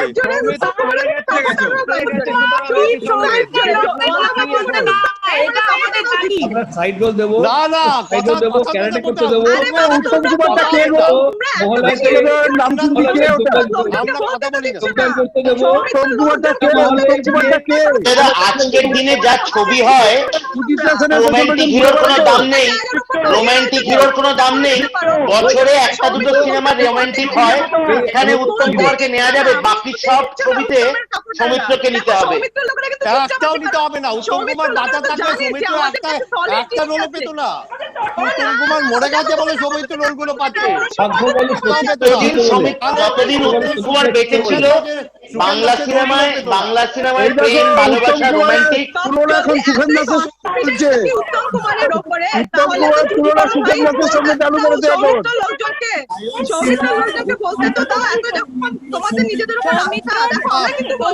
লোকজনের কাছে ডেটা পয়েন্ট আছে, তোমাদের কাছে গলার আওয়াজ আছে। ডেটা পয়েন্ট নেই, আমরা বলছি মহালয়, আমরা মহালয় একজন আর মহালয় আবৃত্তি ক্যারেটে আমরা ঝড়গড়া মহলাই নিয়ে আমরা ক্যারেটে শিরোপা আমরা এইভাবে শেষ করি যে সৌমিত্র 1 নম্বর, উত্তম কুমার 2 নম্বর, তাপস পাল 3 নম্বর।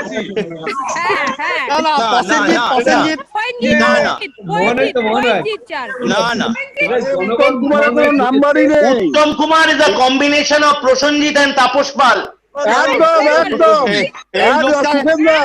কলকাতায় আছে, ওকে মারধর করে বের করে দেবে।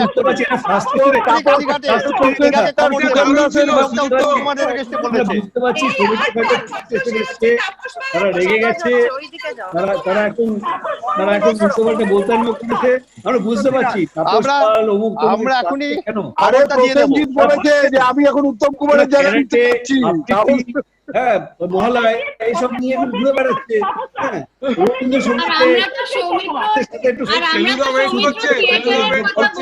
এমনিতে ভালো, ঠিক আছে। সৌমিত্র থিয়েটারের কথা বলতে গেলে তো আরেকটা কনভারসেশনই লাগে। এই মাম্মা তুই এসে গেছিস। এই রে তোমরা ঝিমদের বন্ধু দেখেছো? এই যে উত্তম কুমারের সাপোর্টার সিনেমা ধরলে হবে না। তোমরা নেতা বলো, তোমরা ওভারঅল বলো।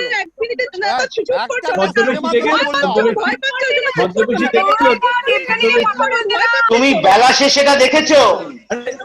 তুমি কনিটা দেখেছো? তুমি জিন্দের বন্দিটা দেখেছো? এবার বোমকে শুরু হবে। এবার ব্যোমকেশ শুরু হবে। অনেক হলো, উত্তম জিতে গেছে। মতিনন্দীর গল্পটাতে চলে গেল। ইমোশনাল অ্যাক্টিং কি আচ্ছা আমি একটু কথা বলবো, একটু কথা বলবো আমি। উত্তম কুমার জিতে গেছে। এবার move to the next topic. ওকে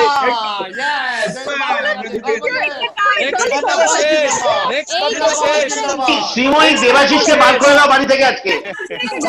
বাইরেই তো আছি, বাড়ির বাইরেই আছি। ফ্যানেরা সবাই জিজ্ঞেস করছে যে আমরা কি বলতে পারি? উত্তম কুমার ফ্যানরা সব আমাকে তানিয়া সেন আমাকে 3 বার মিউট করে দিয়েছে। কমন ম্যানের গলা রুদ্ধ করার চেষ্টা করছে। তানিয়া সেন করেনি, আমি করেছি। হ্যাঁ তাহলে তুমি ভালো বলো। শিরূপা, ব্যোমকেশ তুমি তো কাউকে কথা বলতে দিচ্ছ না, সেজন্য বাধ্য হয়ে তোমাকে মিউটে দিতে হচ্ছে। কারণ উত্তম কুমারের এগেস্টে আর কে কথা বলবে? উত্তম কুমারই তো একটা। উত্তম কুমার জিতে গেছে। উত্তম কুমার জিতে গেছে।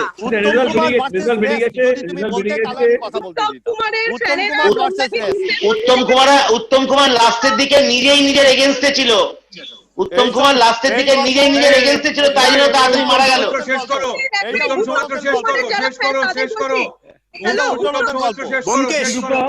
ব্যোমকেশ তোমরা কি আমরা একটা পার্টিকুলার সিনেমা দিয়ে বলবো না। কালকে সবাইকে জিন্দের বন্দির ইউটিউব লিংকটা পাঠিয়ে দিও দুপুরবেলা ভোগের পরে। বললে পরে স্ত্রী বলবো। তানিয়া দি কালকে সবাইকে, সৌরভ দাকে, সঞ্জয় দাকে ইউটিউবের লিংকটা পাঠিয়ে দিও জিন্দের বন্দি। তোমরা স্ত্রী দেখেছো কিনা? আগে বলো স্ত্রী দেখেছো? স্ত্রী দেখেছো কিনা বলো।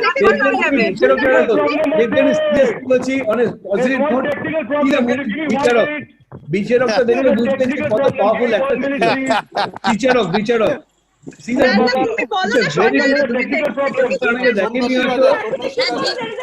সব সিনেমার আগে সবাইকে বসে আগে কলম কিনে আমি 2 মিনিট রেস্ট নিচ্ছি। 2 মিনিটের মধ্যে যা বলার বলো। 2 মিনিট আমি কোনো কথা বলবো না। তুমি মেনে নেবে সৌমিত্র ভালো অ্যাক্টর। হ্যালো, একটু চুপ করো, there is a technical problem, একটু চুপ করো। আমাদের মাঠ থেকে যে শিরূপা মাঠ থেকে যে আমাদের ইউটিউবে কানেক্ট করার কথা, is somebody in the console doing it, because I do not see Rohit's ID on the screen. অরিন্দ কি ওখানে আছে? হ্যাঁ অনিন্দ কিছু বলবো? অরিন্দ ওখানে আছে। অরিন্দ তুই কোথায় আছিস? অরিন্দ, রোহিত গ্রাউন্ডে কে আছে? গ্রাউন্ডে এরাই আছে। সৌরভ দা, আমি অনিন্দকে বলছি তোমাকে ফোন করতে। গ্রাউন্ডে সবাই আছে, কি করতে? তোমাকে ফোন করতে বলবো? তোমাকে ফোন করতে কানেক্ট করার কথা না। Is Rohit connecting from YouTube. He is supposed to log in. বলে দিয়েছি শান্তনু দা, অনিন্দকে বলে দিয়েছি। এই তোমার মুখ আসছে। তুমি করনি কেন তাহলে? এত আমার ইম্পর্টেন্ট ইনপুটটা পৃথিবীর লোক জানতে পারলো না যে আমি একটা ইম্পর্টেন্ট ইনপুট দিলাম। Shrupa, is somebody like Rohit on the queue? I don't have admin rights, Shantanu da. Rohit আছে এখানে। হিন্দু কানেক্ট কর, ইউটিউবে যাচ্ছে। এই ইউটিউবে যাচ্ছে। on the stream. there is nobody, ওরা কেউ এখানে কানেক্টেড নয়। আরে বাবা নামটা দেখতে পাবো, পার্টিসিপেন্ট লিস্ট দেখে যাচ্ছে, ইউটিউবে যাচ্ছে, ইয়েতে আছে তো। ওকে ঠিক আছে, ক্যারি অন। ওকে, এখন যখন ইউটিউবে এসে গেছে তাহলে আমার ভ্যালুয়েবল বক্তব্যগুলো আবার বলি, আবার প্রথম থেকে শুরু করি। যে উত্তম কুমার জিতে গেছে, এখানে উত্তম কুমার জিতে গেছে, তাহলে case dismiss.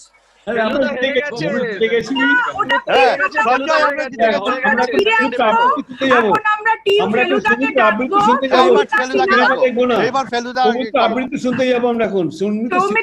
Over to you for Feluda. তোমার ফেলুদা সম্বন্ধে আমাদের এক্সপিরিয়েন্স আমাদেরকে বলো, তোমার কেন মনে হয় যে ফেলুদা ব্যোমকেশের তুলনায় অনেক অনেক এগিয়ে? ফেলুদা ভার্সেস ব্যোমকেশ এই ডিবেট বা এই আলোচনাটার মানেই তো হয় না। ফেলুদা অলওয়েজ ফেলুদা, এখানেই কমপ্লিট ফিনিশ। সত্যজিৎ রায়ের সৃষ্টি ফেলুদা কোনো স্টিরিওটাইপ ডিটেকটিভ কি? সে একাধারে যেমন মগজাস্ত্রের দ্বারা কুপকাত করছে, আবার ফাইটও করতে পারছে ঠিক সিনেমার হিরোর মতন। সত্যান্বেষী ব্যোমকেশ কিন্তু সে জায়গায় অনেকটাই মিয়ে গেছেন। আমাদের ফেলুদা কত ছোট বয়সে শুরু করেছে, 27 বছর বয়সে যখন লখনৌ গেছিলেন এমনি একটা কাকার বাড়িতে, এবং হঠাৎ করেই উনি বাচ্চা অরঙ্গজেবের আংটির রহস্য উদ্ঘাটন করে একটা শীর্ষে পৌঁছে গেলেন। এই রহস্য উন্মোচন করে একটা উনি রাতারাতি বিখ্যাত হয়ে গেলেন। এবং তারপরে এই ফেলুদা আমরা একটার পর একটা 35 স্টোরিজ আমরা এরকম দেখতে পাই তারই স্যাটেলাইট বা তার ভাইপো তোপসের লেখনীর দ্বারা। সো বাঙালির বুদ্ধির পরিচয় কিন্তু আমরা আগেও পেয়েছি, যেমন শীর্ষেন্দু বা শরদিন্দুর লেখা ব্যোমকেশ বক্সীর কাহিনী থেকেও জেনেছি। কিন্তু জনপ্রিয়তার নিরিখে দেখতে গেলে ফেলুদা কিন্তু অনেক অনেক এগিয়ে। ছেলেবেলার বার্থডে গিফট কি ছিল আমাদের বার্থডে গিফট বলতে বেস্ট গিফট ফেলুদার বই। তাই সেখানে আর কিন্তু অদ্ভুত ব্যাপার, আমি দেখি আমার ছেলেদের সময় যখন যেটা অ্যাকচুয়ালি এক্সবক্স PS4 এর টাইম, কিন্তু তারাও কিন্তু ফেলুদা পড়ছে এবং ফেলুদা নিয়ে আলোচনা করছে। whereas ব্যোমকেশের হিন্দি সিনেমা হওয়া সত্ত্বেও they don't know anything about Byomkesh.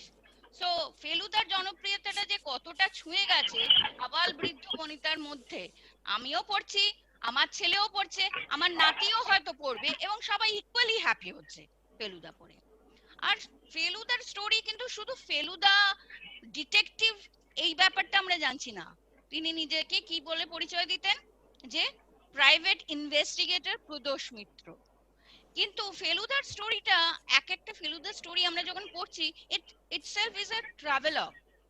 ফেলুদার স্টোরি পড়তে পড়তে আমরা কখনো হংকং পৌঁছে যাচ্ছি টিনটরেটের যিশু খুঁজতে খুঁজতে, কখনো বা বেনারস পৌঁছে যাচ্ছি, কখনো বা সোনার কেল্লার খোঁজে জয়সালমের রাজস্থান পৌঁছে যাচ্ছি।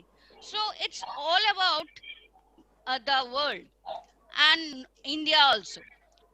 আর তুমি কি জানতে কোন স্কুলের বইতে কখনো পড়েছো ব্ল্যাক উইডো কি?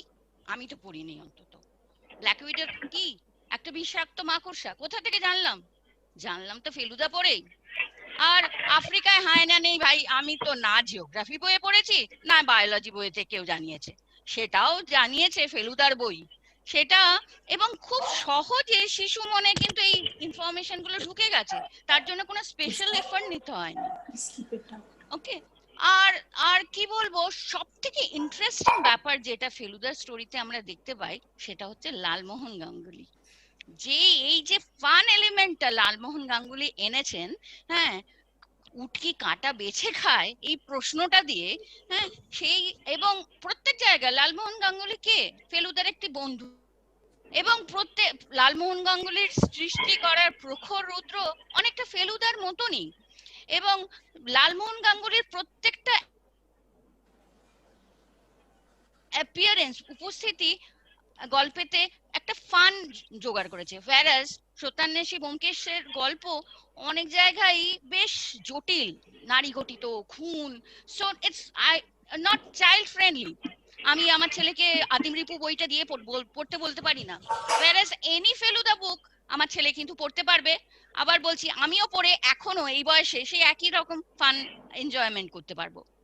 সো ফেলুদা ব্যোমকেশের অ্যাকচুয়ালি ডিবেটটা চলে না, কোনোভাবেই চলে না। ফেলুদা ইজ ফেলুদা। ঠিক যেমন ঠিক জাস্ট কমপ্লিট করে এইভাবেই, যেমন বঙ্কিমচন্দ্র এক বিশাল উপন্যাসবিদ এবং ওনার লেখনীর সাথে কোনোভাবেই কথাশিল্পী শরৎচন্দ্রের তুলনা চলে না সেই হিসাবে, কিন্তু জনপ্রিয়তায় শরৎচন্দ্রর কিন্তু অনেক এগিয়ে। ঠিক সেরকমই ফেলুদাও আছে অনেক অনেক এগিয়ে, জনপ্রিয় আছেন এবং থাকবেন। সেই জায়গায় ব্যোমকেশকে এখনো অনেক দৌড়াতে হবে সেই জায়গায় পৌঁছাতে গেলে। এই বলি শেষ করছি। Next thank you Soumita. এরপরে আমি সৌভিকদাকে ডাকবো টিম ফেলুদা থেকে আমাদের সাথে শেয়ার করতে। রাইট, শুভ অষ্টমী সবাইকে। তো ফেলুদার ব্যোমকেশের যে প্রথম পয়েন্টটা মাথায় আসে, আমি অনেক পড়েছি, ছোটবেলাতে পড়াশোনা করেছি। Byomkesh is actually a shadow of Sherlock Holmes. Byomkesh আর Ajit is actually Sherlock Holmes and Watson. There's nothing more to it. You can call it Bengali-sized Sherlock Holmes. Nothing more than that. Whereas Feluda is really a অনবদ্য সৃষ্টি। সত্যজিৎ রায় যেরকম ভাবে ফেলুদা ক্যারেক্টারটা তৈরি করেছে, that's really something very very unusual, never happened before. And the ensemble, যেটা এক বয়স্ক ভদ্রলোক, একটা বাচ্চা ছেলে, এই তিনজনে মিলে যে গ্রুপটা তৈরি হয়, সেই গ্রুপটা জাস্ট অন্য কোথাও কোনো গ্রুপের মধ্যে পাওয়া যায় না। আরো কিছু কিছু বড় ফ্যাক্টর আছে ফেলুদার সঙ্গে, তুমি যদি ব্যোমকেশের তুলনা করো, আমরা সবাই, যদিও বোথ অফ দেম আর খুব ভালো সৃষ্টি, বাট তুলনা করতে গেলে যেগুলো একটা জিনিস দেখা যায় যে ফেলুদার অনেক জিওগ্রাফিক্যাল এক্সপানশন আছে। আই থিঙ্ক সৌমিতার পয়েন্টটা বলেছে, আমরা অনেক জায়গায় দেখতে পাই ফেলুদা গিয়ে অ্যাকশন করে। ব্যোমকেশ মোটামুটি কলকাতা সাবাব কি একটু বাইরে গিয়ে তার মধ্যে আছে। ফেলুদার কোনো ব্যোমকেশের একটা পার্সোনাল লাইফ আছে, সেই লাইফটা বড্ড বেশি মাঝে মাঝে গল্পের মধ্যে চলে আসে। ফেলুদা কিন্তু personal life, but the negative point is Feluda doesn't have a love interest as well. ওর কোনো গার্লফ্রেন্ড বা কিছু নেই, বাট ব্যোমকেশে একটা ফ্যামিলি আছে, বাচ্চা আছে, সত্যবতী আছে, আর ওইসব মিলিয়ে এটা মাঝে মাঝে ওর গল্পের মধ্যে ঢুকে আসে। And one more point I also agree with Soumita, যে একটা বাচ্চাকে একটা শরদিন্দু গল্প ঠিক মতো পড়তে দেওয়া যায় না, তাতে কিছু প্রবলেমস আছে, তারা অনেক কিছু বুঝতে পারে না, বিকজ এর মধ্যে একটা সামাজিক জিনিস ঢুকে থাকে। ফেলুদার গল্পে কিন্তু সেটা নেই। ফেলুদার যে ভিলেনসরা, তারা খুব ইলাস্ট্রাস, সবকটা ভিলেনই আইকনিক ক্যারেক্টার। আর ব্যোমকেশে দেখা যায় বেশিরভাগ ভিলেন যারা আছে তারা মোটামুটি আমাদের মধ্যেই লোকজন, চেনাশোনা লোকজন, একজন আত্মীয় স্বজন, কারোর ওই গ্ল্যামার বা ইমেজটা নেই as becoming a villain. Therefore it is more attractive to childs. তাদের মাথার মধ্যে এই জিনিসটা আসে যে একটা নেগেটিভ ক্যারেক্টার কিরকম ভাবে হয়, সেখানে স্ট্রাকচারটা খুব সুন্দর করে রেখেছে। ফেলুদার আরেকটা সুবিধা হচ্ছে, ফেলুদার যত বই আমরা পড়েছি, সত্যজিৎ রায়ের আঁকা ছবি রয়েছে, which really helps to create a mental image of Feluda, and that really helps. আমাদের খুব সুবিধা হয় ফেলুদাকে ভিজুয়ালাইজ করতে। অবশ্য পরের দিকে এটা শুধু সৌমিত্রই ছবি দেওয়া হতো। তো আমরা জানি যে ফেলুদা মানেই সৌমিত্র, যদিও পরে সব্যসাচী ফেলুদা করেছে, বাট ফেলুদার ইমেজ বলে যেটা, সেটা সৌমিত্রকে করা যায় ওই ইলাস্ট্রেশনের জন্য।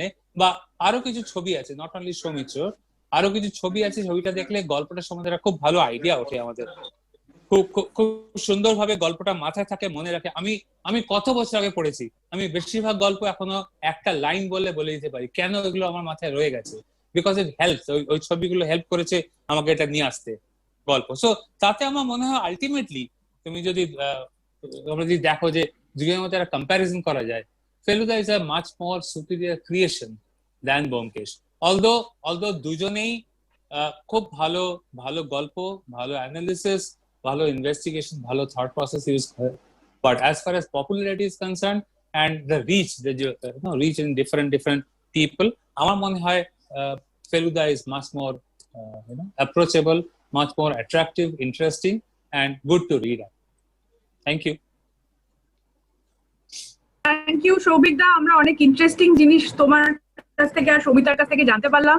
স্পেশালি মানে ওয়ার্ল্ড ট্রাভেলটা তো ভীষণই পার্টিনেন্ট, ছবি, ক্রিয়েটিভিটি, এগুলো মানে এখনো আমরা যত কাণ্ড কাঠমান্ডু বলো আর সোনার কেল্লা বলো, ছবিগুলো দেখেই বুঝতে পারি যে এটা ফেলুদার বইয়ের থেকে আসা।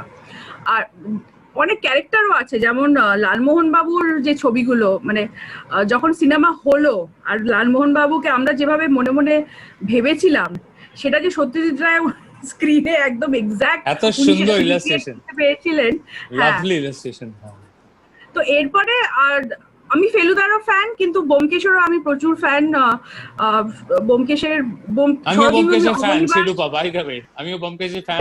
ব্যোমকেশের সমস্ত আমার কাছে আছে, সব পড়েছি। যদি ইয়েস, বাড়ির শরদিন্দু আলমারিতে অবনী। থাকে, তখন মানে ওই ব্যোমকেশের পোকাটাও তোমার মধ্যে মাঝে মাঝে ঢুকতে বাধ্য। রাইট রাইট, অফকোর্স এই ঢুকতে বাধ্য। ব্যোমকেশ থেকে আমি এখন দেবাশিসকে ইনভাইট করব আমাদের সাথে ওর ব্যোমকেশকে নিয়ে ভালো লাগাটা শেয়ার করতে।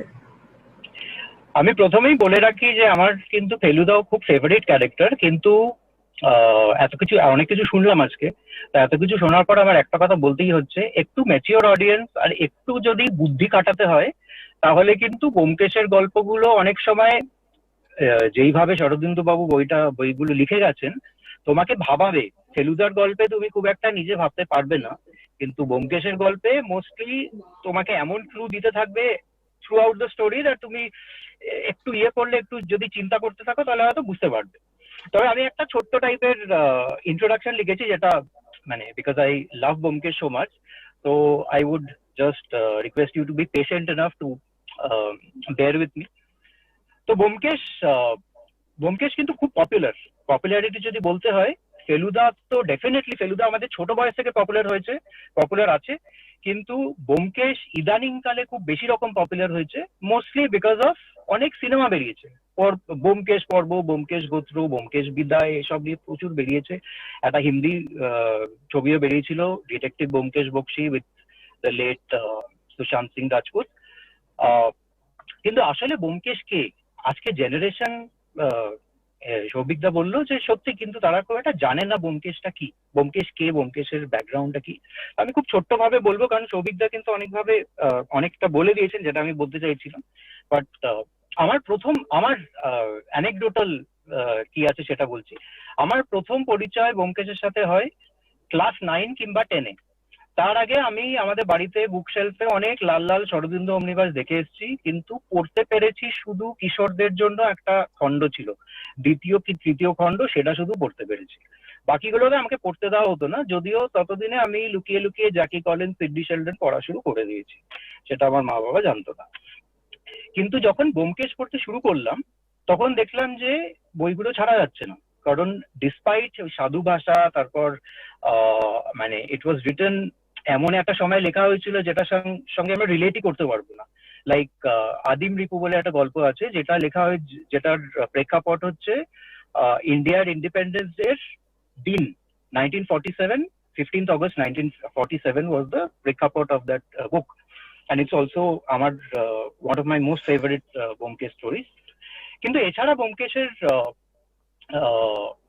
আর কি, ব্যোমকেশের ব্যাপারে আমরা কি কি জানি, কয়েকটা তথ্য আছে যেগুলো খুব ইন্টারেস্টিং। প্রথমত হচ্ছে তিনি একজন family man, which is a big contrast from Feluda.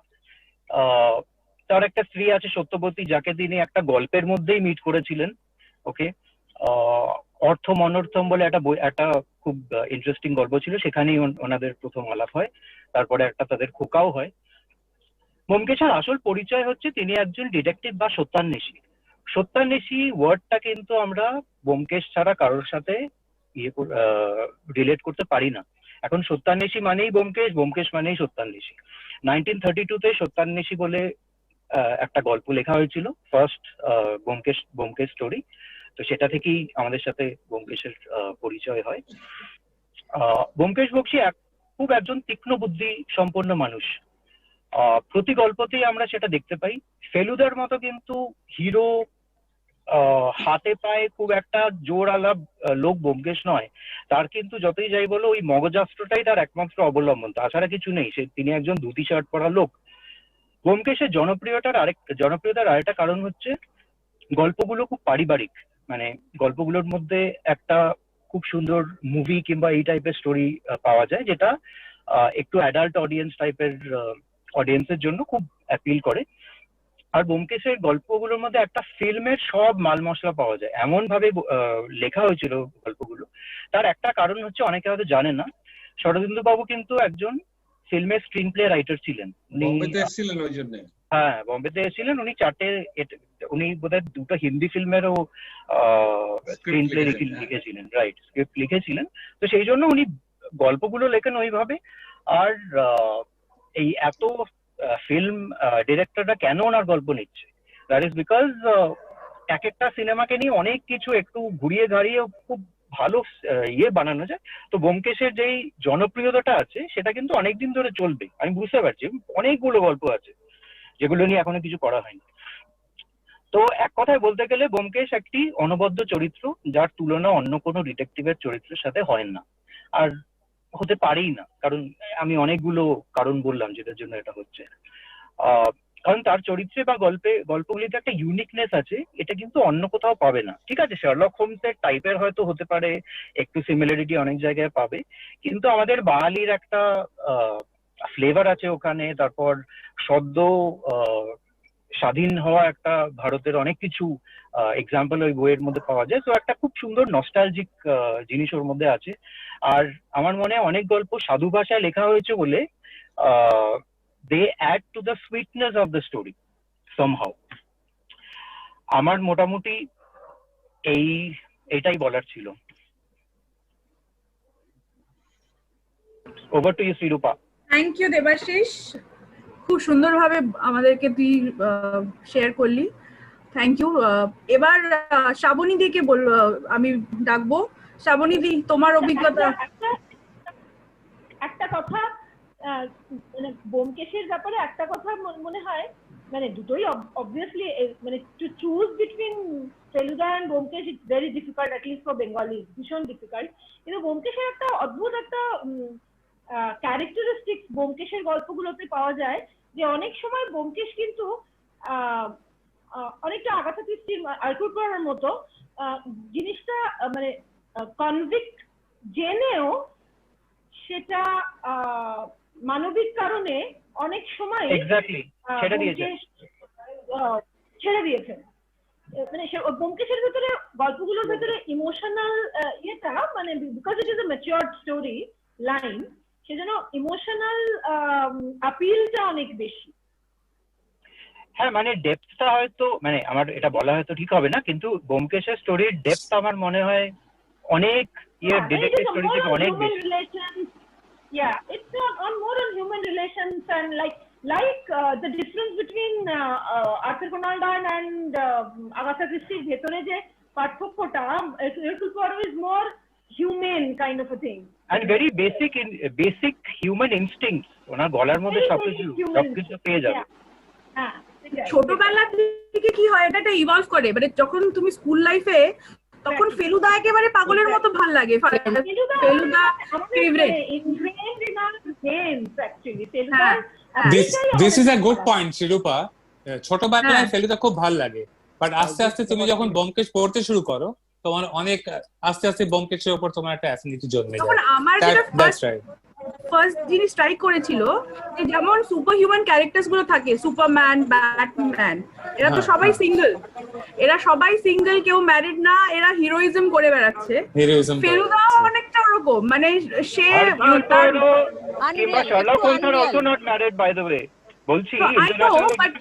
এদের দুজনের মতো আমার ছিল। আমার সুপারম্যানের লানা টার্নার ছিল,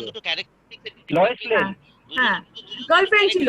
তো বেশি সত্যজিৎ রায় কিন্তু এমনিতে লেখনীতে সিনেমাতে না, আপনি ওয়েট করছে। হ্যাঁ, তো সেই কথা শ্রাবণী ওয়েট করছে, সরি। হ্যাঁ, এক সেকেন্ড, আমি জাস্ট একটা লাস্ট কথা বলবো, যে সত্যজিৎ রায়ের লেখাতে এমনিতে ফিমেল ক্যারেক্টারস কিন্তু খুব একটা বেশি নেই, সেটা শুধু ফেলুদা বললে হবে না।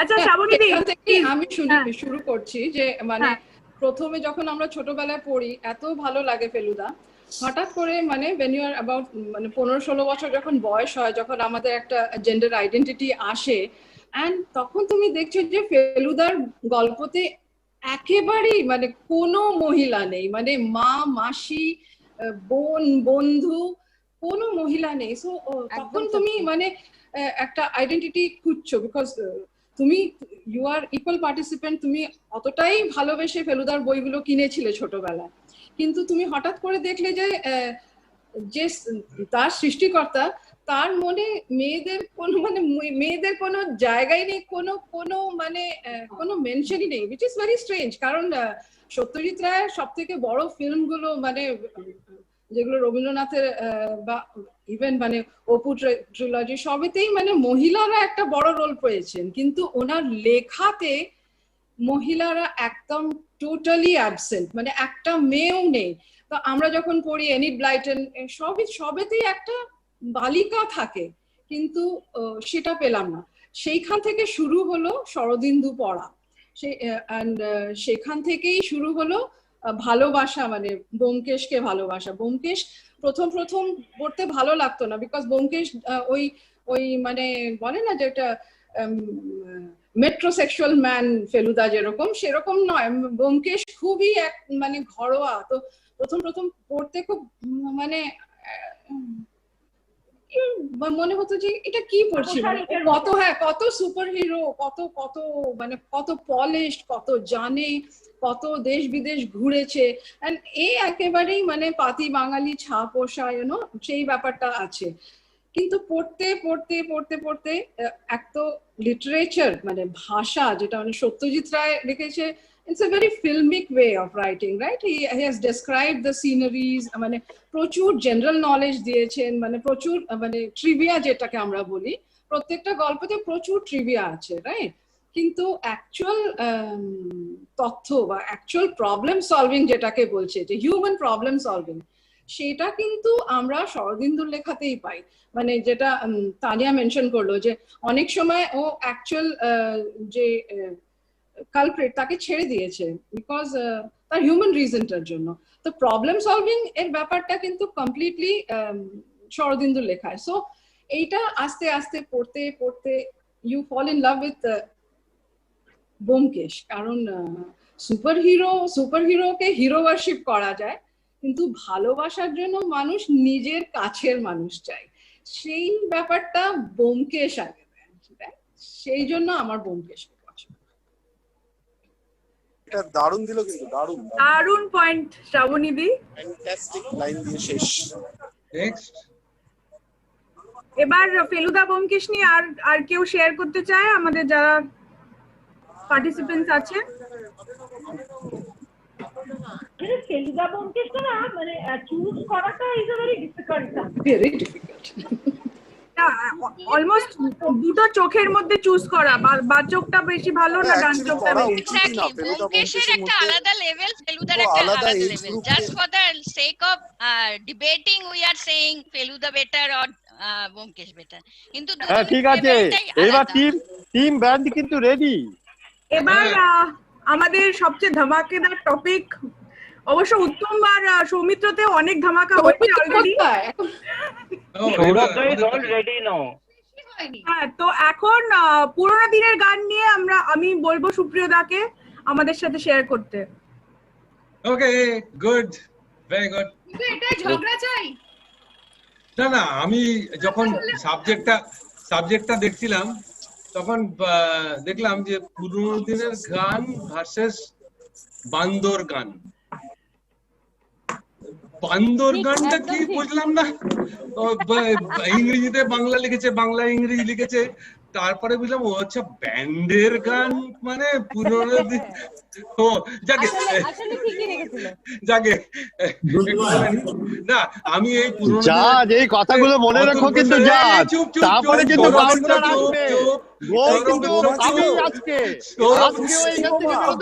চলে গেল।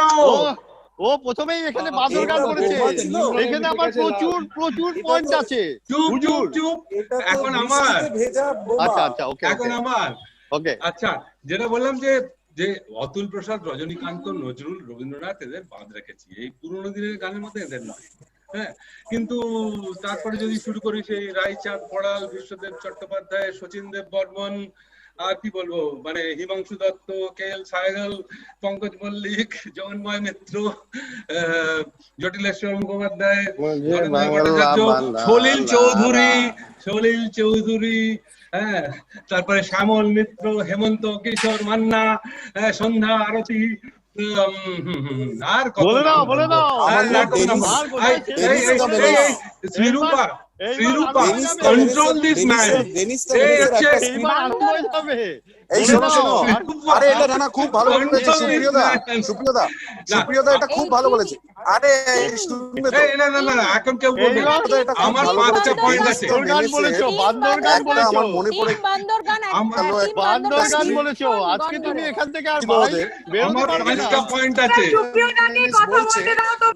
না না, টিম বান্দর গান কিন্তু চুপ বলছে যে ইউ আর ভেরি গুড আমি অ্যাডমিনকে বলছি সবাইকে মিউটে দিয়ে দিতে, খালি সুপ্রিয়দার কথা বলবে। এই ডেনিসটা বেনেসের এই স্ট্রিপটা মনে পড়ে গেল। আচ্ছা, না আমি একটু সিরিয়াসলি বলি, সেটা হচ্ছে যে মানে সবাই আমরা সব ভালোবাসি, কিন্তু তার মধ্যে যদি আলাদা করতে চাই তাহলে একটা হচ্ছে যে সুরের প্রাধান্য, হ্যাঁ, আগেকার গানে সুরের প্রাধান্য, সেইটা একটা। আর 2 নম্বর হচ্ছে যে কথা, সুন্দর কাব্যিক কথা। মানে যদি আমরা ওই গানটা, মানে অনেকগুলো গান বলা যায়, মানে আমি এখন ওইসব গান বলা টলা হুজুর এই পয়েন্টটাও যেন মনে থাকে, এই পয়েন্টটা নিয়ে আমি বলবো এক একটা পয়েন্ট আমার জন্য আগে বলতে দাও, আগে ওদের যত ইচ্ছে বলতে দাও। মানে কিছু কিছু ব্যান্ডে ভালো কথা থাকে, কিন্তু বেশিরভাগ ব্যান্ডের গানের কথা এরকম হবে, আমি এখন চান করতে যাচ্ছি, তুইও কি তেল লাগবি, ওই টাইপের। হ্যাঁ, এইবার সুপ্রিয় গোল খেলো বলে আজকে আমি আর পারছি না, সুপ্রিয়কে বাঁচাও। আমাকে বলতে দিচ্ছে না, বলে যাও। আরো 1 মিনিট সময় দিলাম, চুপ করে থাকো। ঠিক আছে, 1 মিনিট এলাম। আর ওই আগেকার গানে যে সুরের বৈচিত্র্য ছিল, মানে ক্লাসিক্যাল থেকে শুরু হয়েছিল, তার থেকে কোথায় কোথায় চলে স্প্যানিশ, মেক্সিকান, হ্যান ত্যান, সলিল চৌধুরীকে ধরো, মানে কি বলতে পারবে না মানে।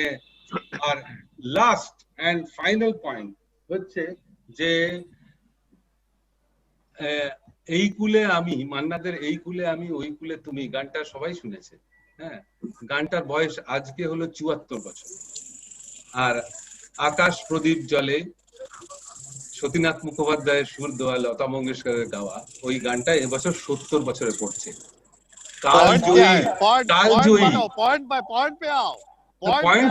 পয়েন্ট পায়া না কি, কালজয়ী যাকে বলে। আজকে এই ব্যান্ডটা ভাঙছে, কালকে ওই ব্যান্ডটা শুরু হচ্ছে। হ্যাঁ, কে কাকে মনে রাখবে? আজকে 74 বছর বাদে আমরা সেই গানটা শুনি, আর সেই গানটা এখনো গাই। হ্যাঁ, আকাশ প্রদীপ জলে গানলে এখন যতজন আছে জুমে, সবাই জুম বন্ধ করে গানটা শুনতে শুরু করবে। আমি চুপ করে থাকছি, আর কিছু বলবো না, তুমি শেষ করার পরেই বলবো। হ্যাঁ বলো, শেষ করার পরে বলো। তো that was my final point. Next, বাস গল্প শেষ।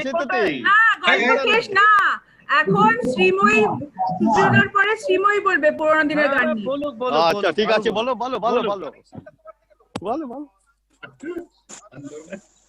শুনতে পাচ্ছো? হ্যাঁ, মাইক না হলেও চলবে। বল, তাড়াতাড়ি বল, তুমি যা বলার বলো এখন, কারণ সুপ্রিয় গোল আমি আজকে এটাই বলতে চাই প্রথমে, যে গান অ্যাকচুয়ালি ভালো গান আর খারাপ গান দু রকমেরই গান হয়।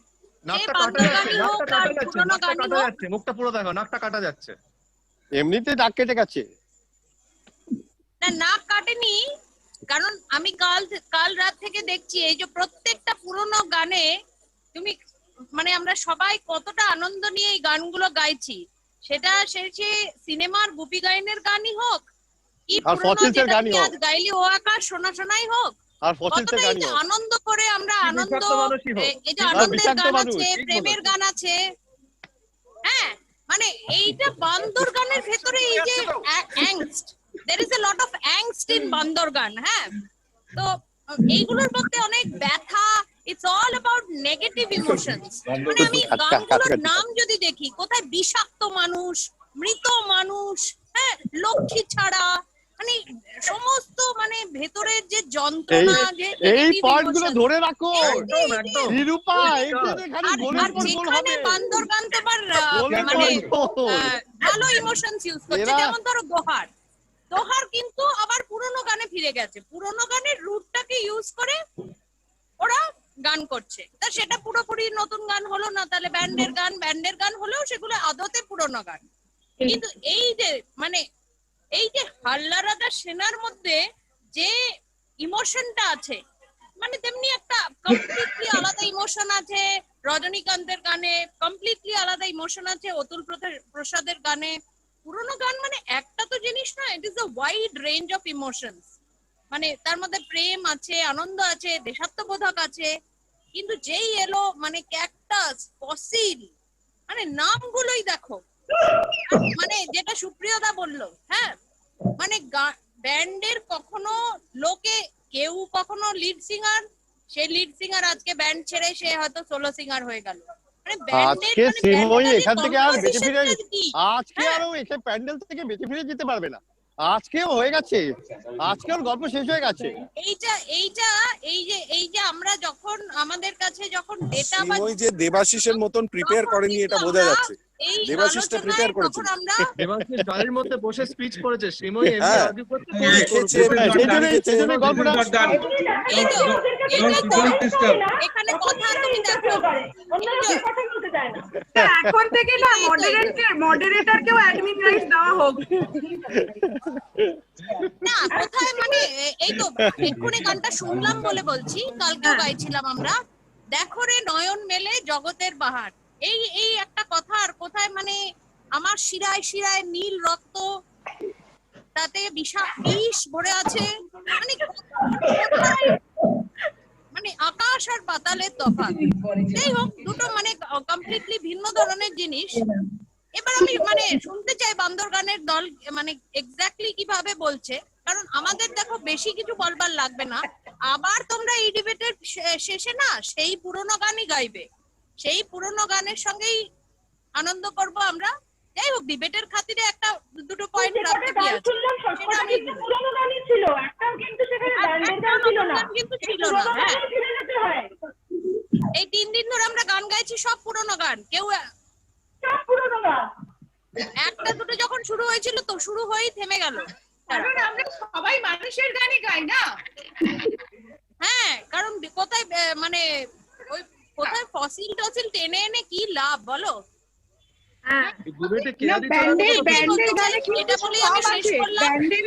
আমি জানি বান্দর গানে উত্তেজিত হয়ে আছে। বলছি তোমাদের অডিয়েন্সের হেল্প নিতে হচ্ছে, তোমাদের যে অডিয়েন্সের হেল্প নিতে হচ্ছে। ব্যান্ডের গানে কিন্তু সবকিছু আছে, সবকিছু আছে ব্যান্ডের গানে, শুধু কোট আনকোট গানটা ছাড়া। গান ছাড়া সব আছে, মাথা ঝাঁকানো, লাভ ঝাঁপ, মাইক ভাঙা। এই দেখো তোমাদের এত অডিয়েন্সের সাপোর্ট নিতে হচ্ছে। আমরা আরম্ভই করলাম না, হবে না আমরা তো আরম্ভই করলাম না। আরে শোনো না, বলছি যে ডিবেটে কিছু লোকের নাম দেওয়া হয়েছিল।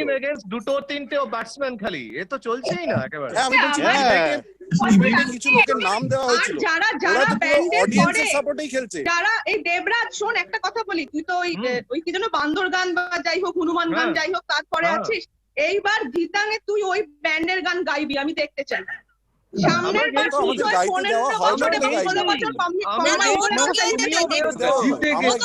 তুমি শুনবে কি সেটা তো আমার চয়েস, শুনতে হবে।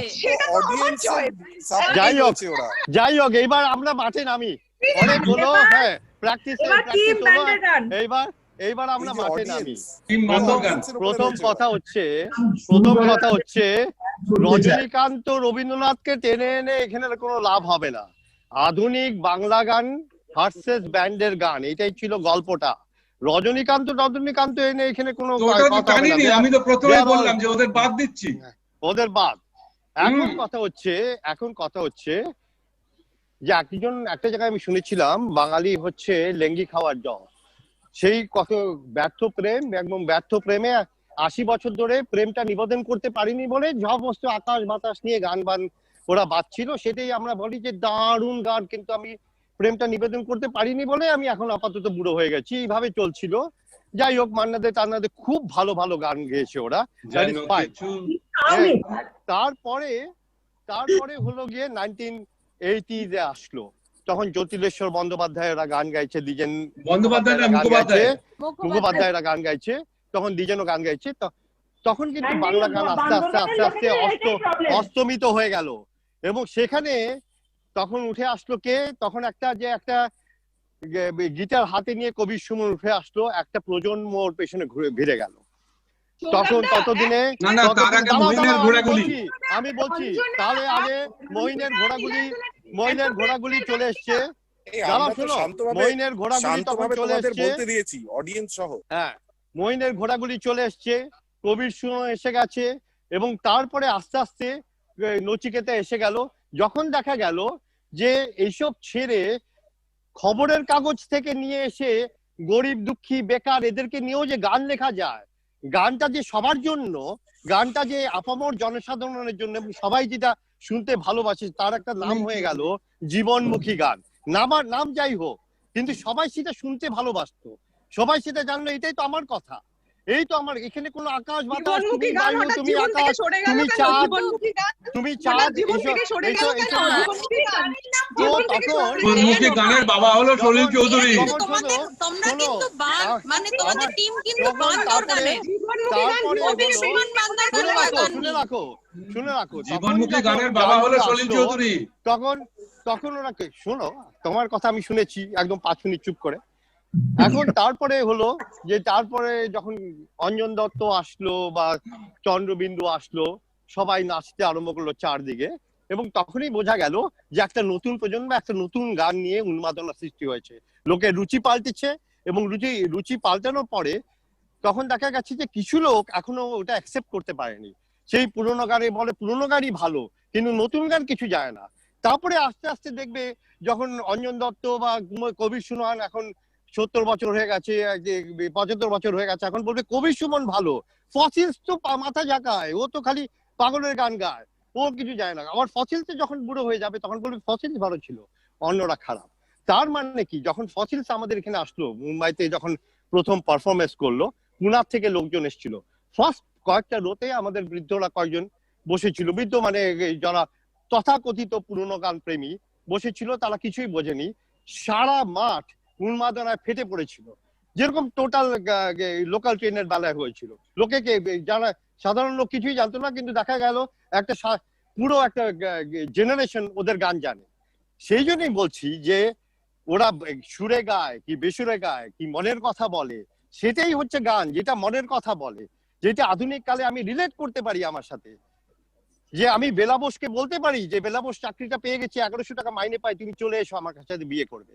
এই কথাগুলো তখন দেখলো সবার, আমার একটা রিক্সাওয়ালার কথা, একটা অটোওয়ালার কথা, যে আমি বেকার এখন চাকরি পেয়ে গেছি, এই গল্পগুলো বা বিষাক্ত মানুষের মতন কথাগুলো সবাই বুঝতে পারছে যে এই তো আমার জীবন, যে এদের হাত ধরেই আমি চলেছি, আমার নতুন সে চেনালো আমাকে একটা শহর আমার হাত ধরে।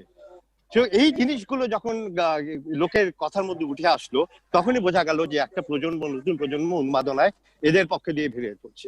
এখন তুমি বলতে পারো যে এরা গান জানে না, এরা কিছুই জানে না, এরা বাদর গান, কিন্তু তুমি মাইনরিটি, এরাই মেজরিটি, কারণ দেশের লোক, সারা লোক এদের কথাই গানই শুনছে, এবং এদের পক্ষেই তোমার লক্ষ লক্ষ কোটি কোটি লোক এদের গান নিয়ে কথা বলছে। অঞ্জন দত্ত যখন গাইছে, বা চন্দ্রবিন্দু যখন আসে, বা এখন ফসিলস যে যেভাবে এগিয়ে চলেছে, অথবা জেমস, অথবা জলের গান, এরা হচ্ছে তোমার আধুনিক যুগে বাংলা, এদের নামগুলো বললাম, জেমস বা জলের গান, এরা কিন্তু যেহেতু বাংলাদেশের ব্যান্ড, কিন্তু তবু এদের বাংলায় মানে ইন্ডিয়াতেও বাঙালিদের মধ্যে এদের প্রচুর জনপ্রিয়তা, তো এদের গান প্রচুর লোক শোনে, এবং সেই জন্যই আমার মনে হয় যে এখন পুরোনো গান, হেমন্ত এবং বাংলা সিনেমায় বাংলা গানে একটা বেস্ট পার্ট ছিল যে চলচ্চিত্র ছাড়া আমাদের পুজোর সময় গান হতো, এবং সেই গানগুলো আমরা পুজোর সময় শুনতাম, এবং যেটা নন বেঙ্গলিদের মধ্যে ছিল না।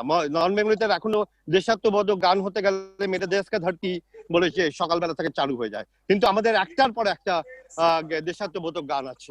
সেই জন্য আমি বলছি ওগুলো ছেড়ে দিয়ে বাংলা এমনিতেই রিচ ছিল, কিন্তু তার মধ্যে একটা নতুন প্রজন্ম উঠে আসলো যে এই ব্যান্ডের গান, এবং ব্যান্ডের পক্ষে, ব্যান্ডের উপর ভর করেই কিন্তু এখন বাংলা গান। এবং তখন যেটা ছিল যে রবীন্দ্রনাথের পরে নতুন নতুন অনেকগুলো ধরো সুন্দর সুন্দর অনেকে কবিতা লিখতো, তারপরে সুভাষ মুখোপাধ্যায়, নীরেন্দ্রনাথ চক্রবর্তী, শক্তি চট্টোপাধ্যায়, এরা উঠে আসলো এবং এদের কথা ধরেও কিন্তু গান তৈরি হলো।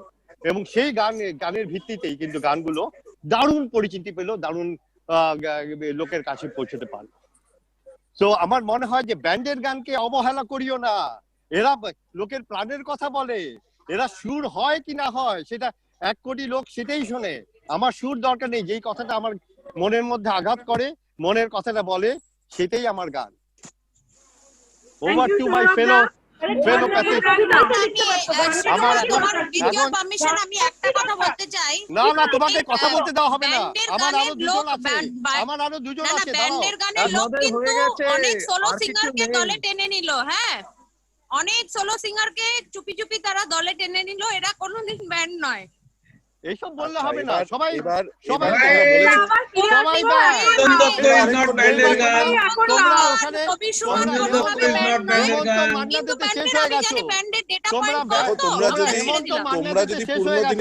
আমরা তার বিয়ন্ড মান্না দে হেমন্ত আমরা চলছি, তার মানে অ্যাকসেপ্টেন্সটা রাখতে হবে জীবনে, যে নতুন গান আসছে, নতুন গানকে অ্যাকসেপ্ট করছো না। তোমরা বাদর গান বলছো, এবং বলছো যে এরা গান জানে না, এরা মাথা জায়গায় বেশি গান কম করে।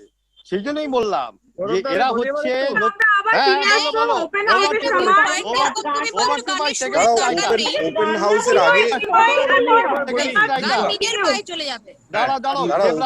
আগে ক্লোজ হাউসে বলা লোক আছে। হ্যাঁ, out of all the people এখানে মনে হয় আমি আর শ্রীময়ী হয়তো 1-2 হব যারা হয়তো অ্যাকচুয়ালি ব্যান্ডের গানের এরাতেই জন্মেছি, বাকিরা তো অন্য এরাতে জন্মেছে। সো আমাদের জন্য যে আমরা গানপত্র শুনেছি, টু বি ভেরি অনেস্ট, আমরা 2টো গানই শুনেছি, পুরোনো গান।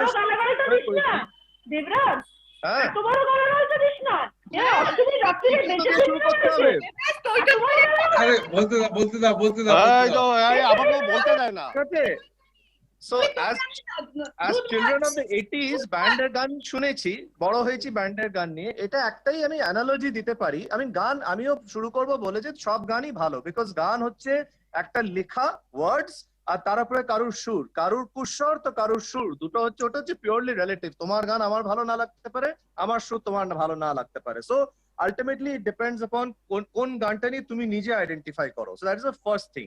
সেকেন্ড থিং হচ্ছে আজকে যারা বলছে যে পুরোনো গান খুব ভালো, তারাই কিন্তু আরেকটা ফোরামে সুনীল গাভাস্কর একটা এক্সাম্পল দিয়ে বলবে 60 ওভার খেলে ভদ্রলোক খালি 36 রান বানিয়েছে, ও খেলা কোনো দরকারই নেই, আমাদের নতুন জমানার লোকেরা এমনি খেলছে। So this is exactly the same thing. আমরা এত প্রোগ্রেস করেছি, পেস বেড়েছে, the reality of situations বেড়েছে, so the গানের ইয়েও ইকুয়াল এতে তোমার মুভ হয়েছে, গানের পেস বেড়েছে, মাথা ঝাঁকানির ইয়ে বেড়েছে। নাও বাঁদর গান যদি বলাই হয়, সেটা তো কেউ ডিনাই করতে পারবে না যে আমরাও সবাই বাঁদরই আলটিমেটলি। কারোর মুখে মেকআপটা একটু বেশি, কারোর মুখে মেকআপটা একটু কম। সবাই বাঁদর থেকে এসেছে, বাঁদরের মধ্যে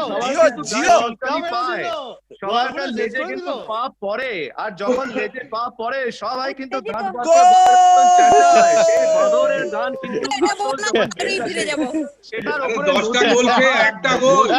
এইসব ফুলপত্র দিয়ে ঢাকা দিলে সেই ইমোশন ঢাকা হয় না মধ্যে থেকে। আর ব্যান্ডের গান ওই ইমোশন, ওই র ইমোশনটা বাইরে আনছে, আর কিছু নয় এর মধ্যে। খারাপ সুর তো সুর, পুরোনো গানেরও অনেক সুর খারাপ, অনেক সুর খুবই ভালো, ব্যান্ডের গানও নতুন সুর খারাপ ভালো। আর আরেকটা পয়েন্ট আছে, ব্যান্ড মানে কি? ব্যান্ড মানে 4 জন গান একসঙ্গে একজন 2-3 জন বাজাচ্ছে, 2-3 জন গাইছে, সেটাই তো ব্যান্ডের ডেফিনিশন। হেমন্ত মুখার্জি একা তো হারমোনিয়াম রাস্তায় বাজিয়ে গায়নি, তার সঙ্গে তার একজন ব্যান্ড ছিল। প্রবলেম হচ্ছে তখন তাদেরকেও রেকগনাইজ করেনি যে তার পেছনে যে হারমোনিয়ামটি বাজাচ্ছে সে কতটা ইম্পর্টেন্ট। কিন্তু এখানে ব্যান্ডের প্রতিটা লোকের উপরে একটা রেকগনিশন আছে, একা সিঙ্গারের উপরে দাম নেই, মিউজিশিয়ান ব্যান্ড ভুলে যাবে। ব্যান্ডের গান অনেক বেশি অন্যদিকে এভলভ। কোথায় আছি আমরা? একা হেমন্ত মুখার্জিকে দাম দিলে কি করে হবে? কতজন গেয়েছে তেনার সঙ্গে? So this is my only limited point. আমরা টাইমস চেঞ্জ করছি, এভরিথিং অ্যাহেড মুভ করছি, আমরা এখন মোবাইল ফোন ইউজ করছি, আর হাতে করানো টেলিফোন ইউজ করছি। আর ওইটা কি হবে? ওই আমি এখন চান করতে যাচ্ছি, তুই কি তেল মাখবি? আচ্ছা ওইটাই তো আর কিছু বলার নেই। এইবার একটু বলতে চাই, এবার সুদর্শন, দাঁড়াও, এখনো টিম ব্যান্ডের গানের সব বক্তরা বলেনি, তাদের শেষ করতে দাও, তারপর আবার বলো। এখন ওভার টু ইউ সুদর্শন।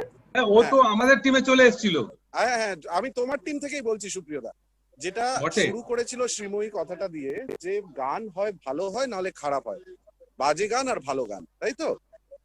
আমরা এটা নিয়ে ব্যাপারটা নিয়ে এগোই।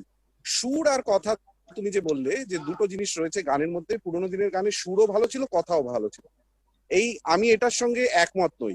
সুর ভালো ছিল ইয়েস, কিন্তু কথা ভালো ছিল না। বাঙালি অ্যাজ আ রেস সব সময় আমরা কিছু জিনিস না ভেতরে চাপা দেওয়ার চেষ্টা করি, ঢেকে ফেলার চেষ্টা করি। আমরা যেই জিনিসটা পছন্দ নয়, যে জিনিসটা আমাদের মন মতো হয় না বা আমাদের মনে হয় দুঃখ দিতে পারে, সেটাকে আমরা রোমান্টিসাইজ করে ফেলি। সুতরাং বাংলা সিনেমা যদিও রিয়ালিজম অনেক আগের থেকে দেখিয়েছে, from the time when you had Meghe Dhaka তারা, ঋত্বিক ঘটক, সত্যজিৎ রায়, মৃণাল সেন যখন সিনেমা বানিয়েছে, সেই সিনেমার সাথে কিন্তু আমাদের বাংলা গান কিন্তু তা ছিল না। বাংলা গান ওই ছিল তুমি বলো, তুমি বলো না, তুমি বলো, এই ছিল। এইখান থেকে যে ব্যাপারটা, সেই সময় কি বেকারত্ব তোমাকে বললো, সেই সময় কি লোকে মানে না খাওয়া খেতে পেয়ে মরতো না, কি চাকরি পাচ্ছে না বলে কষ্ট করতো না, কিন্তু সেগুলো গানের মধ্যে ছিলই না। all the movement that has happened in Bangla were done by people who were মানে on the fringes. Little magazine, তুমি বইমেলায় যেতে লিটল ম্যাগাজিন তুমি দেখতে, যে লিটল ম্যাগাজিন স্ট্যান্ডে যারা যেত তাদেরকে ঝোলাওয়ালা বলতো। কিন্তু এই লোকগুলোই কিন্তু ব্যাপারটাকে নিয়ে এসছে, এই যে সৌরভদা যে কথাটা বললো যে ডেমোক্রেটাইজেশন, যে এই ভয়েস গুলো শোনা দরকার, যেখানে মানে ফুলে ফুলে চুম্বন দেখানো তো অনেকদিন হয়েছে, কিন্তু সাহসী চুম্বন আজও পারেনি সে, বা বেদম আগুন ছিল শেষ কাউন্টারে, এই কথাগুলো যেটা এভরিডে ল্যাঙ্গুয়েজ, এটা 70s-এও হয়তো নিশ্চয়ই কফি হাউসে বসে এই কথাটা হতো, কিন্তু গানের মধ্যে ছিল না। সুতরাং কথা জিনিসটা বা চেঞ্জ করে দাও।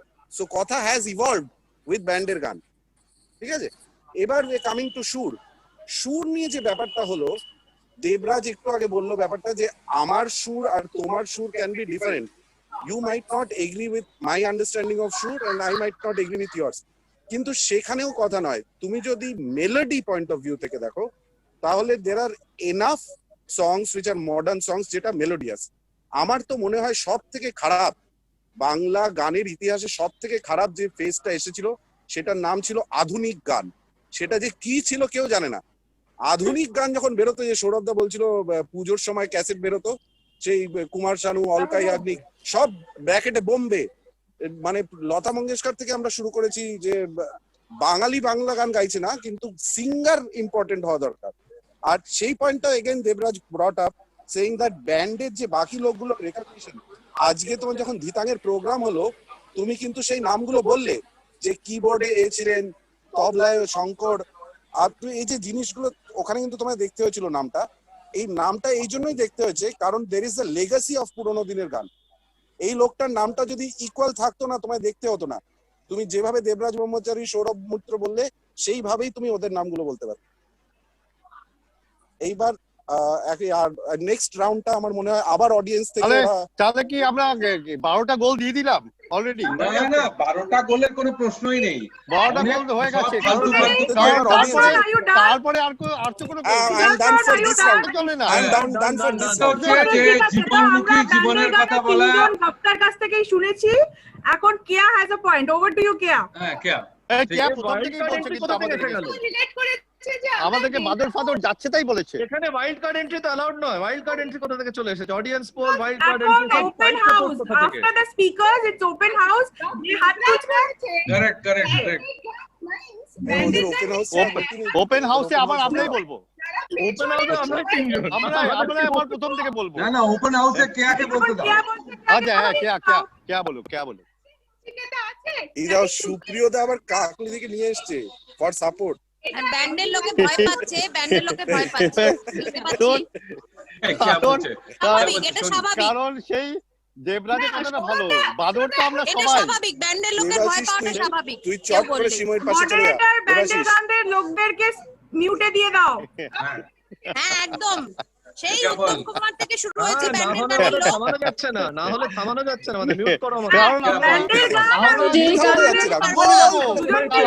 অলওয়েজ ব্যান্ডের লোকেদের চিরকাল মিউট করা হয়েছে। অ্যাকচুয়াল ইমোশন একদম আমাদের ইমোশন র ইমোশন আছে, যে আমরা সবাইকে নিয়ে আমরা হচ্ছে আম জনতা, সবাইকে নিয়ে গান করি। এরা হচ্ছে এলিটিস্ট, এরা হচ্ছে এলিটিস্ট, এরা হচ্ছে রাত্রিবেলা আসবে, এসে ভালো ভালো ইয়ে করে একটা ধরো মুচি ম্যাথর এদেরকে নিয়ে ওরা গান গাইতে চায় না। এরা এরা এরা সবাইকে নিয়ে গান লিখতে চায় না বা বলতে চায় না।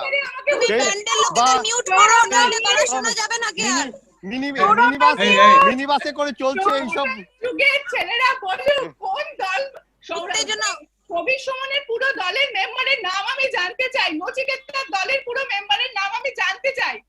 বলো হেমন্ত মুখোপাধ্যায় আর বাকিদের নাম জানি না। নচিকেতার পাশে কে আছে আমার নামটা বলতো। নচিকেতার যেটা বেস লোকাল তার নাম হচ্ছে শশাঙ্ক। গণতন্ত্র নচিকেতার যে ড্রামস বাজায় তার নাম হচ্ছে জিতেন। নচিকেতার যে তুমি যদি নামগুলো না জানো আমরা 13 গোল দিয়েছিলাম, 14 গোল দিয়ে দিলাম, 15 গোল দিয়ে দিলাম। আমি নামগুলো বললাম তো সব নাম দিচ্ছে তো। অঞ্জন দত্তের গিটারিস্টটা রয় এখানে এসেছিল। অনলি দুটোই হয়, ভালো আর খারাপ, আর কিছু হয় না। আমরা কিন্তু চন্দ্রবিন্দুতে চন্দ্রিলকেও চিনি না।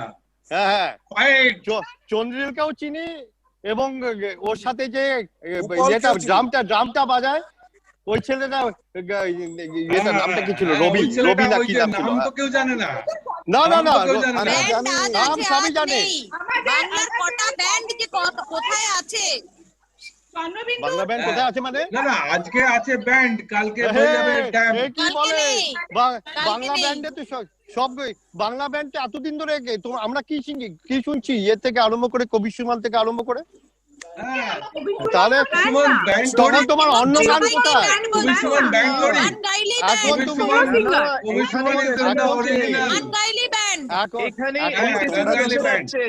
তুমি তোমরা তো এসে জটিলের চলে আটকে গেছো। তোমাদের এক্সিট পয়েন্ট হচ্ছে জটিলেশ্বরের পরে তো আর এগোতে পারোনি, আমরা তো তারপরে এগিয়ে গেছি। পুরো ব্যাপারটা জটিল করে ছেড়ে দিয়েছিল, জায়গাটাই পুরো জটিলেশ্বরে গিয়ে শেষ, বাংলা গানের শেষ। তারপরে আর বলে আর ভালো বাংলা গান নেই। এরা সব বাদরের দল, এরা কিছু গান জানে না, ভালো করে লিখতে পারে না। হ্যাঁ এরা কবি সুমনকেও গালিগালাজ করেছিল। আরে নচিকেতা কিন্তু ক্লাসিক্যাল সিঙ্গার ছিল। হ্যাঁ কিন্তু এদেরকে ইন্ডিয়া রেডিওতে গাইতো। হ্যাঁ কিন্তু এদেরকে সিরিয়াসলি আমার নিজের জাতীয় দিদি আর নচিকেতা এক জায়গায় শিখতো। সেই জন্য নচিকেতা তুমি দেখবে প্রচুর ক্লাসিক্যাল বেস গান আছে, তোমরা শোনোনি হয়তো, সেটা আলাদা কথা। আমরা যখন ছোট ছিলাম তখন শুনতাম বেদের মেয়ে জ্যোৎস্না আমার কথা দিয়েছে। এটাই তো বলছি, ওইটা ব্যান্ডের গান, ওটা পুরোনো দিনের গান। এইটাই হচ্ছে ব্যাপার, ওটাই পুরোনো দিনের গান। না এটার সঙ্গে তো কেউ বাজিয়েছিল না সৌরভ দা, এটার সঙ্গে কেউ বাজনা বাজিয়েছিল। কালকে একটা গান গাওয়া হলো, মা তোর স্নেহের শাসনে যে গানটা গাওয়া, সে বলা হলো কি সুন্দর গান, পুরোনো দিনের গান। বলে না এটা ফসেলস এর গান। তো যারা আজকে এত আওয়াজ করছেন পুরোনো গান নেই, তারা জানে পর্যন্ত না নতুন ব্যান্ডের গান আছে, কত সুন্দর সুন্দর গান আছে। যারা আজকে ব্যান্ডের গান নিয়ে লড়াই করছে তারা কিন্তু 3 দিন লাগাতার পুরোনো গান নিয়ে আসছে। আজ পুরোনো গান নিয়ে হাততালি পেয়েছে, আজ পুরোনো গানের সঙ্গে মেতেছে তারা। আরে সেটা কি করা যাবে? ভিডিও তুলে রেখেছি, আমার কাছে প্রমাণ আছে, তারা পুরোনো গানই ভালোবাসে। আরো 40 বছরে অনেক কিছু গান তৈরি হয়েছে, এই গানগুলো নিয়ে ওরা চর্চা করেনি, এখনো পুরোনো দিনের দিকে তাকিয়ে বসে আছে। এইভাবে তো চলিবে না, নতুন শিখিতে হইবে, নতুনকে জানিতে হইবে, নাহলে লোকাল ট্রেনকে বোঝা যাবে না। ব্যান্ডের গান গাক না একটু, ব্যান্ডের সাপোর্টাররা ব্যান্ডের একটু গান গাক না, ঝিংচাক ঝিংচাক লাপা ঝাপা, ঝিংচাক ঝিংচাক লাপা ঝাপা। বলছি এই কিন্তু তবে এখন ব্যান্ডের গান মানে হচ্ছে পুরোনো দিনের গানে মাটিতে গায়ে ঝম্পর হবে না, এই শুধু গলায় তো ব্যান্ডের ভালো আইডিয়া, পুরোনো দিনের গান, তার অনেক গায়ক গায়িকা আছে একটু ব্যান্ডের গান হয়ে যায়।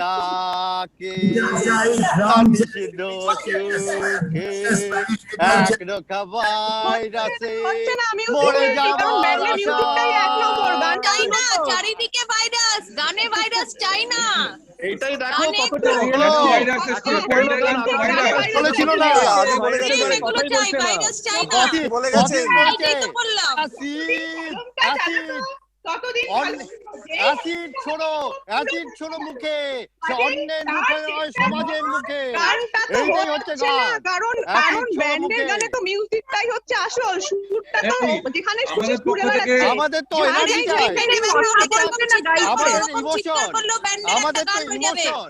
আমাদের ইমোশন, আমরা চিৎকার করি ইমোশন। এইটাই তো আমাদের গান। এটা হচ্ছে ইমোশন, আমরা ইমোশন দিয়ে গান গাই। তানিয়া একটা ব্যান্ডের গান গাইছে, সৌরভ চুপ করো। সৌরভ তোমার ফেভারিট ওটা ব্যান্ডের গান, ওকে ডাকো, কিছু বাজাবে। এবারে দেখো টুকরি তর্ক সব শেষ হয়ে গেছে, ব্যান্ডের লোকেদের কাছে ব্যান্ডের গান জিতে গেছি। ও বলেছে অঞ্জন দত্ত শ্রেষ্ঠ পুরনো আজকে 20 গোল খেয়ে গেছে, ডায়মন্ড স্ট্র্যাটেজি ইয়ে থেকে হেরে গেছে। পুরনো বাংলা গান 40 বছর আগে পড়ে আছে, এখনো আসতে পারেনি, আগে আসতে পারেনি, 40 বছর আগে আর ব্যান্ডের গানের একটা মেডলি করো। না ওদের সাথে যাবো না, আমরা একাই, কোনো মেডলি না, যা করবো একাই করবো।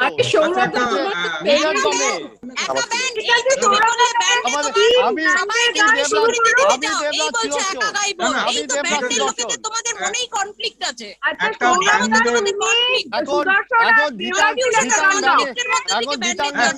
নতুন গান বানাবো, আমরা দিতাম ব্যান্ড বানাবো, নতুন ব্যান্ড, নতুন গান, দিতাম ব্যান্ডের নতুন গান। সৌরভ দা, তুমি, দেবরাজ আর সুদর্শন মিলে একটা ব্যান্ডের গান গাও। তারপরে শ্রীময়ী একটা গাইবে। চলো তারপর সুপ্রিয়া আরম্ভ, তারপর সুপ্রিয়া দা একটা গান গাইবে। সুপ্রিয়া দা আরম্ভ করে দিতে পারছে, এটা হবে না। ঠিক আছে, গান গাও, কিন্তু গানের ব্যান্ডের গানের ডেফিনেশনটা আমি একটু খুব ভালো করে ওই দলের লোকেদের থেকে শুনতে চাই। ডেফিনেশন আমি বলে দিলাম আগে। ডেফিনেশন হচ্ছে যে নামটা আমরা দিইনি, নাম দিয়েছে যারা দিয়েছে, যারা বাদল বলেছিল আমাদের, তারাই নামটা দিয়েছে, আমরা নাম নেইনি। আমরা বলেছি আমরা গান গাই, আমরা মনের আনন্দে গান গাই। আমাদের আমরা হচ্ছে সবার জন্য, আমরা সবার জন্য গান করি, এখন আমরা সবার জন্য গান করি, সবার জন্য গান করি। অনেক হলো, এখন কথা গানে গানে আমরা আমরা সবার জন্য গান করি।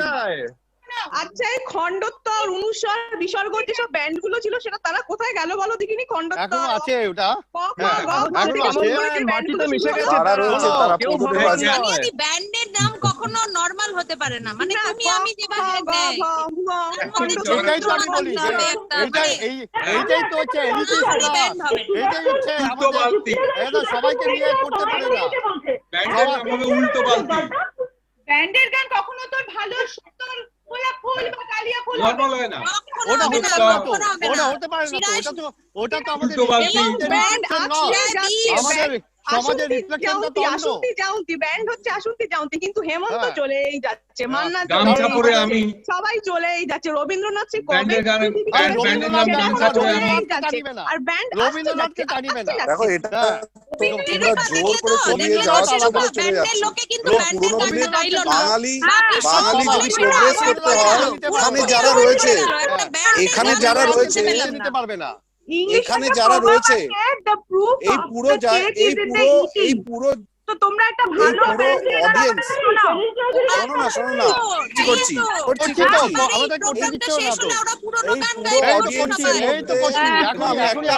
একটা কথা নিয়ে শেষ করতে চাই।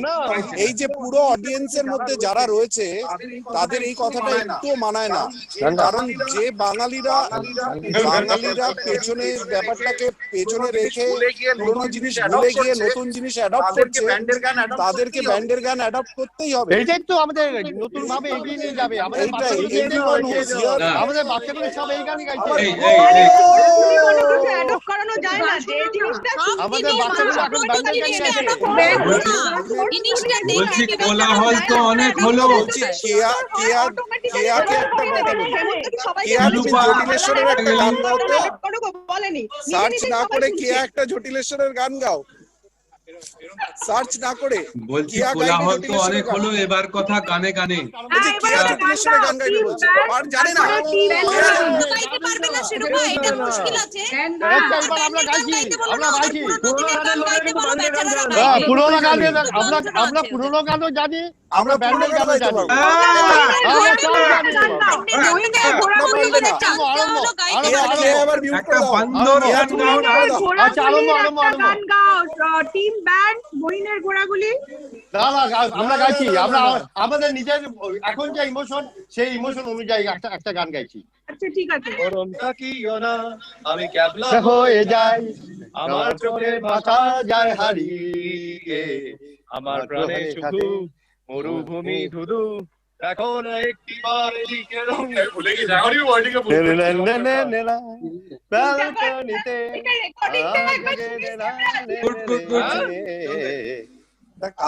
কালকেই গাইছিলাম। হ্যাঁ, এখন বলে তুমি যত্ন করো না, পাগল হলে আমার মন, আমার কি হবে, আমার যে কি হবে, আমার কি হবে, আমার কি হবে, আমার কি হবে। শোনো, এখন আমাদের বাচ্চাগুলো সব আমাদের গানই গাইছে। আচ্ছা, এবার আমাদের গান হবে তো? সার্চ করেছে জটিলেশ্বর কোনো গান হবে না, জটিলেশ্বর তো ফ্লপ শো। এই তুমি যা গান গেয়েছো ওটার পরে একদম চুপ। ওটা তো ফ্লপ শো ছিল জটিলেশ্বর। আর কাকুলি গান গাইতে পারবে না। না, কাকলি না, শ্রীময়ী গাইবে। আমি সুপ্রিয় গান শ্রীময়ী গান চলবে না, সুপ্রিয় গান গায়, অনলি সুপ্রিয় দা। পথে বা নামো সাথী, পথে নেমে গেছি, পথে বা নামো সাথী, পথে হবে। আচ্ছা, আমি গাইবো তো। প্রথমে হেরে গেছে, যাই হোক আমরা জিতে গেছি। আমার গানটা শুনে যাও। দিচ্ছি শেষ করো, কারণ ওরা পুরোনো গান গাইবে না, মানে ভীষণ ভাবে ওয়েট করে আছে কখন ওটা শেষ হবে, পুরোনো গানে ওরা ফিরে যাবে। মানে পেটে আছে মুখে আসছে না তো? একদম একদম একদম। আচ্ছা, জাজ কোন দিকে? এ তো দেখি মোটা ভাইয়ের মতো গান বেছে নিয়েছে। হ্যাঁ, জাজ ওদের হয়ে কথা বলছে আগে থেকে। কবির সুমনের ব্যান্ড সবার গান গাইবে তো, সেই জন্য ওয়েট করছে। সব গাইবো আজকে ওটাই হবে। অষ্টমী রাতে ওটাই গান গাও। এই তো জপ্রিয়দা, এই কিছু বলছো? এইবার তো সুপ্রিয় আসুক, গানের মাঝে আমার হলো সুর, আমার হলো সারা, হিন্দি গান। তোমায় আমায় মিলে এমনি বহে ধারা। এটা কি আধুনিক গান না রবীন্দ্রসঙ্গীত গান? আর এটা ব্যান্ডের আধুনিক গান হয়ে পড়ে রবীন্দ্রনাথকে দিয়ে টানাটানি। রবীন্দ্রনাথকে দিয়ে দেবো না, রবীন্দ্রনাথ আমাদের। তাই বলো আমরা গান ভালোবাসি, সবাই এই গানটা আধুনিক গান না বলে রবীন্দ্রনাথকে নিয়ে টানাটানি। ভালো গান না, এসব হবে না। খুবই ইনডিসিপ্লিন, ব্যান্ডের লোকেদের ভীষণ ইনডিসিপ্লিন। হ্যাঁ, কিন্তু একটা কিন্তু বোঝা গেল, একটা কিন্তু কন্ট্রাস্ট আমরা তো ডিসিপ্লিনের মধ্যে থাকতে রাজি নই। একটা মেজর কন্ট্রাস্ট। উত্তম কুমারের ফ্যান কিন্তু ব্যান্ডের গানের ফ্যান, এটা ঠিক তুমি বুঝতে পারছো? আমাদের এটা বললাম অনেক কনফ্লিক্ট এবং কনফিউশন থেকেই ব্যান্ডের জন্ম। বুঝতে পারছো? ব্যান্ড হয় না। তুমি চিন্তাধারার বিস্তারটা বুঝতে পারছো? আমরা শেষ করবো যে গানটা দিয়ে চিন্তা ভাবনা। একটা গান গাইতে বলছি, এখানে একজন দুজন গায়ক আছে। এই অনুপ মধুমিতা, আমরা একটা গান দিয়ে শেষ করতে চাই। যেই গানটা দিয়ে ব্যান্ডের গান শুরু হয়েছিল বাংলায়, সেটা হচ্ছে মইনের ঘোড়াগুলির একটা গান। আবার বছর 20 পরে একটা অ্যালবামে সেটা ফেরত এসেছিল, তখন ওটা ক্রস সেন্স দিয়েছিল। গাইবো? হ্যাঁ, নিশ্চয়ই। জানি তো। পৃথিবীটা নাকি ছোট হতে হতে স্যাটেলাইট ড্রয়িং রুমে রাখা বোকা বাক্সতে বন্দি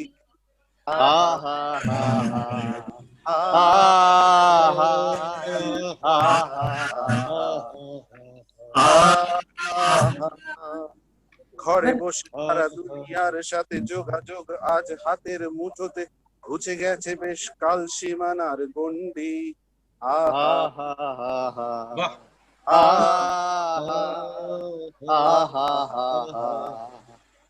ভেবে দেখেছো কি আলোকবর্ষ দূরে আরো দূরে তুমি আর আমি যাই তুমি সরে সরে দেখেছো কি জানে তারারা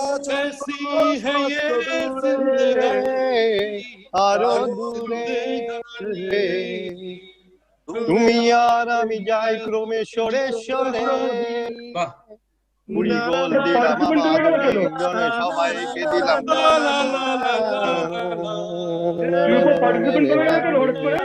কুড়ি গোল দিলাম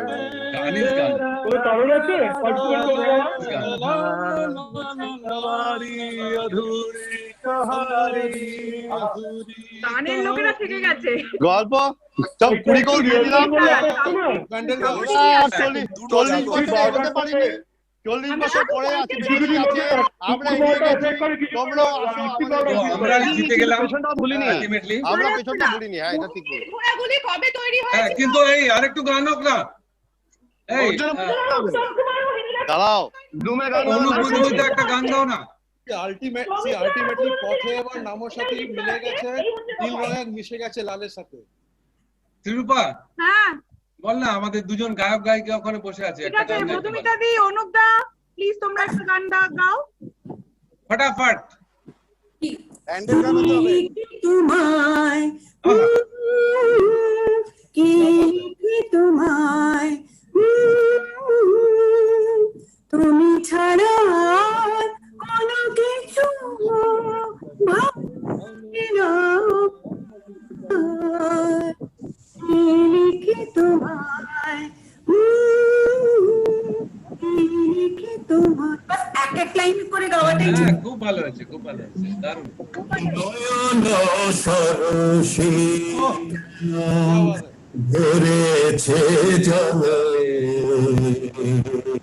কত কি রয়েছে লেখায় কাজলে কাজলে নয়ন সরসী কেন বাকি এবার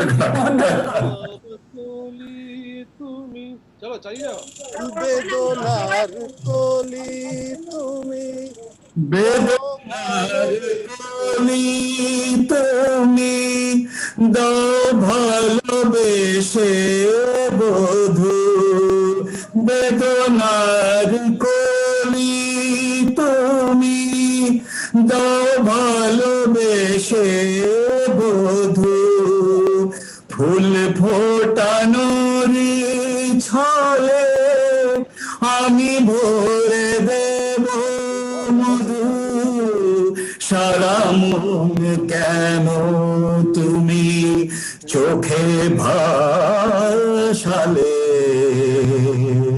কত কি রয়েছে লেখা কাজলে কাজলে নয়ন সরসী কেন এই ব্যান্ডের গানটা দিয়ে শেষ হবে বাড়ি ঘরে আজ শরমেরো আড়ালেতে দেখা যাবে ফুল জনম সফল হবে বধূবাড়ি ঘরে আজ শরমেরো আড়ালেতে দেখা যাবে ফুল সাজ নিশিরাত বিরহের নিশি রাত বিরহের বাঁশিও রেখে বাজায় ভালোবেসে কেন বধূ আজ শুধু কেঁদে যায় সেধে সেধে কেন তুমি মরণ নিলে কত কি রয়েছে লেখা কাজলে কাজলে নয়ন সরসী কেন একে একে ব্যান্ডে নিয়ে আসবো, আমাদের ব্যান্ডে নিয়ে আসবো। অনুপকে নিয়ে নাও আমাদের ব্যান্ডে। হ্যাঁ, ধিতাং ব্যান্ডে নেক্সট টাইম অনুপকে